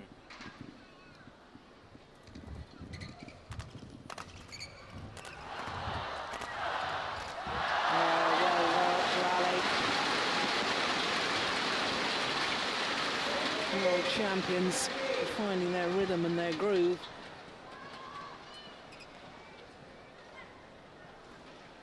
And now on a run of 5 straight points.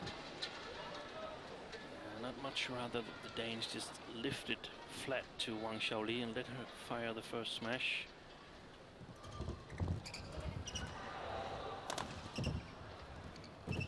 Oh, superb.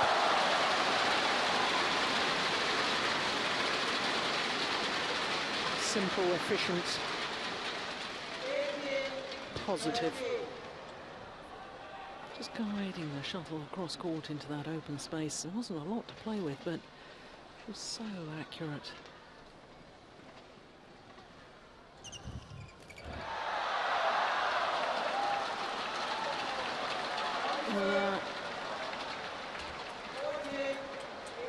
She almost gets that over as well. Yeah, I thought for a moment she had.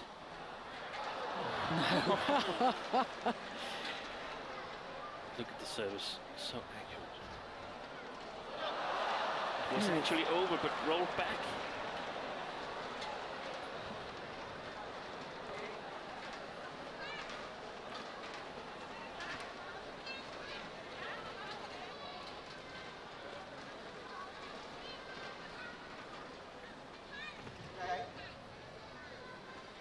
Imperative for the European champions that they start closing down this gap.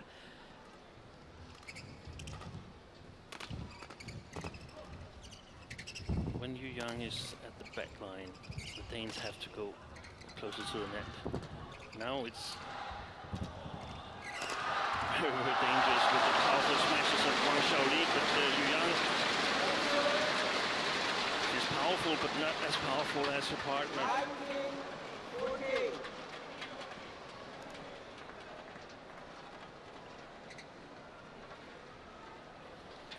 Very wise of the Chinese to play a drop shot once in a while instead of a smash. Good return.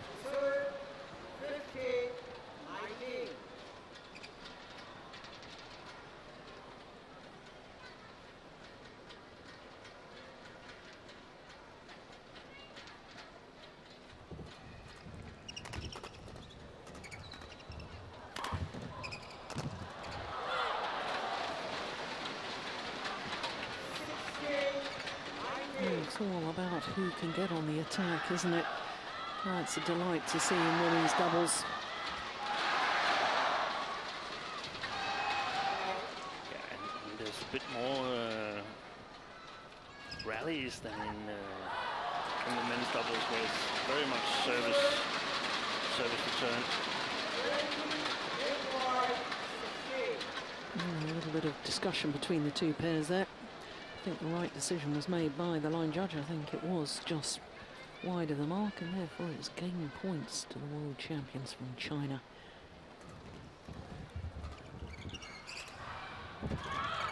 Only needed the one. 21-16.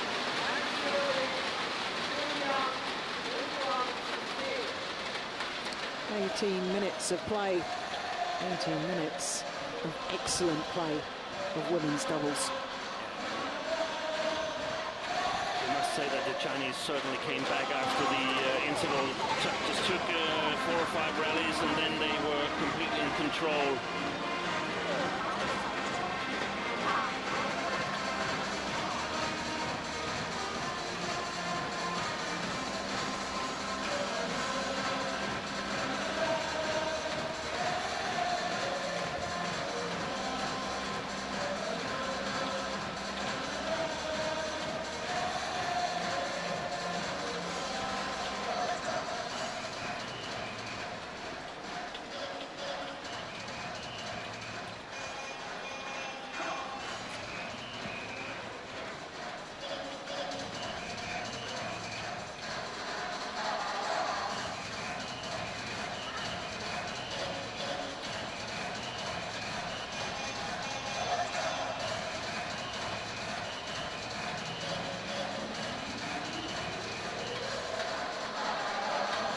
obviously we don't know exactly what Jesper Larsen, the Danish coach, is saying to his players, but by his gestures there, I would suggest that he was saying, don't be afraid when you go forward, stand your ground. He has been giving some very good advice all week, hasn't he, to the Danish players? Yeah, he's done extremely well.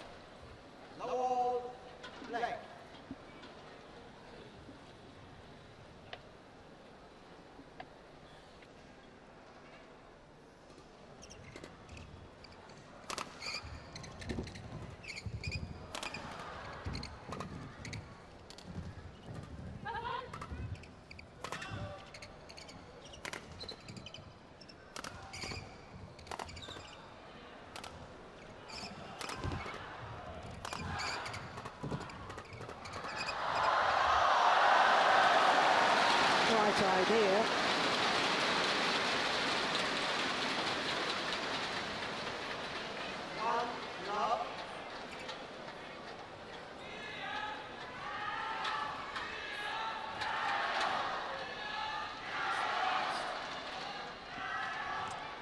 Well, there was a smash in that last rally from Wang Xiaoli. 2:38. That's the fastest smash by a woman in the tournament so far.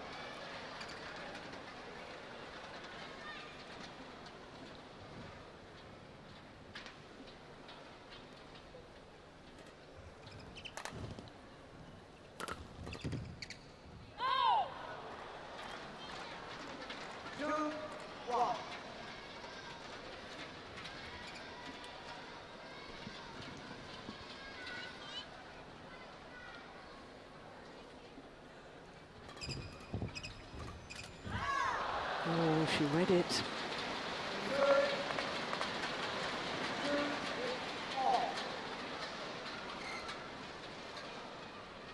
still like her move because it eventually has to put some pressure on the Chinese mindset.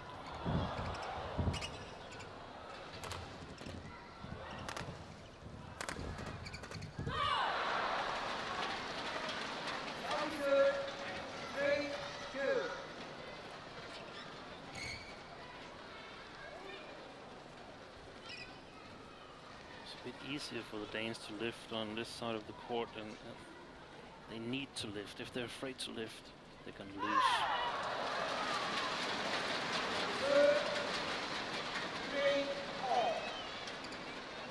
27 Super Series titles this lady has won.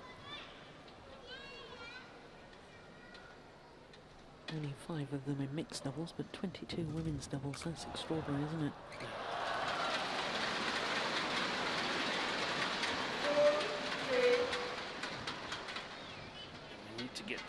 The Danes need to get the Chinese moving a bit in the service situation.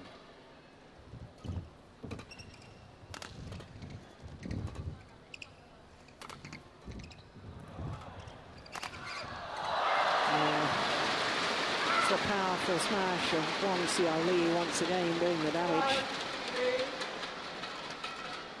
But it's not just power, it's excellent placement as well.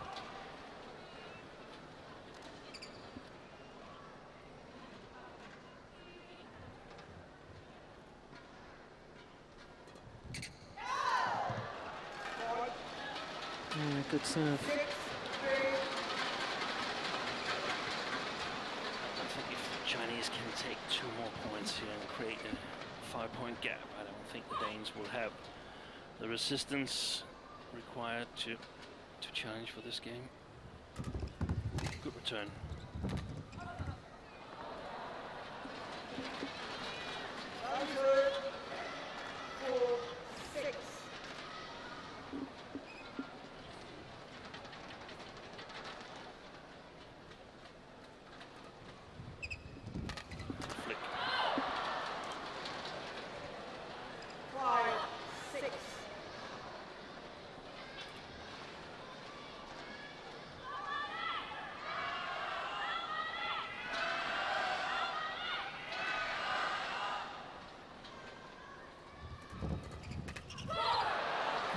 Done well, the Danes back level.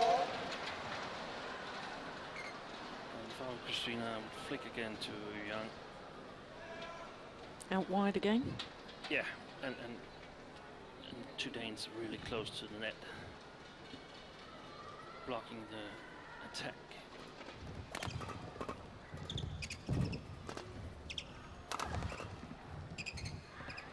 Oh, it's just long, but what was interesting was both the Danes were following forward that defensive shot.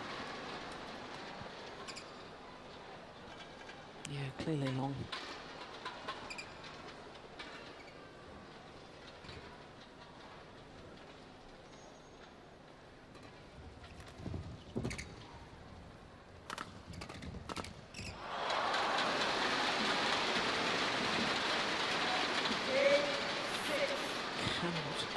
To miss those opportunities.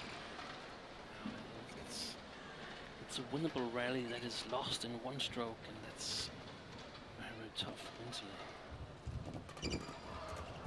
Yeah, superb.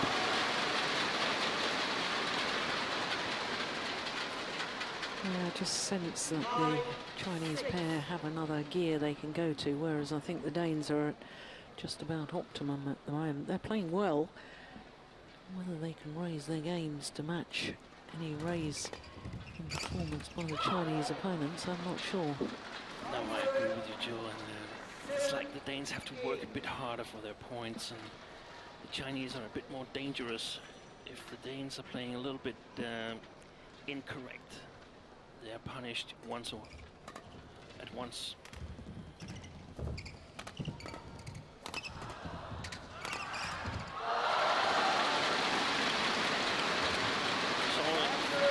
From the Danes, not in any good position, and it gives Wang Xiaoli the shuttle twice without her having to move, and that's just deadly.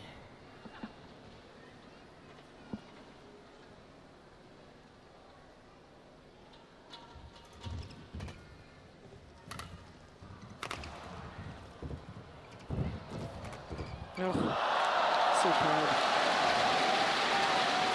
Totally outmaneuvered the Danes.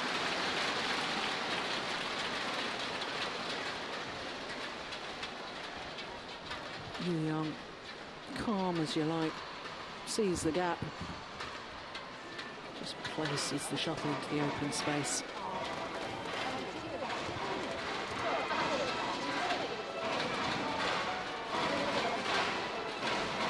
I'm quite sure that Wang Xiaoli and Zhang are going to win these Super Series finals, but I think it's an important game for the Danes because they'll be able to learn so much from it, and they'll be able to get back home in practice with new ideas as to how can we beat this Chinese pair. I don't think they've ever been really close to beating them, but there's definitely some possibilities. However, at the moment, I think the two Chinese players, they're just too strong. 11-7.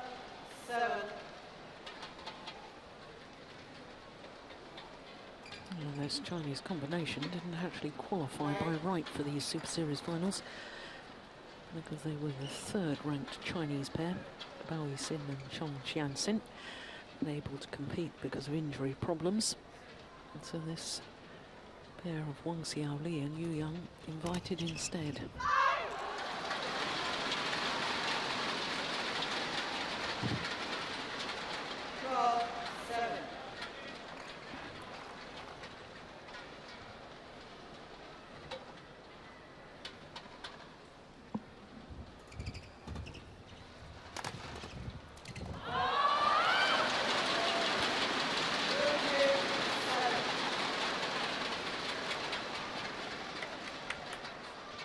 Seven of the last 8 points going in favour of the defending champions.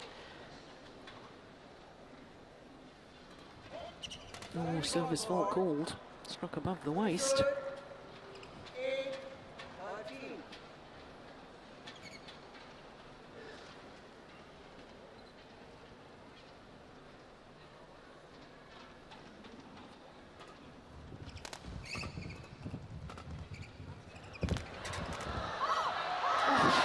Missed it.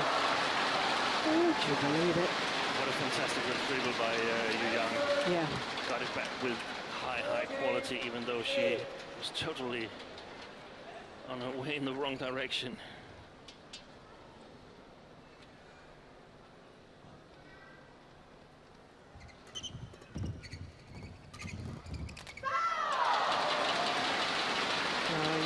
Just making it look easy now. Right place at the right time.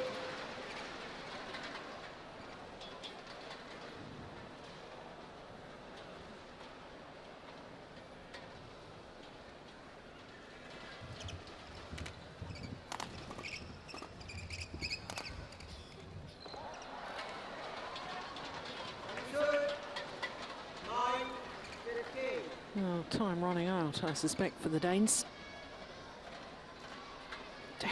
Desperately need a little run of points right now.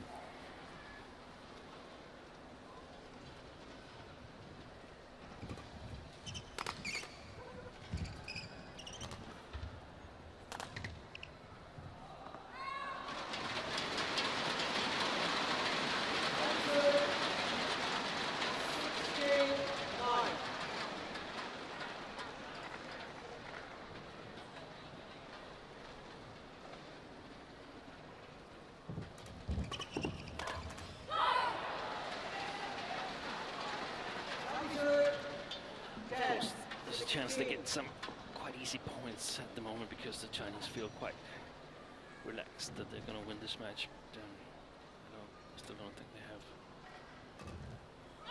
any chance of taking this even into 3 games.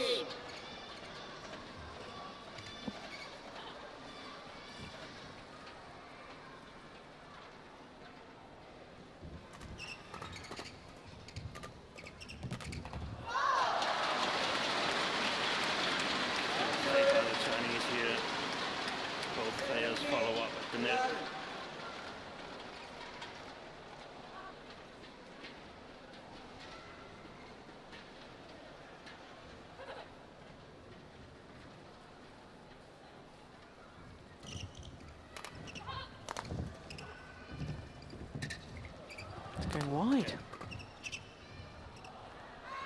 And that's gone long. 3 points away from their 3rd consecutive title now. Wang Xixian and Yu Young. Yeah, good judgment.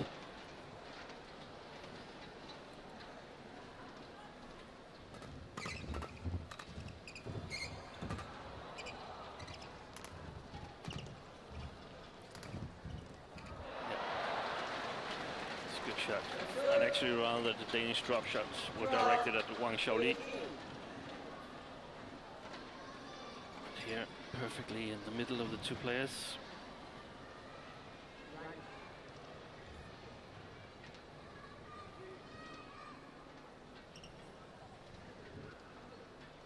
Yeah, you can tell she's looking relaxed and confident, able to smile about the fact that they've been in the wrong formation. That's gone wide.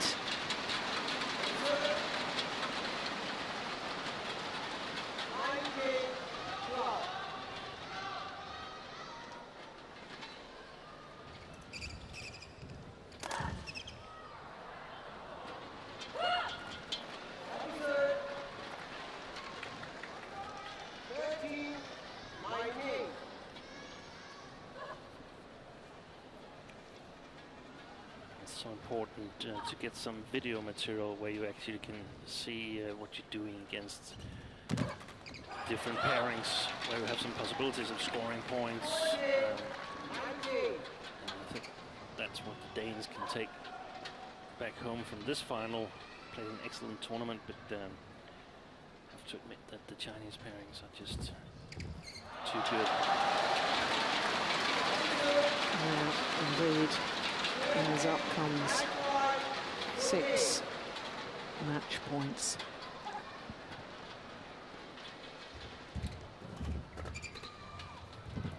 Oops. Well, second time the Danes have got in a muddle as to who's taking what. But they, as you say, Steen, have had a wonderful tournament. Probably wouldn't have expected to have reached the final But they played quite brilliantly yesterday in beating the Olympic champions. But today, in the final, the world champions, Xiaoli and Yunlei, was simply too good. 21-16, 21-14. 35 minutes required for their victory, and a third consecutive title at the season-ending Super Series Finals.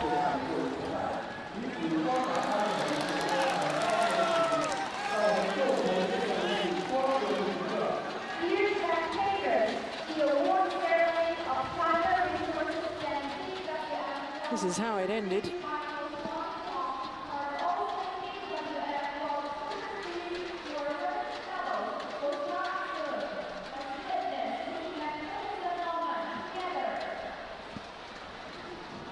Oh, the delight for the world champions, because they've ended the year after all the problems at the London Olympics and their disqualification. They've ended the year on a high. Confirmation that they are, for a third consecutive time, winners of the Super Series Finals. 21-16, 21-14, their victory over the European champions, Christinna Pedersen and Kamilla Rytter.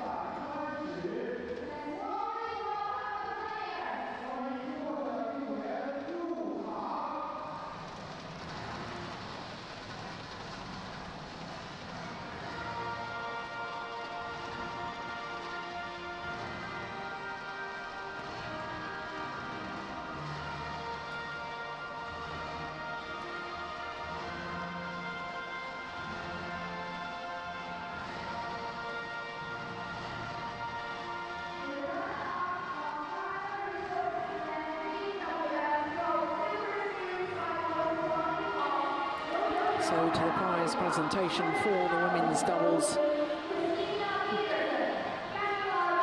Well, I'm sure they'll be disappointed not to have won today's final. But as far as Christinna Pedersen is concerned, what a week she's had. One title, one beaten finalist. And if you had told her that at the beginning of the week, she would have grabbed that with both hands.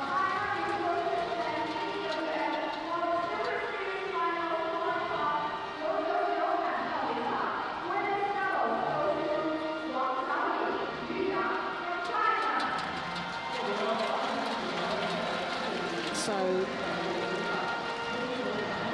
the number 4 seeds, Wang Xiaoli and Yu Yang from China, retain the title. And there are 3 times Super Series Finals champions.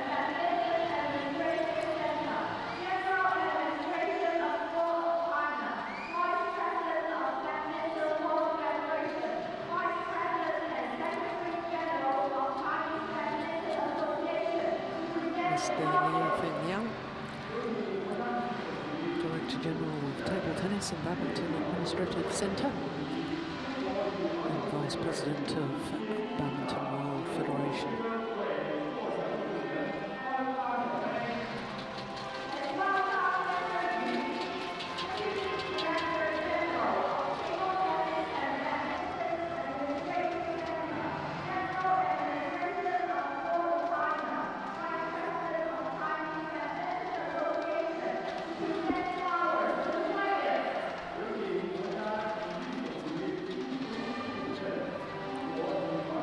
Well, 28 Super Series titles now for Yu Yang, 20 for Wang Xiaoli. And that's their 15th together.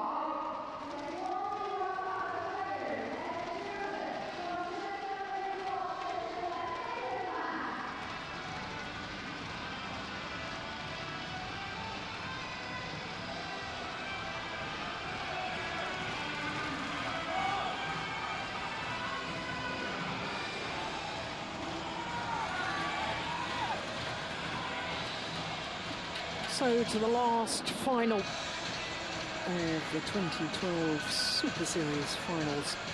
This men's singles is an all-Chinese affair. Chen Long, the number 2 seed, beaten finalist last year against Du Pengyu. Here's Chen Long. It was an all-Chinese men's singles final 12 months ago because Lin Dan, the now 2-time Olympic champion, beat this man in last year's final.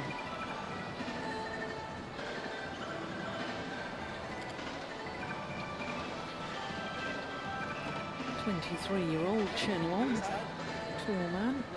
He'll turn 24 next month. From Fujian province.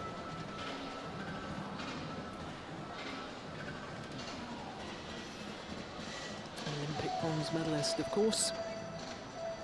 Up against Du Pengyu. He's looking for his first ever title in open badminton. Of course, Du Pengyu did in fact win the gold medal at the World University Championships back in 2008.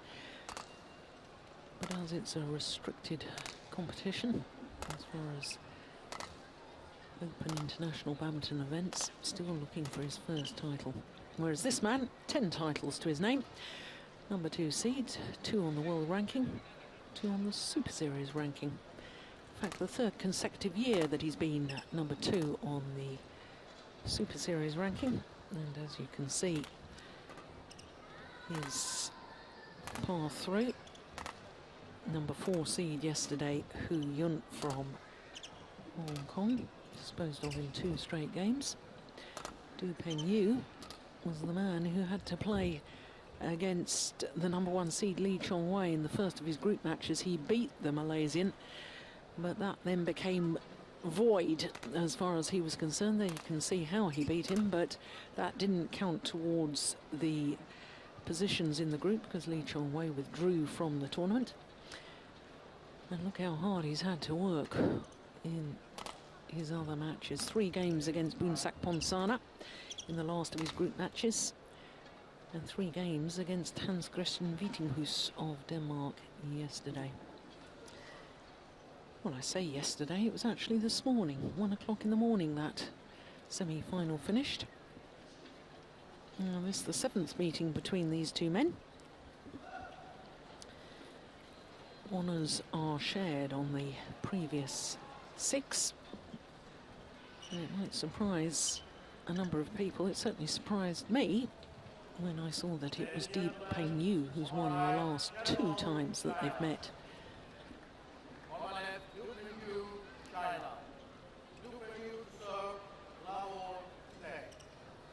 Paraka Andersson of Sweden, the umpire. Service judge Mike Walker from Canada.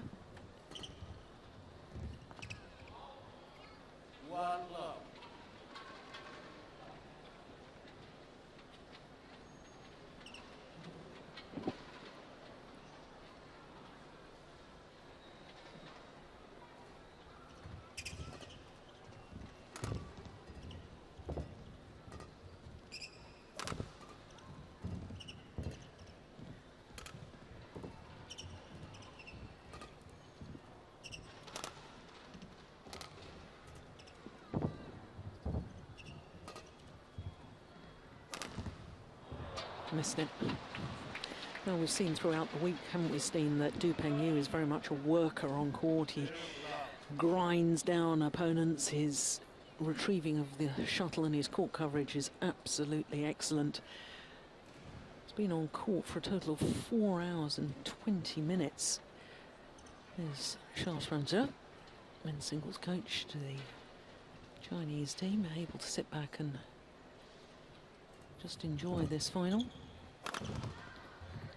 Du Pengyu, he's one of those players that's such a good worker, but I'm not sure if he's actually got the technical shot-making winners to really hurt Chen Long.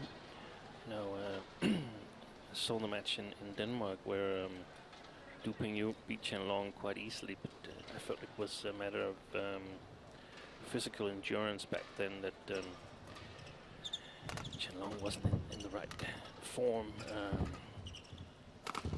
I guess he's in better form today, but yeah, he has to be ready to work extremely hard, Qianlong. But if he can manage that, then I actually think that he should win this match quite easily. They know each other, of course, from practicing together at the Chinese national team, so it's possible that Du has exactly the right medicine to take down Qianlong.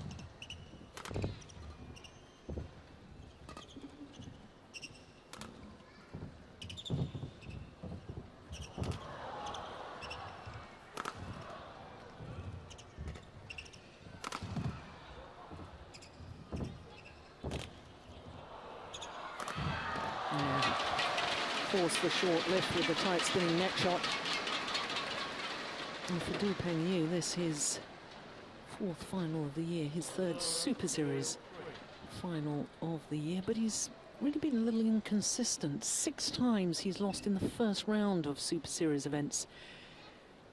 And I think he's probably one of those players that plays one Super Series, works and works and works to try and battle through to either the final or the semi-final, and is absolutely exhausted for the next Super Series the next week. Yeah, could very well be. And he said he's been on court for 4 hours and 48 minutes, and that's actually good for him, because if he hasn't been on court that long time, there's a big probability that he's lost. Yeah.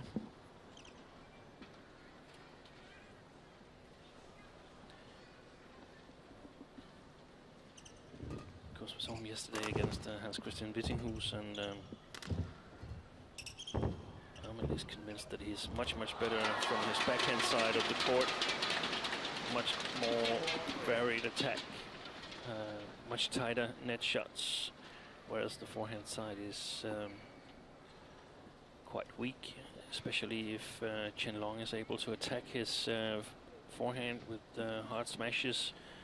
I think we'll see Qianlong coming forward like a rocket, because most of the time Du Pengyu is just picking up short. There's also one thing I'm sure of, that in the beginning of the match we're not going to see Du Pengyu as nervous as we saw him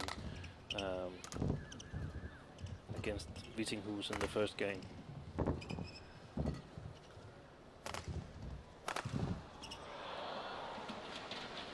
No, of course, all the pressure was on him, wasn't it? Because he was very much expected to beat the Dane.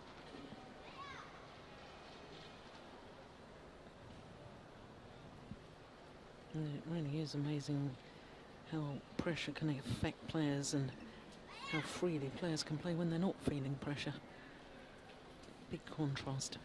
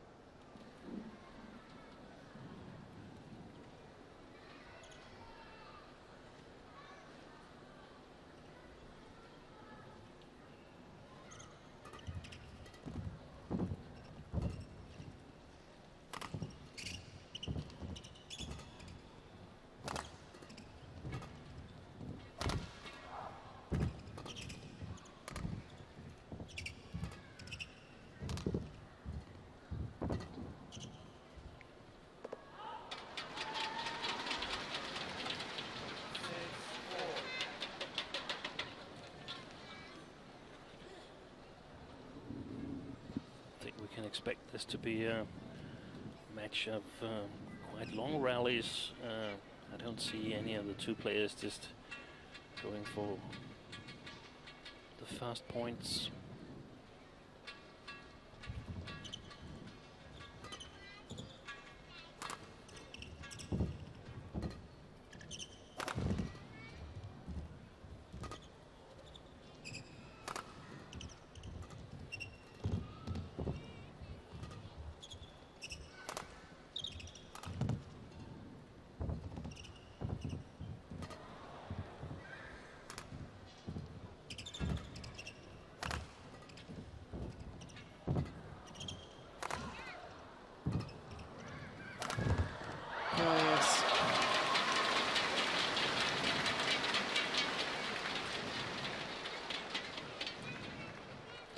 Well, over the last couple of months or so, Chen Long really has been the force in world badminton as far as men's singles is concerned.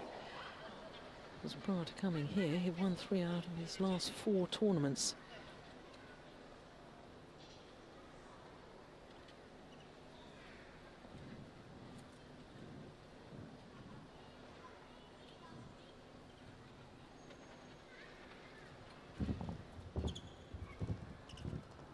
Oh, that's loose.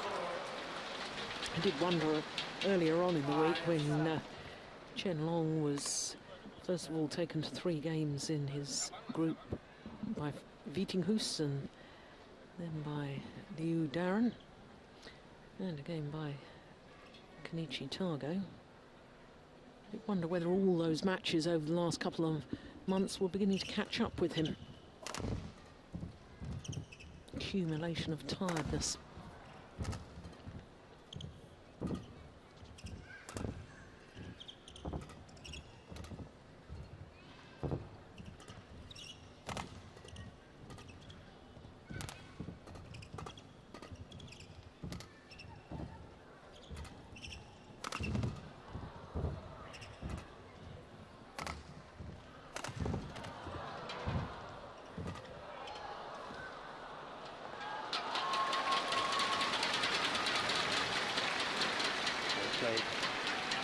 Yeah, and we also discussed this, that he was a slow starter, and if he got the bad side at the draw, then he perhaps just used the first game as a warm-up or something like that. But that's definitely not happening today. Quite in control in the matches against Liu Darren and Vitinghus in the second and the third game, so yeah. Probably just a little rusty.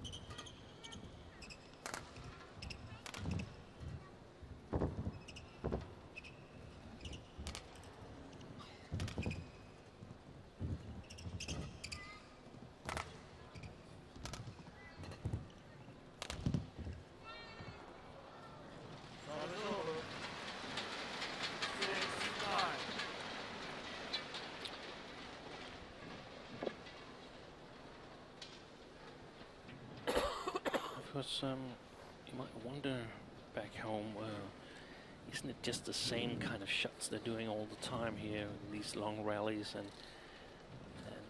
the thing is actually that it might look the same, but it's just like finding the exact right spot, trying to make the net shots a little bit tighter.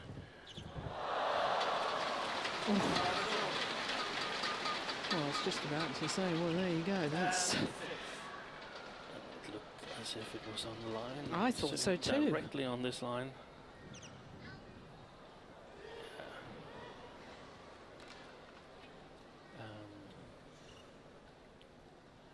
So it's about accuracy, it's about building a small advantage within the rally, and then making it bigger and bigger until you can eventually score a point. And at the same time, not give away any opportunity at all to the opponent.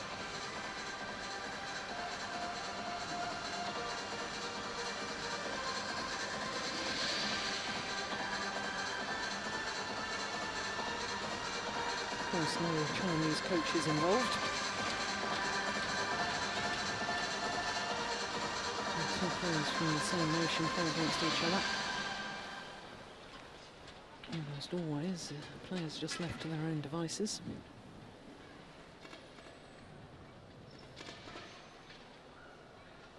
I think it's actually only Indonesia and sometimes Malaysia where they have this national team players and independent players. Sometimes there's coaching yeah. of both sides there.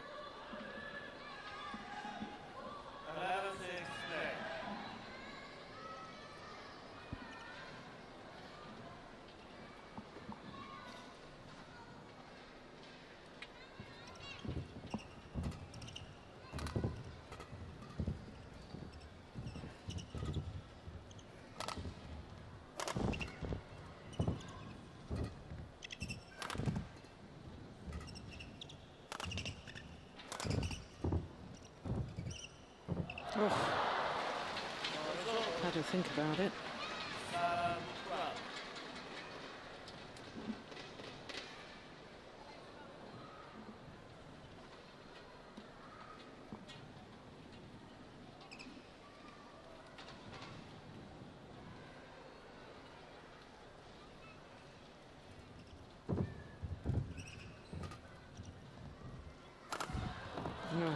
Lovely.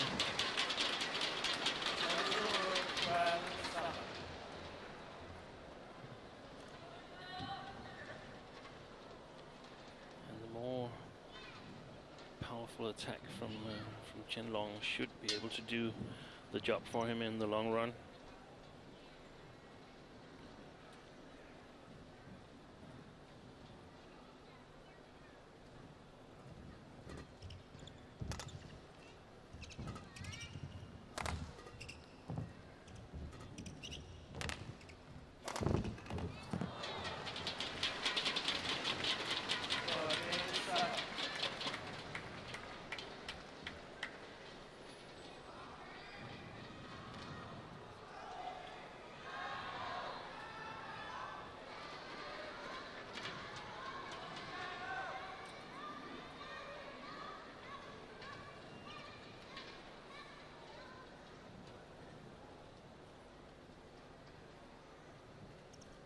Oh dear. Oh, on the long serve from Qianlong.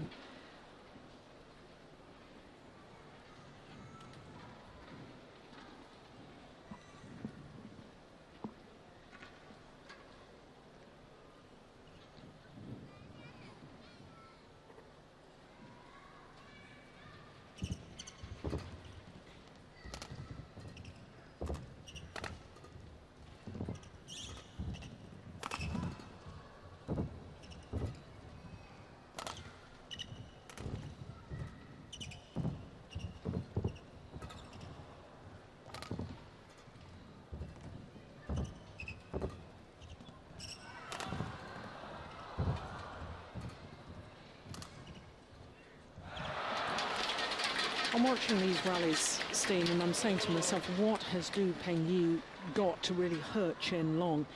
You know, Qianlong is such a good athlete himself. He's got very powerful legs. Du Pengyu is not going to beat him by just rallying with him. No, he isn't. Not unless Qianlong is afraid of not having the stamina. But then that's it. Du Pengyu isn't going to beat him. No.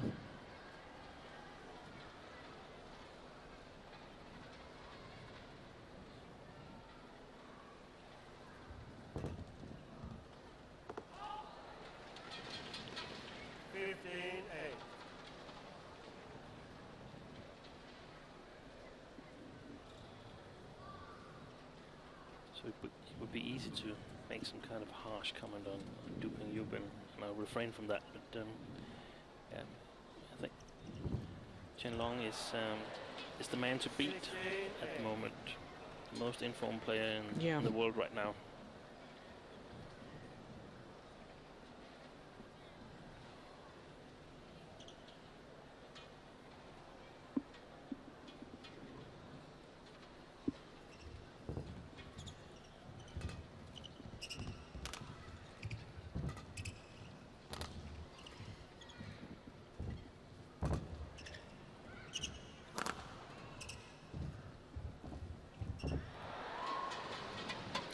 And it looks to me as if Du Pengyu himself doesn't actually believe he can win this. And we can see that because he's making a lot more mistakes right now. So they've played some really long rallies in the beginning, and he hasn't been able to sort of penetrate the defense of Qianlong. And therefore he's beginning to play sharper and sharper. Tries to get it closer to the line, closer to the net.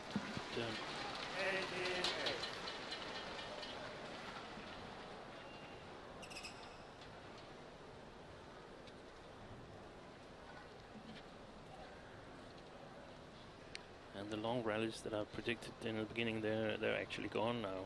Yeah.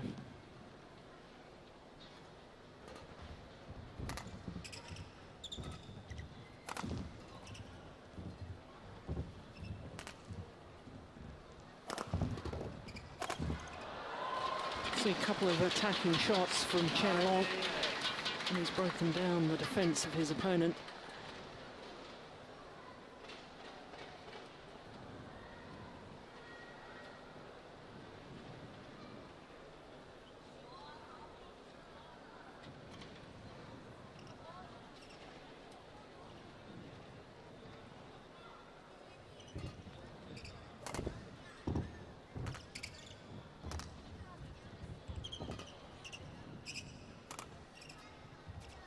No.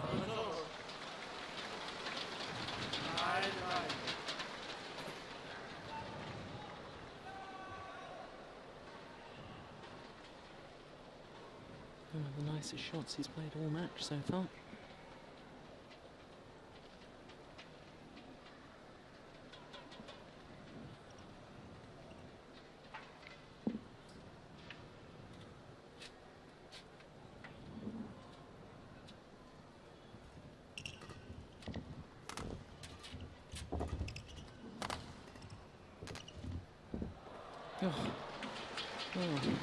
And another. But surely too little too late for this opening game.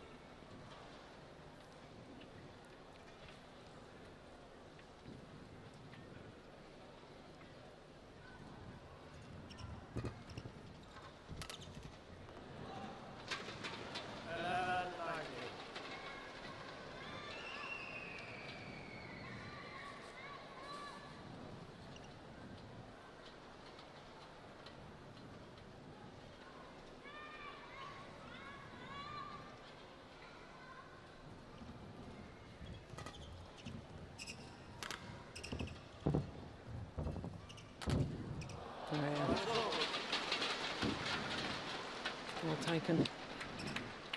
And up come game points.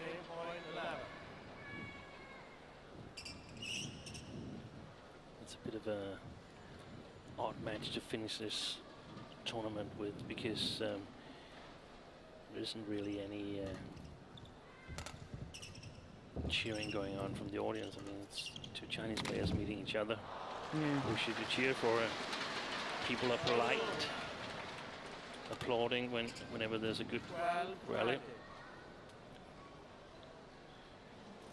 Yeah, but they're just not involved in the same way, are they?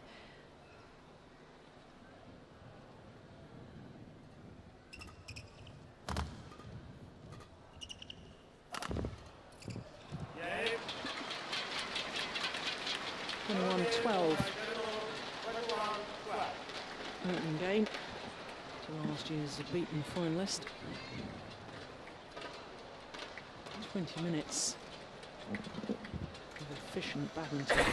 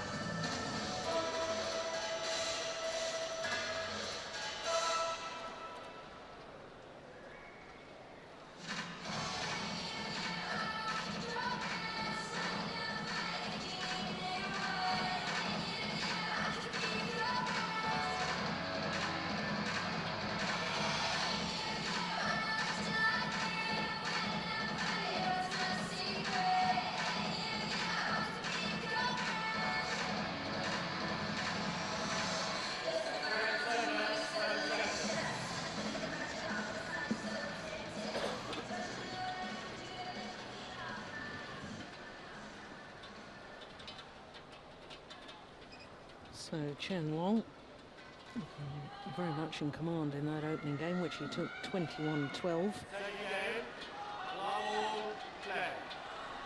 The question mark in my mind is whether Du Pingyu has the belief, or perhaps whether he has the stamina after his semi-final yesterday, which lasted an hour and 8 minutes. Last of his group matches, an hour and 12 minutes. And he looks just a little bit off the pace to me. Yeah, and I don't think Du Pingyu can pull it off himself.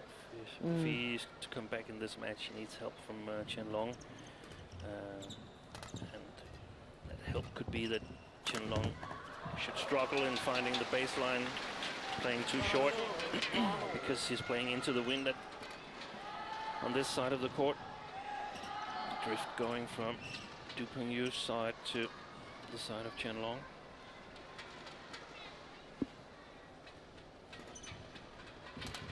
The other thing, of course, that Qianlong needs to maintain the same level of attention and concentration as he did in the first game.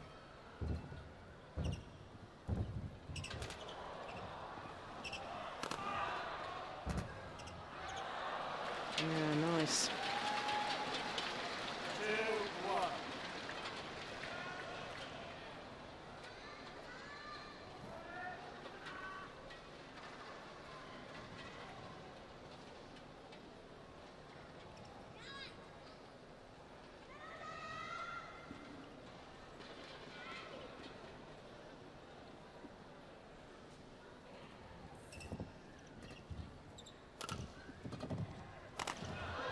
Excellent attack.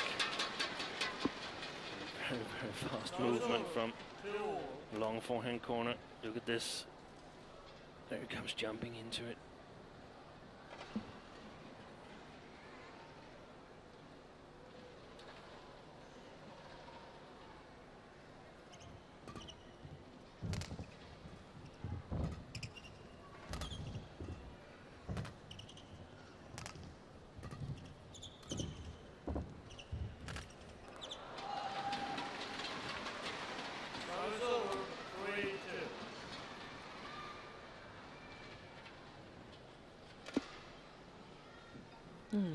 No, it's very early stages of this second game, but Qianlong seems to have just dropped his intensity, perhaps relaxed a little too much.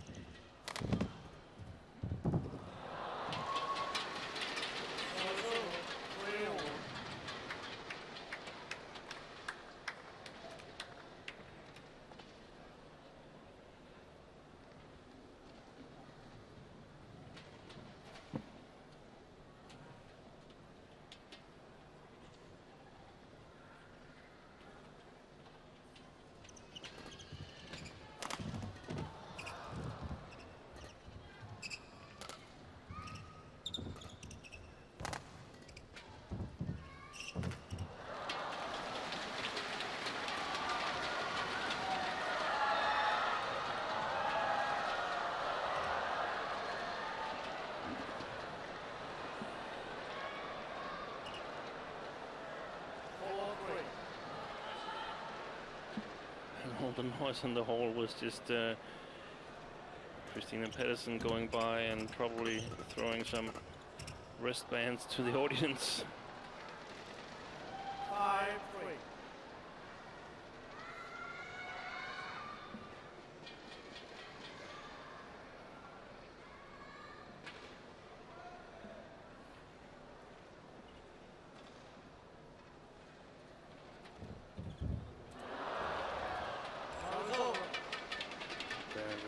Matchup from 4-5.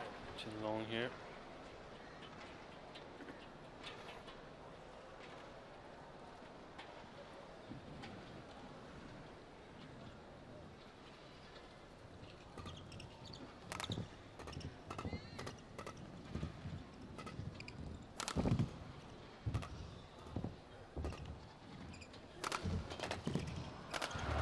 Yeah, that's more reminiscent of the opening game.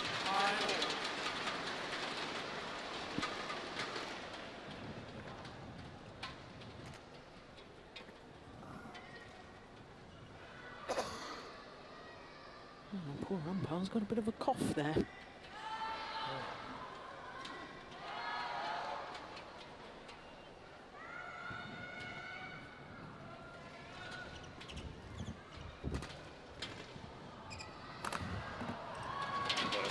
fantastic smash. Yeah.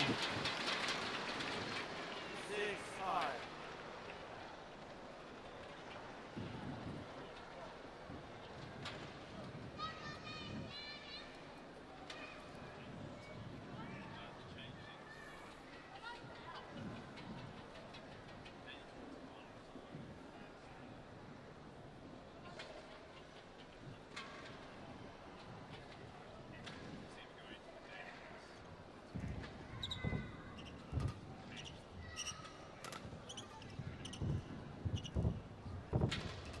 Oh, well taken.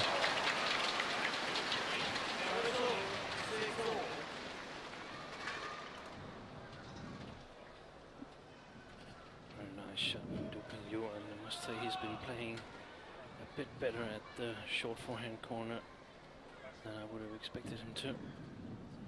Really close to the net there.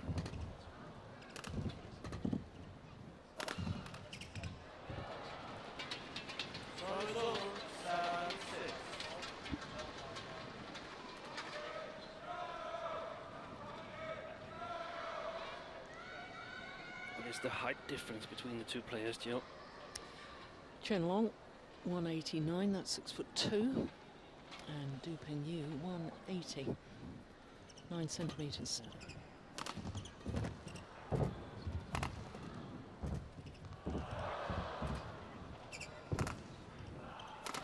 think he got his shoes on when he was measured. Du Pengyu, he doesn't really look 180 to me. Actually, he's taller than he looks. I was standing next to him actually in the hotel the other day, and I was quite surprised. I think he's so broad in his shoulders that he probably doesn't look as tall as he is, but he's a very long torso as well. yeah.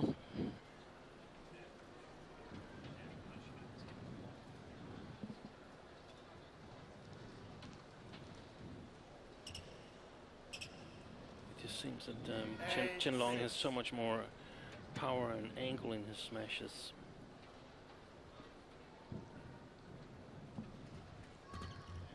That was going right. 9-6.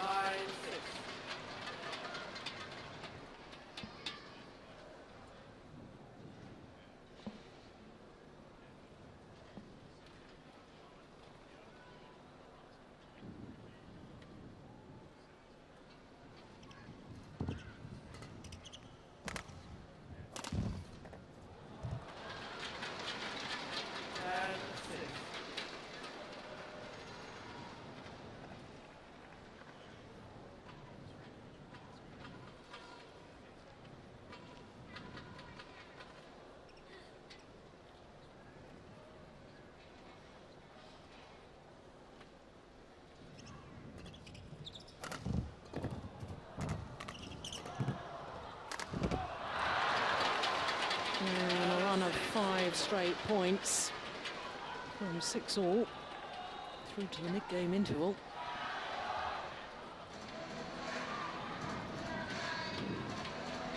And that ability with the overhead, of course, is the height difference, as you've been pointing out, but also seems to me that there's a bit of a technique difference as well, and the ability of Chen Long to somehow crisply bring the shuttle down so steeply, and I don't think Du Pengyu perhaps has that. No, I totally agree with you. I think there's some technical differences between the two players. Chen Long much more able to change his grip the way I see it, adjusted to the point of impact.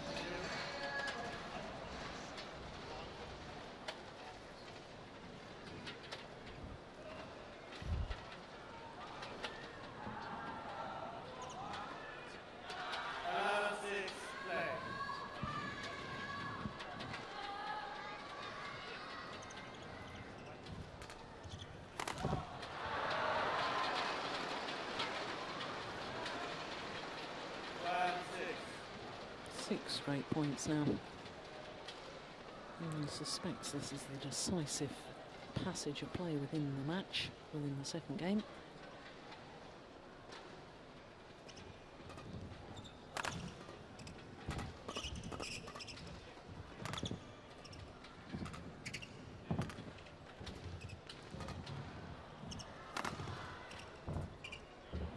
overdone it.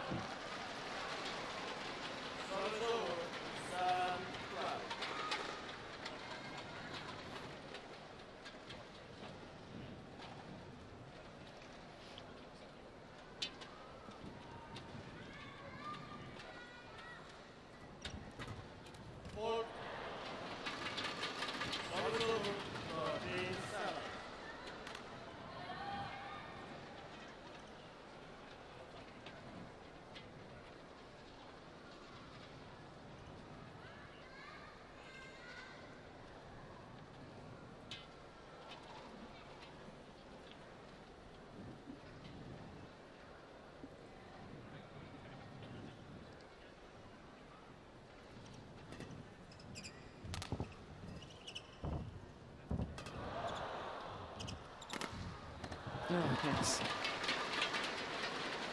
Retrieval by Yu, but didn't manage to get it close enough to the baseline.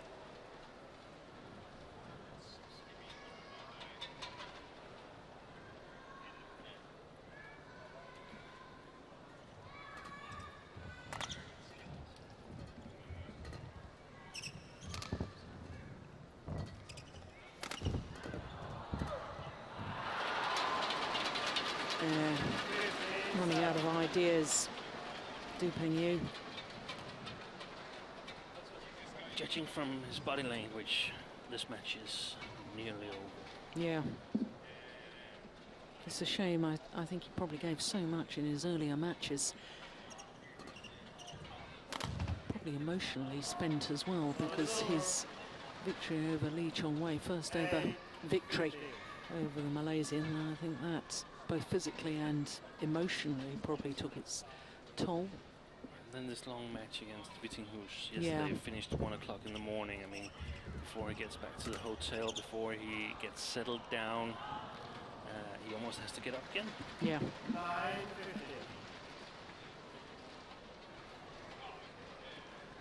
It takes at least 2 hours after a match before you can even think of sleeping.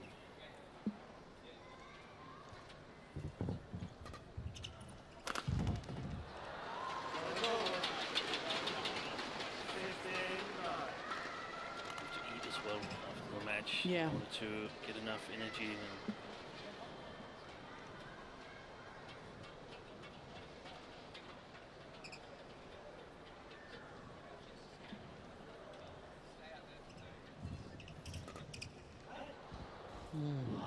Careless error. 10-16.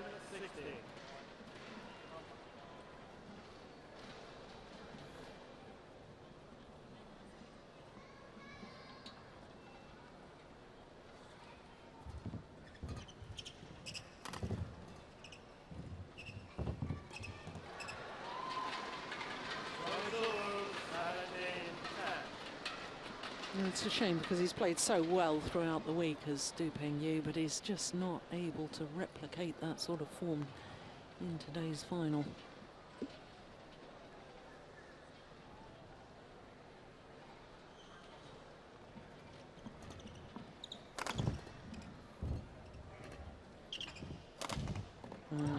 Very nice.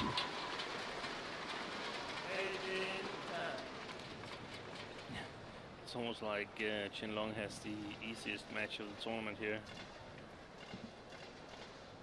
Actually, a bit the same for Bo and Mogensen in the men's doubles. Yeah.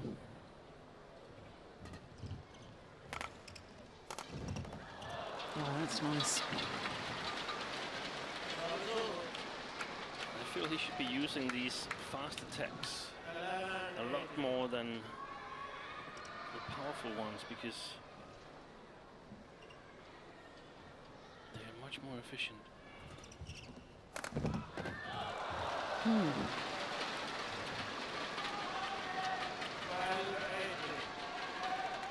Very nicely proving your point.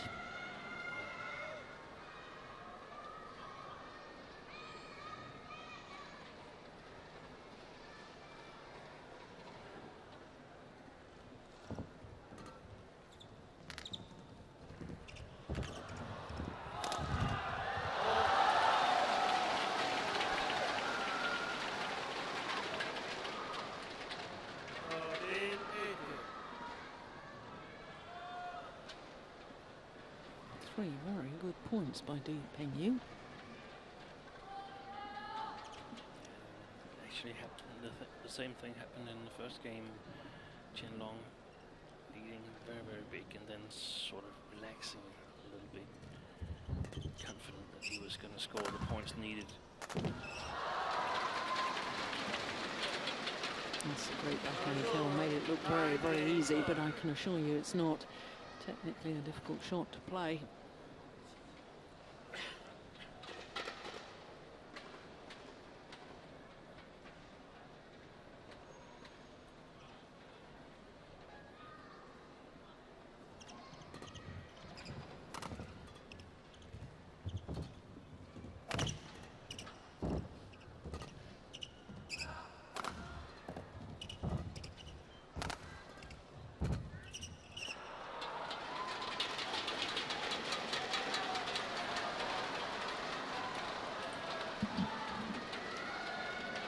So up come match point opportunities for the number 2 seed, Qianlong.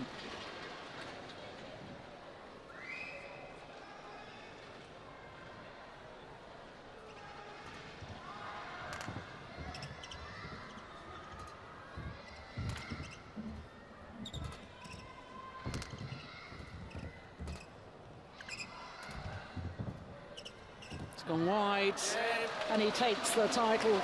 2 years ago he was beaten in the semi-final, last year he was beaten in the final. This year he's the champion. That's what you call steady progression. Well, he has been the man in form, now won 4 of his last 5 tournaments of the year. The Olympic bronze medalist has finished the year in great style. 21-12, the opening game.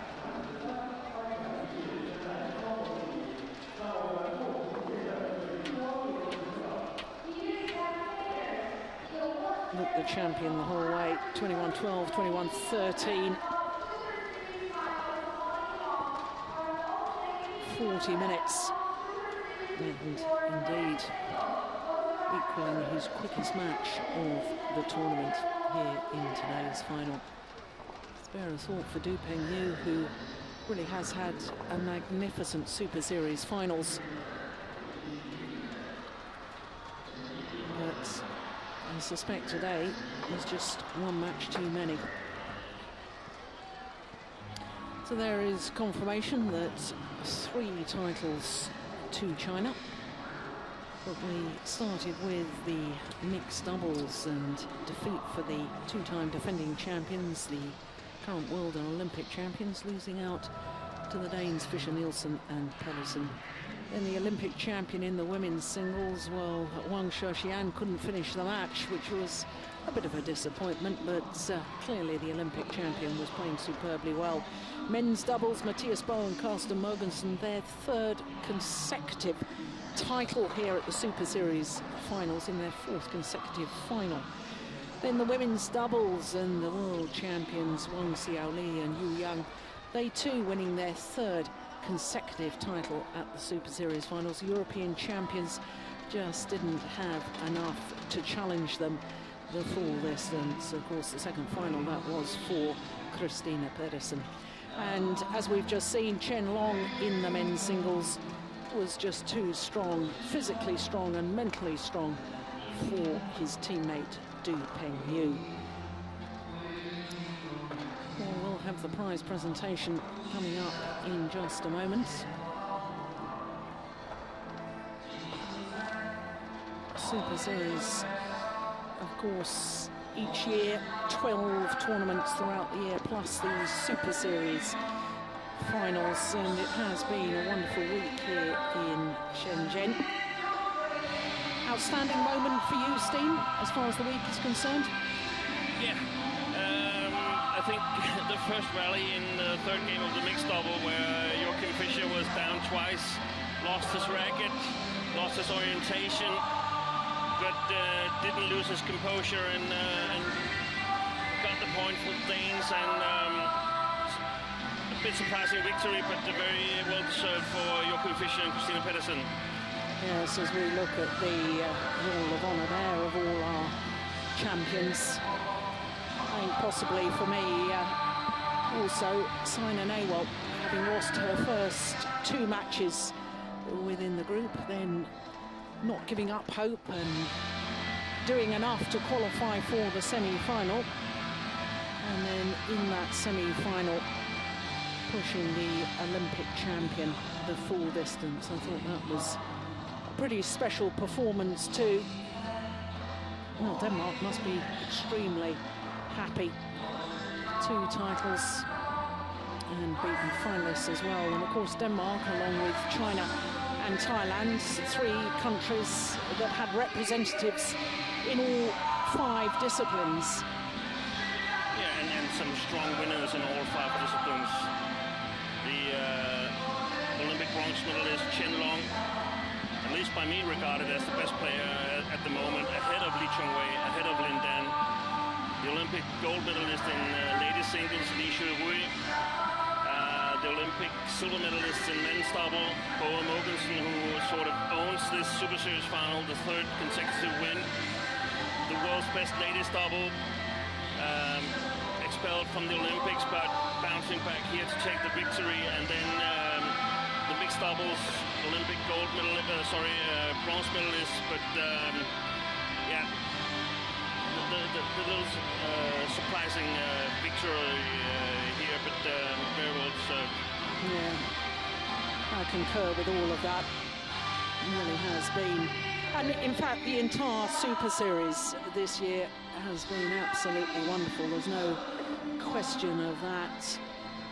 I know 1 or 2 players are very tired at the end of 2012 because it's been a big year as far as badminton is concerned. Every Olympic year is a big year for badminton, because quite clearly, in badminton terms, the Olympic title is the ultimate achievement, the pinnacle moment for any player, not only to try and medal, but to become an Olympian. And I know from personal experience, becoming an Olympian is a very special thing indeed. Well, we're just about ready for the prize presentation for the men's singles.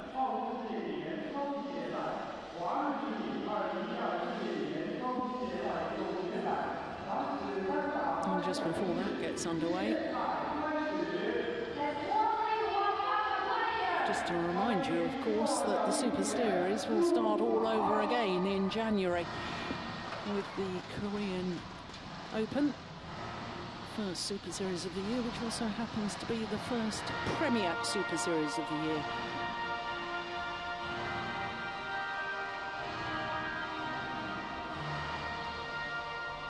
So the players, I can tell you, are marching into the arena for the prize presentation. There they are.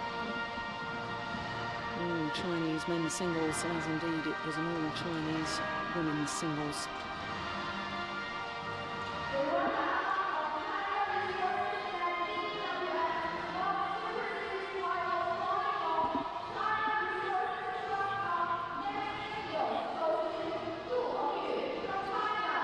Du Pengyu still waits for his first ever Super Series title, his first ever title in open badminton.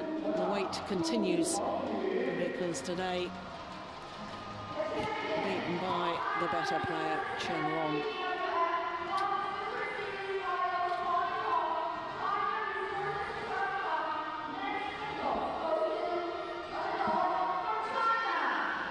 So his 4th Super Series title of the year for Chen Long. His 8th Super Series title in total.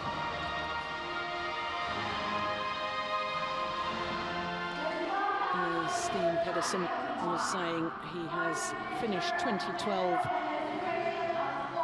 as the strongest player.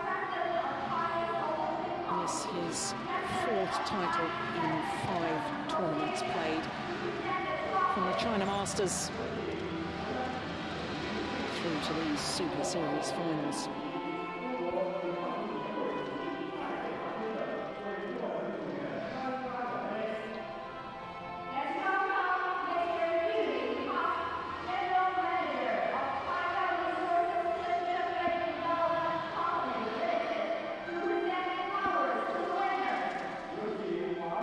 his flowers. Prize money.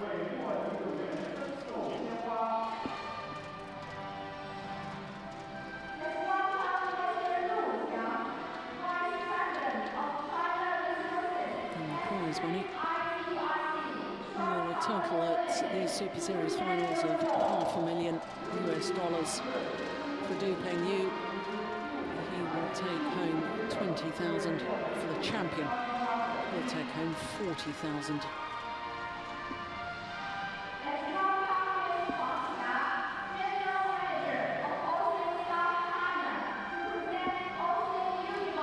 And of course, we also want to pay tribute and thank all of our sponsors throughout the year of all the Super Series events, and especially our title sponsors, OSIM. All the tournament volunteers who have made the Super Series possible, because there is absolutely no doubt the Super Series a huge asset to the sport of badminton.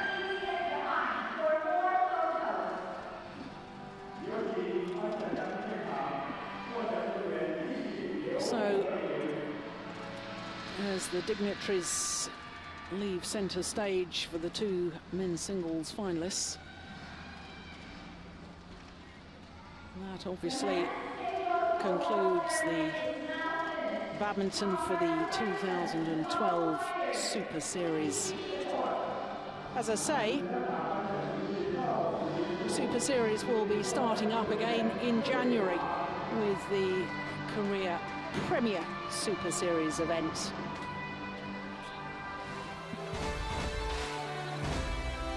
But it has been a wonderful finals day here in Shenzhen. All started with the mixed doubles, and Joachim Fischer, Nielsen and Christinna Pedersen regaining the title that they won 3 years ago, beating the two-time defending champions, the current Olympic champions. This is the rally that was my colleague Steve Pedersen's highlight of the week.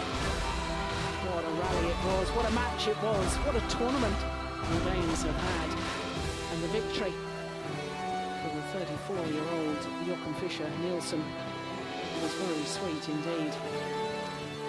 Then the Olympic champion, the #1 seed, Xuerui, making her first appearance at the Super Series Finals against the former champion Wang Shixian, having to retire injured in that second game, and she was well down in the match. Then of course the Danes Mathias and Carsten Mogensen in their 4th consecutive Super Series Finals final, winning their 3rd consecutive title. Of course it was no happy birthday for Hiroyuki Endo, 26 today, but unable to celebrate in the sort of style we would have wanted. Beaten by the better pair, and Mogensen, the world #1 ranked men's doubles pair at the moment, celebrating. I'm not sure I can say in fine style. Women's doubles, well, it was an excellent match with the European champions up against the world champions, who at one stage we didn't think we'd ever see play again, because Yu Young announced her retirement earlier this year, but what a comeback she's made in absolutely superb form. Now classing the Danes, Pedersen in her 2nd final of the day, and unlike the mixed doubles, here in the women's doubles had to settle for 2nd best. A big smile from Yu Young. And in the men's singles, World Chen Long, beaten finalist a year ago, won better this year. 2 straight game victory over his teammate Du Pengyu.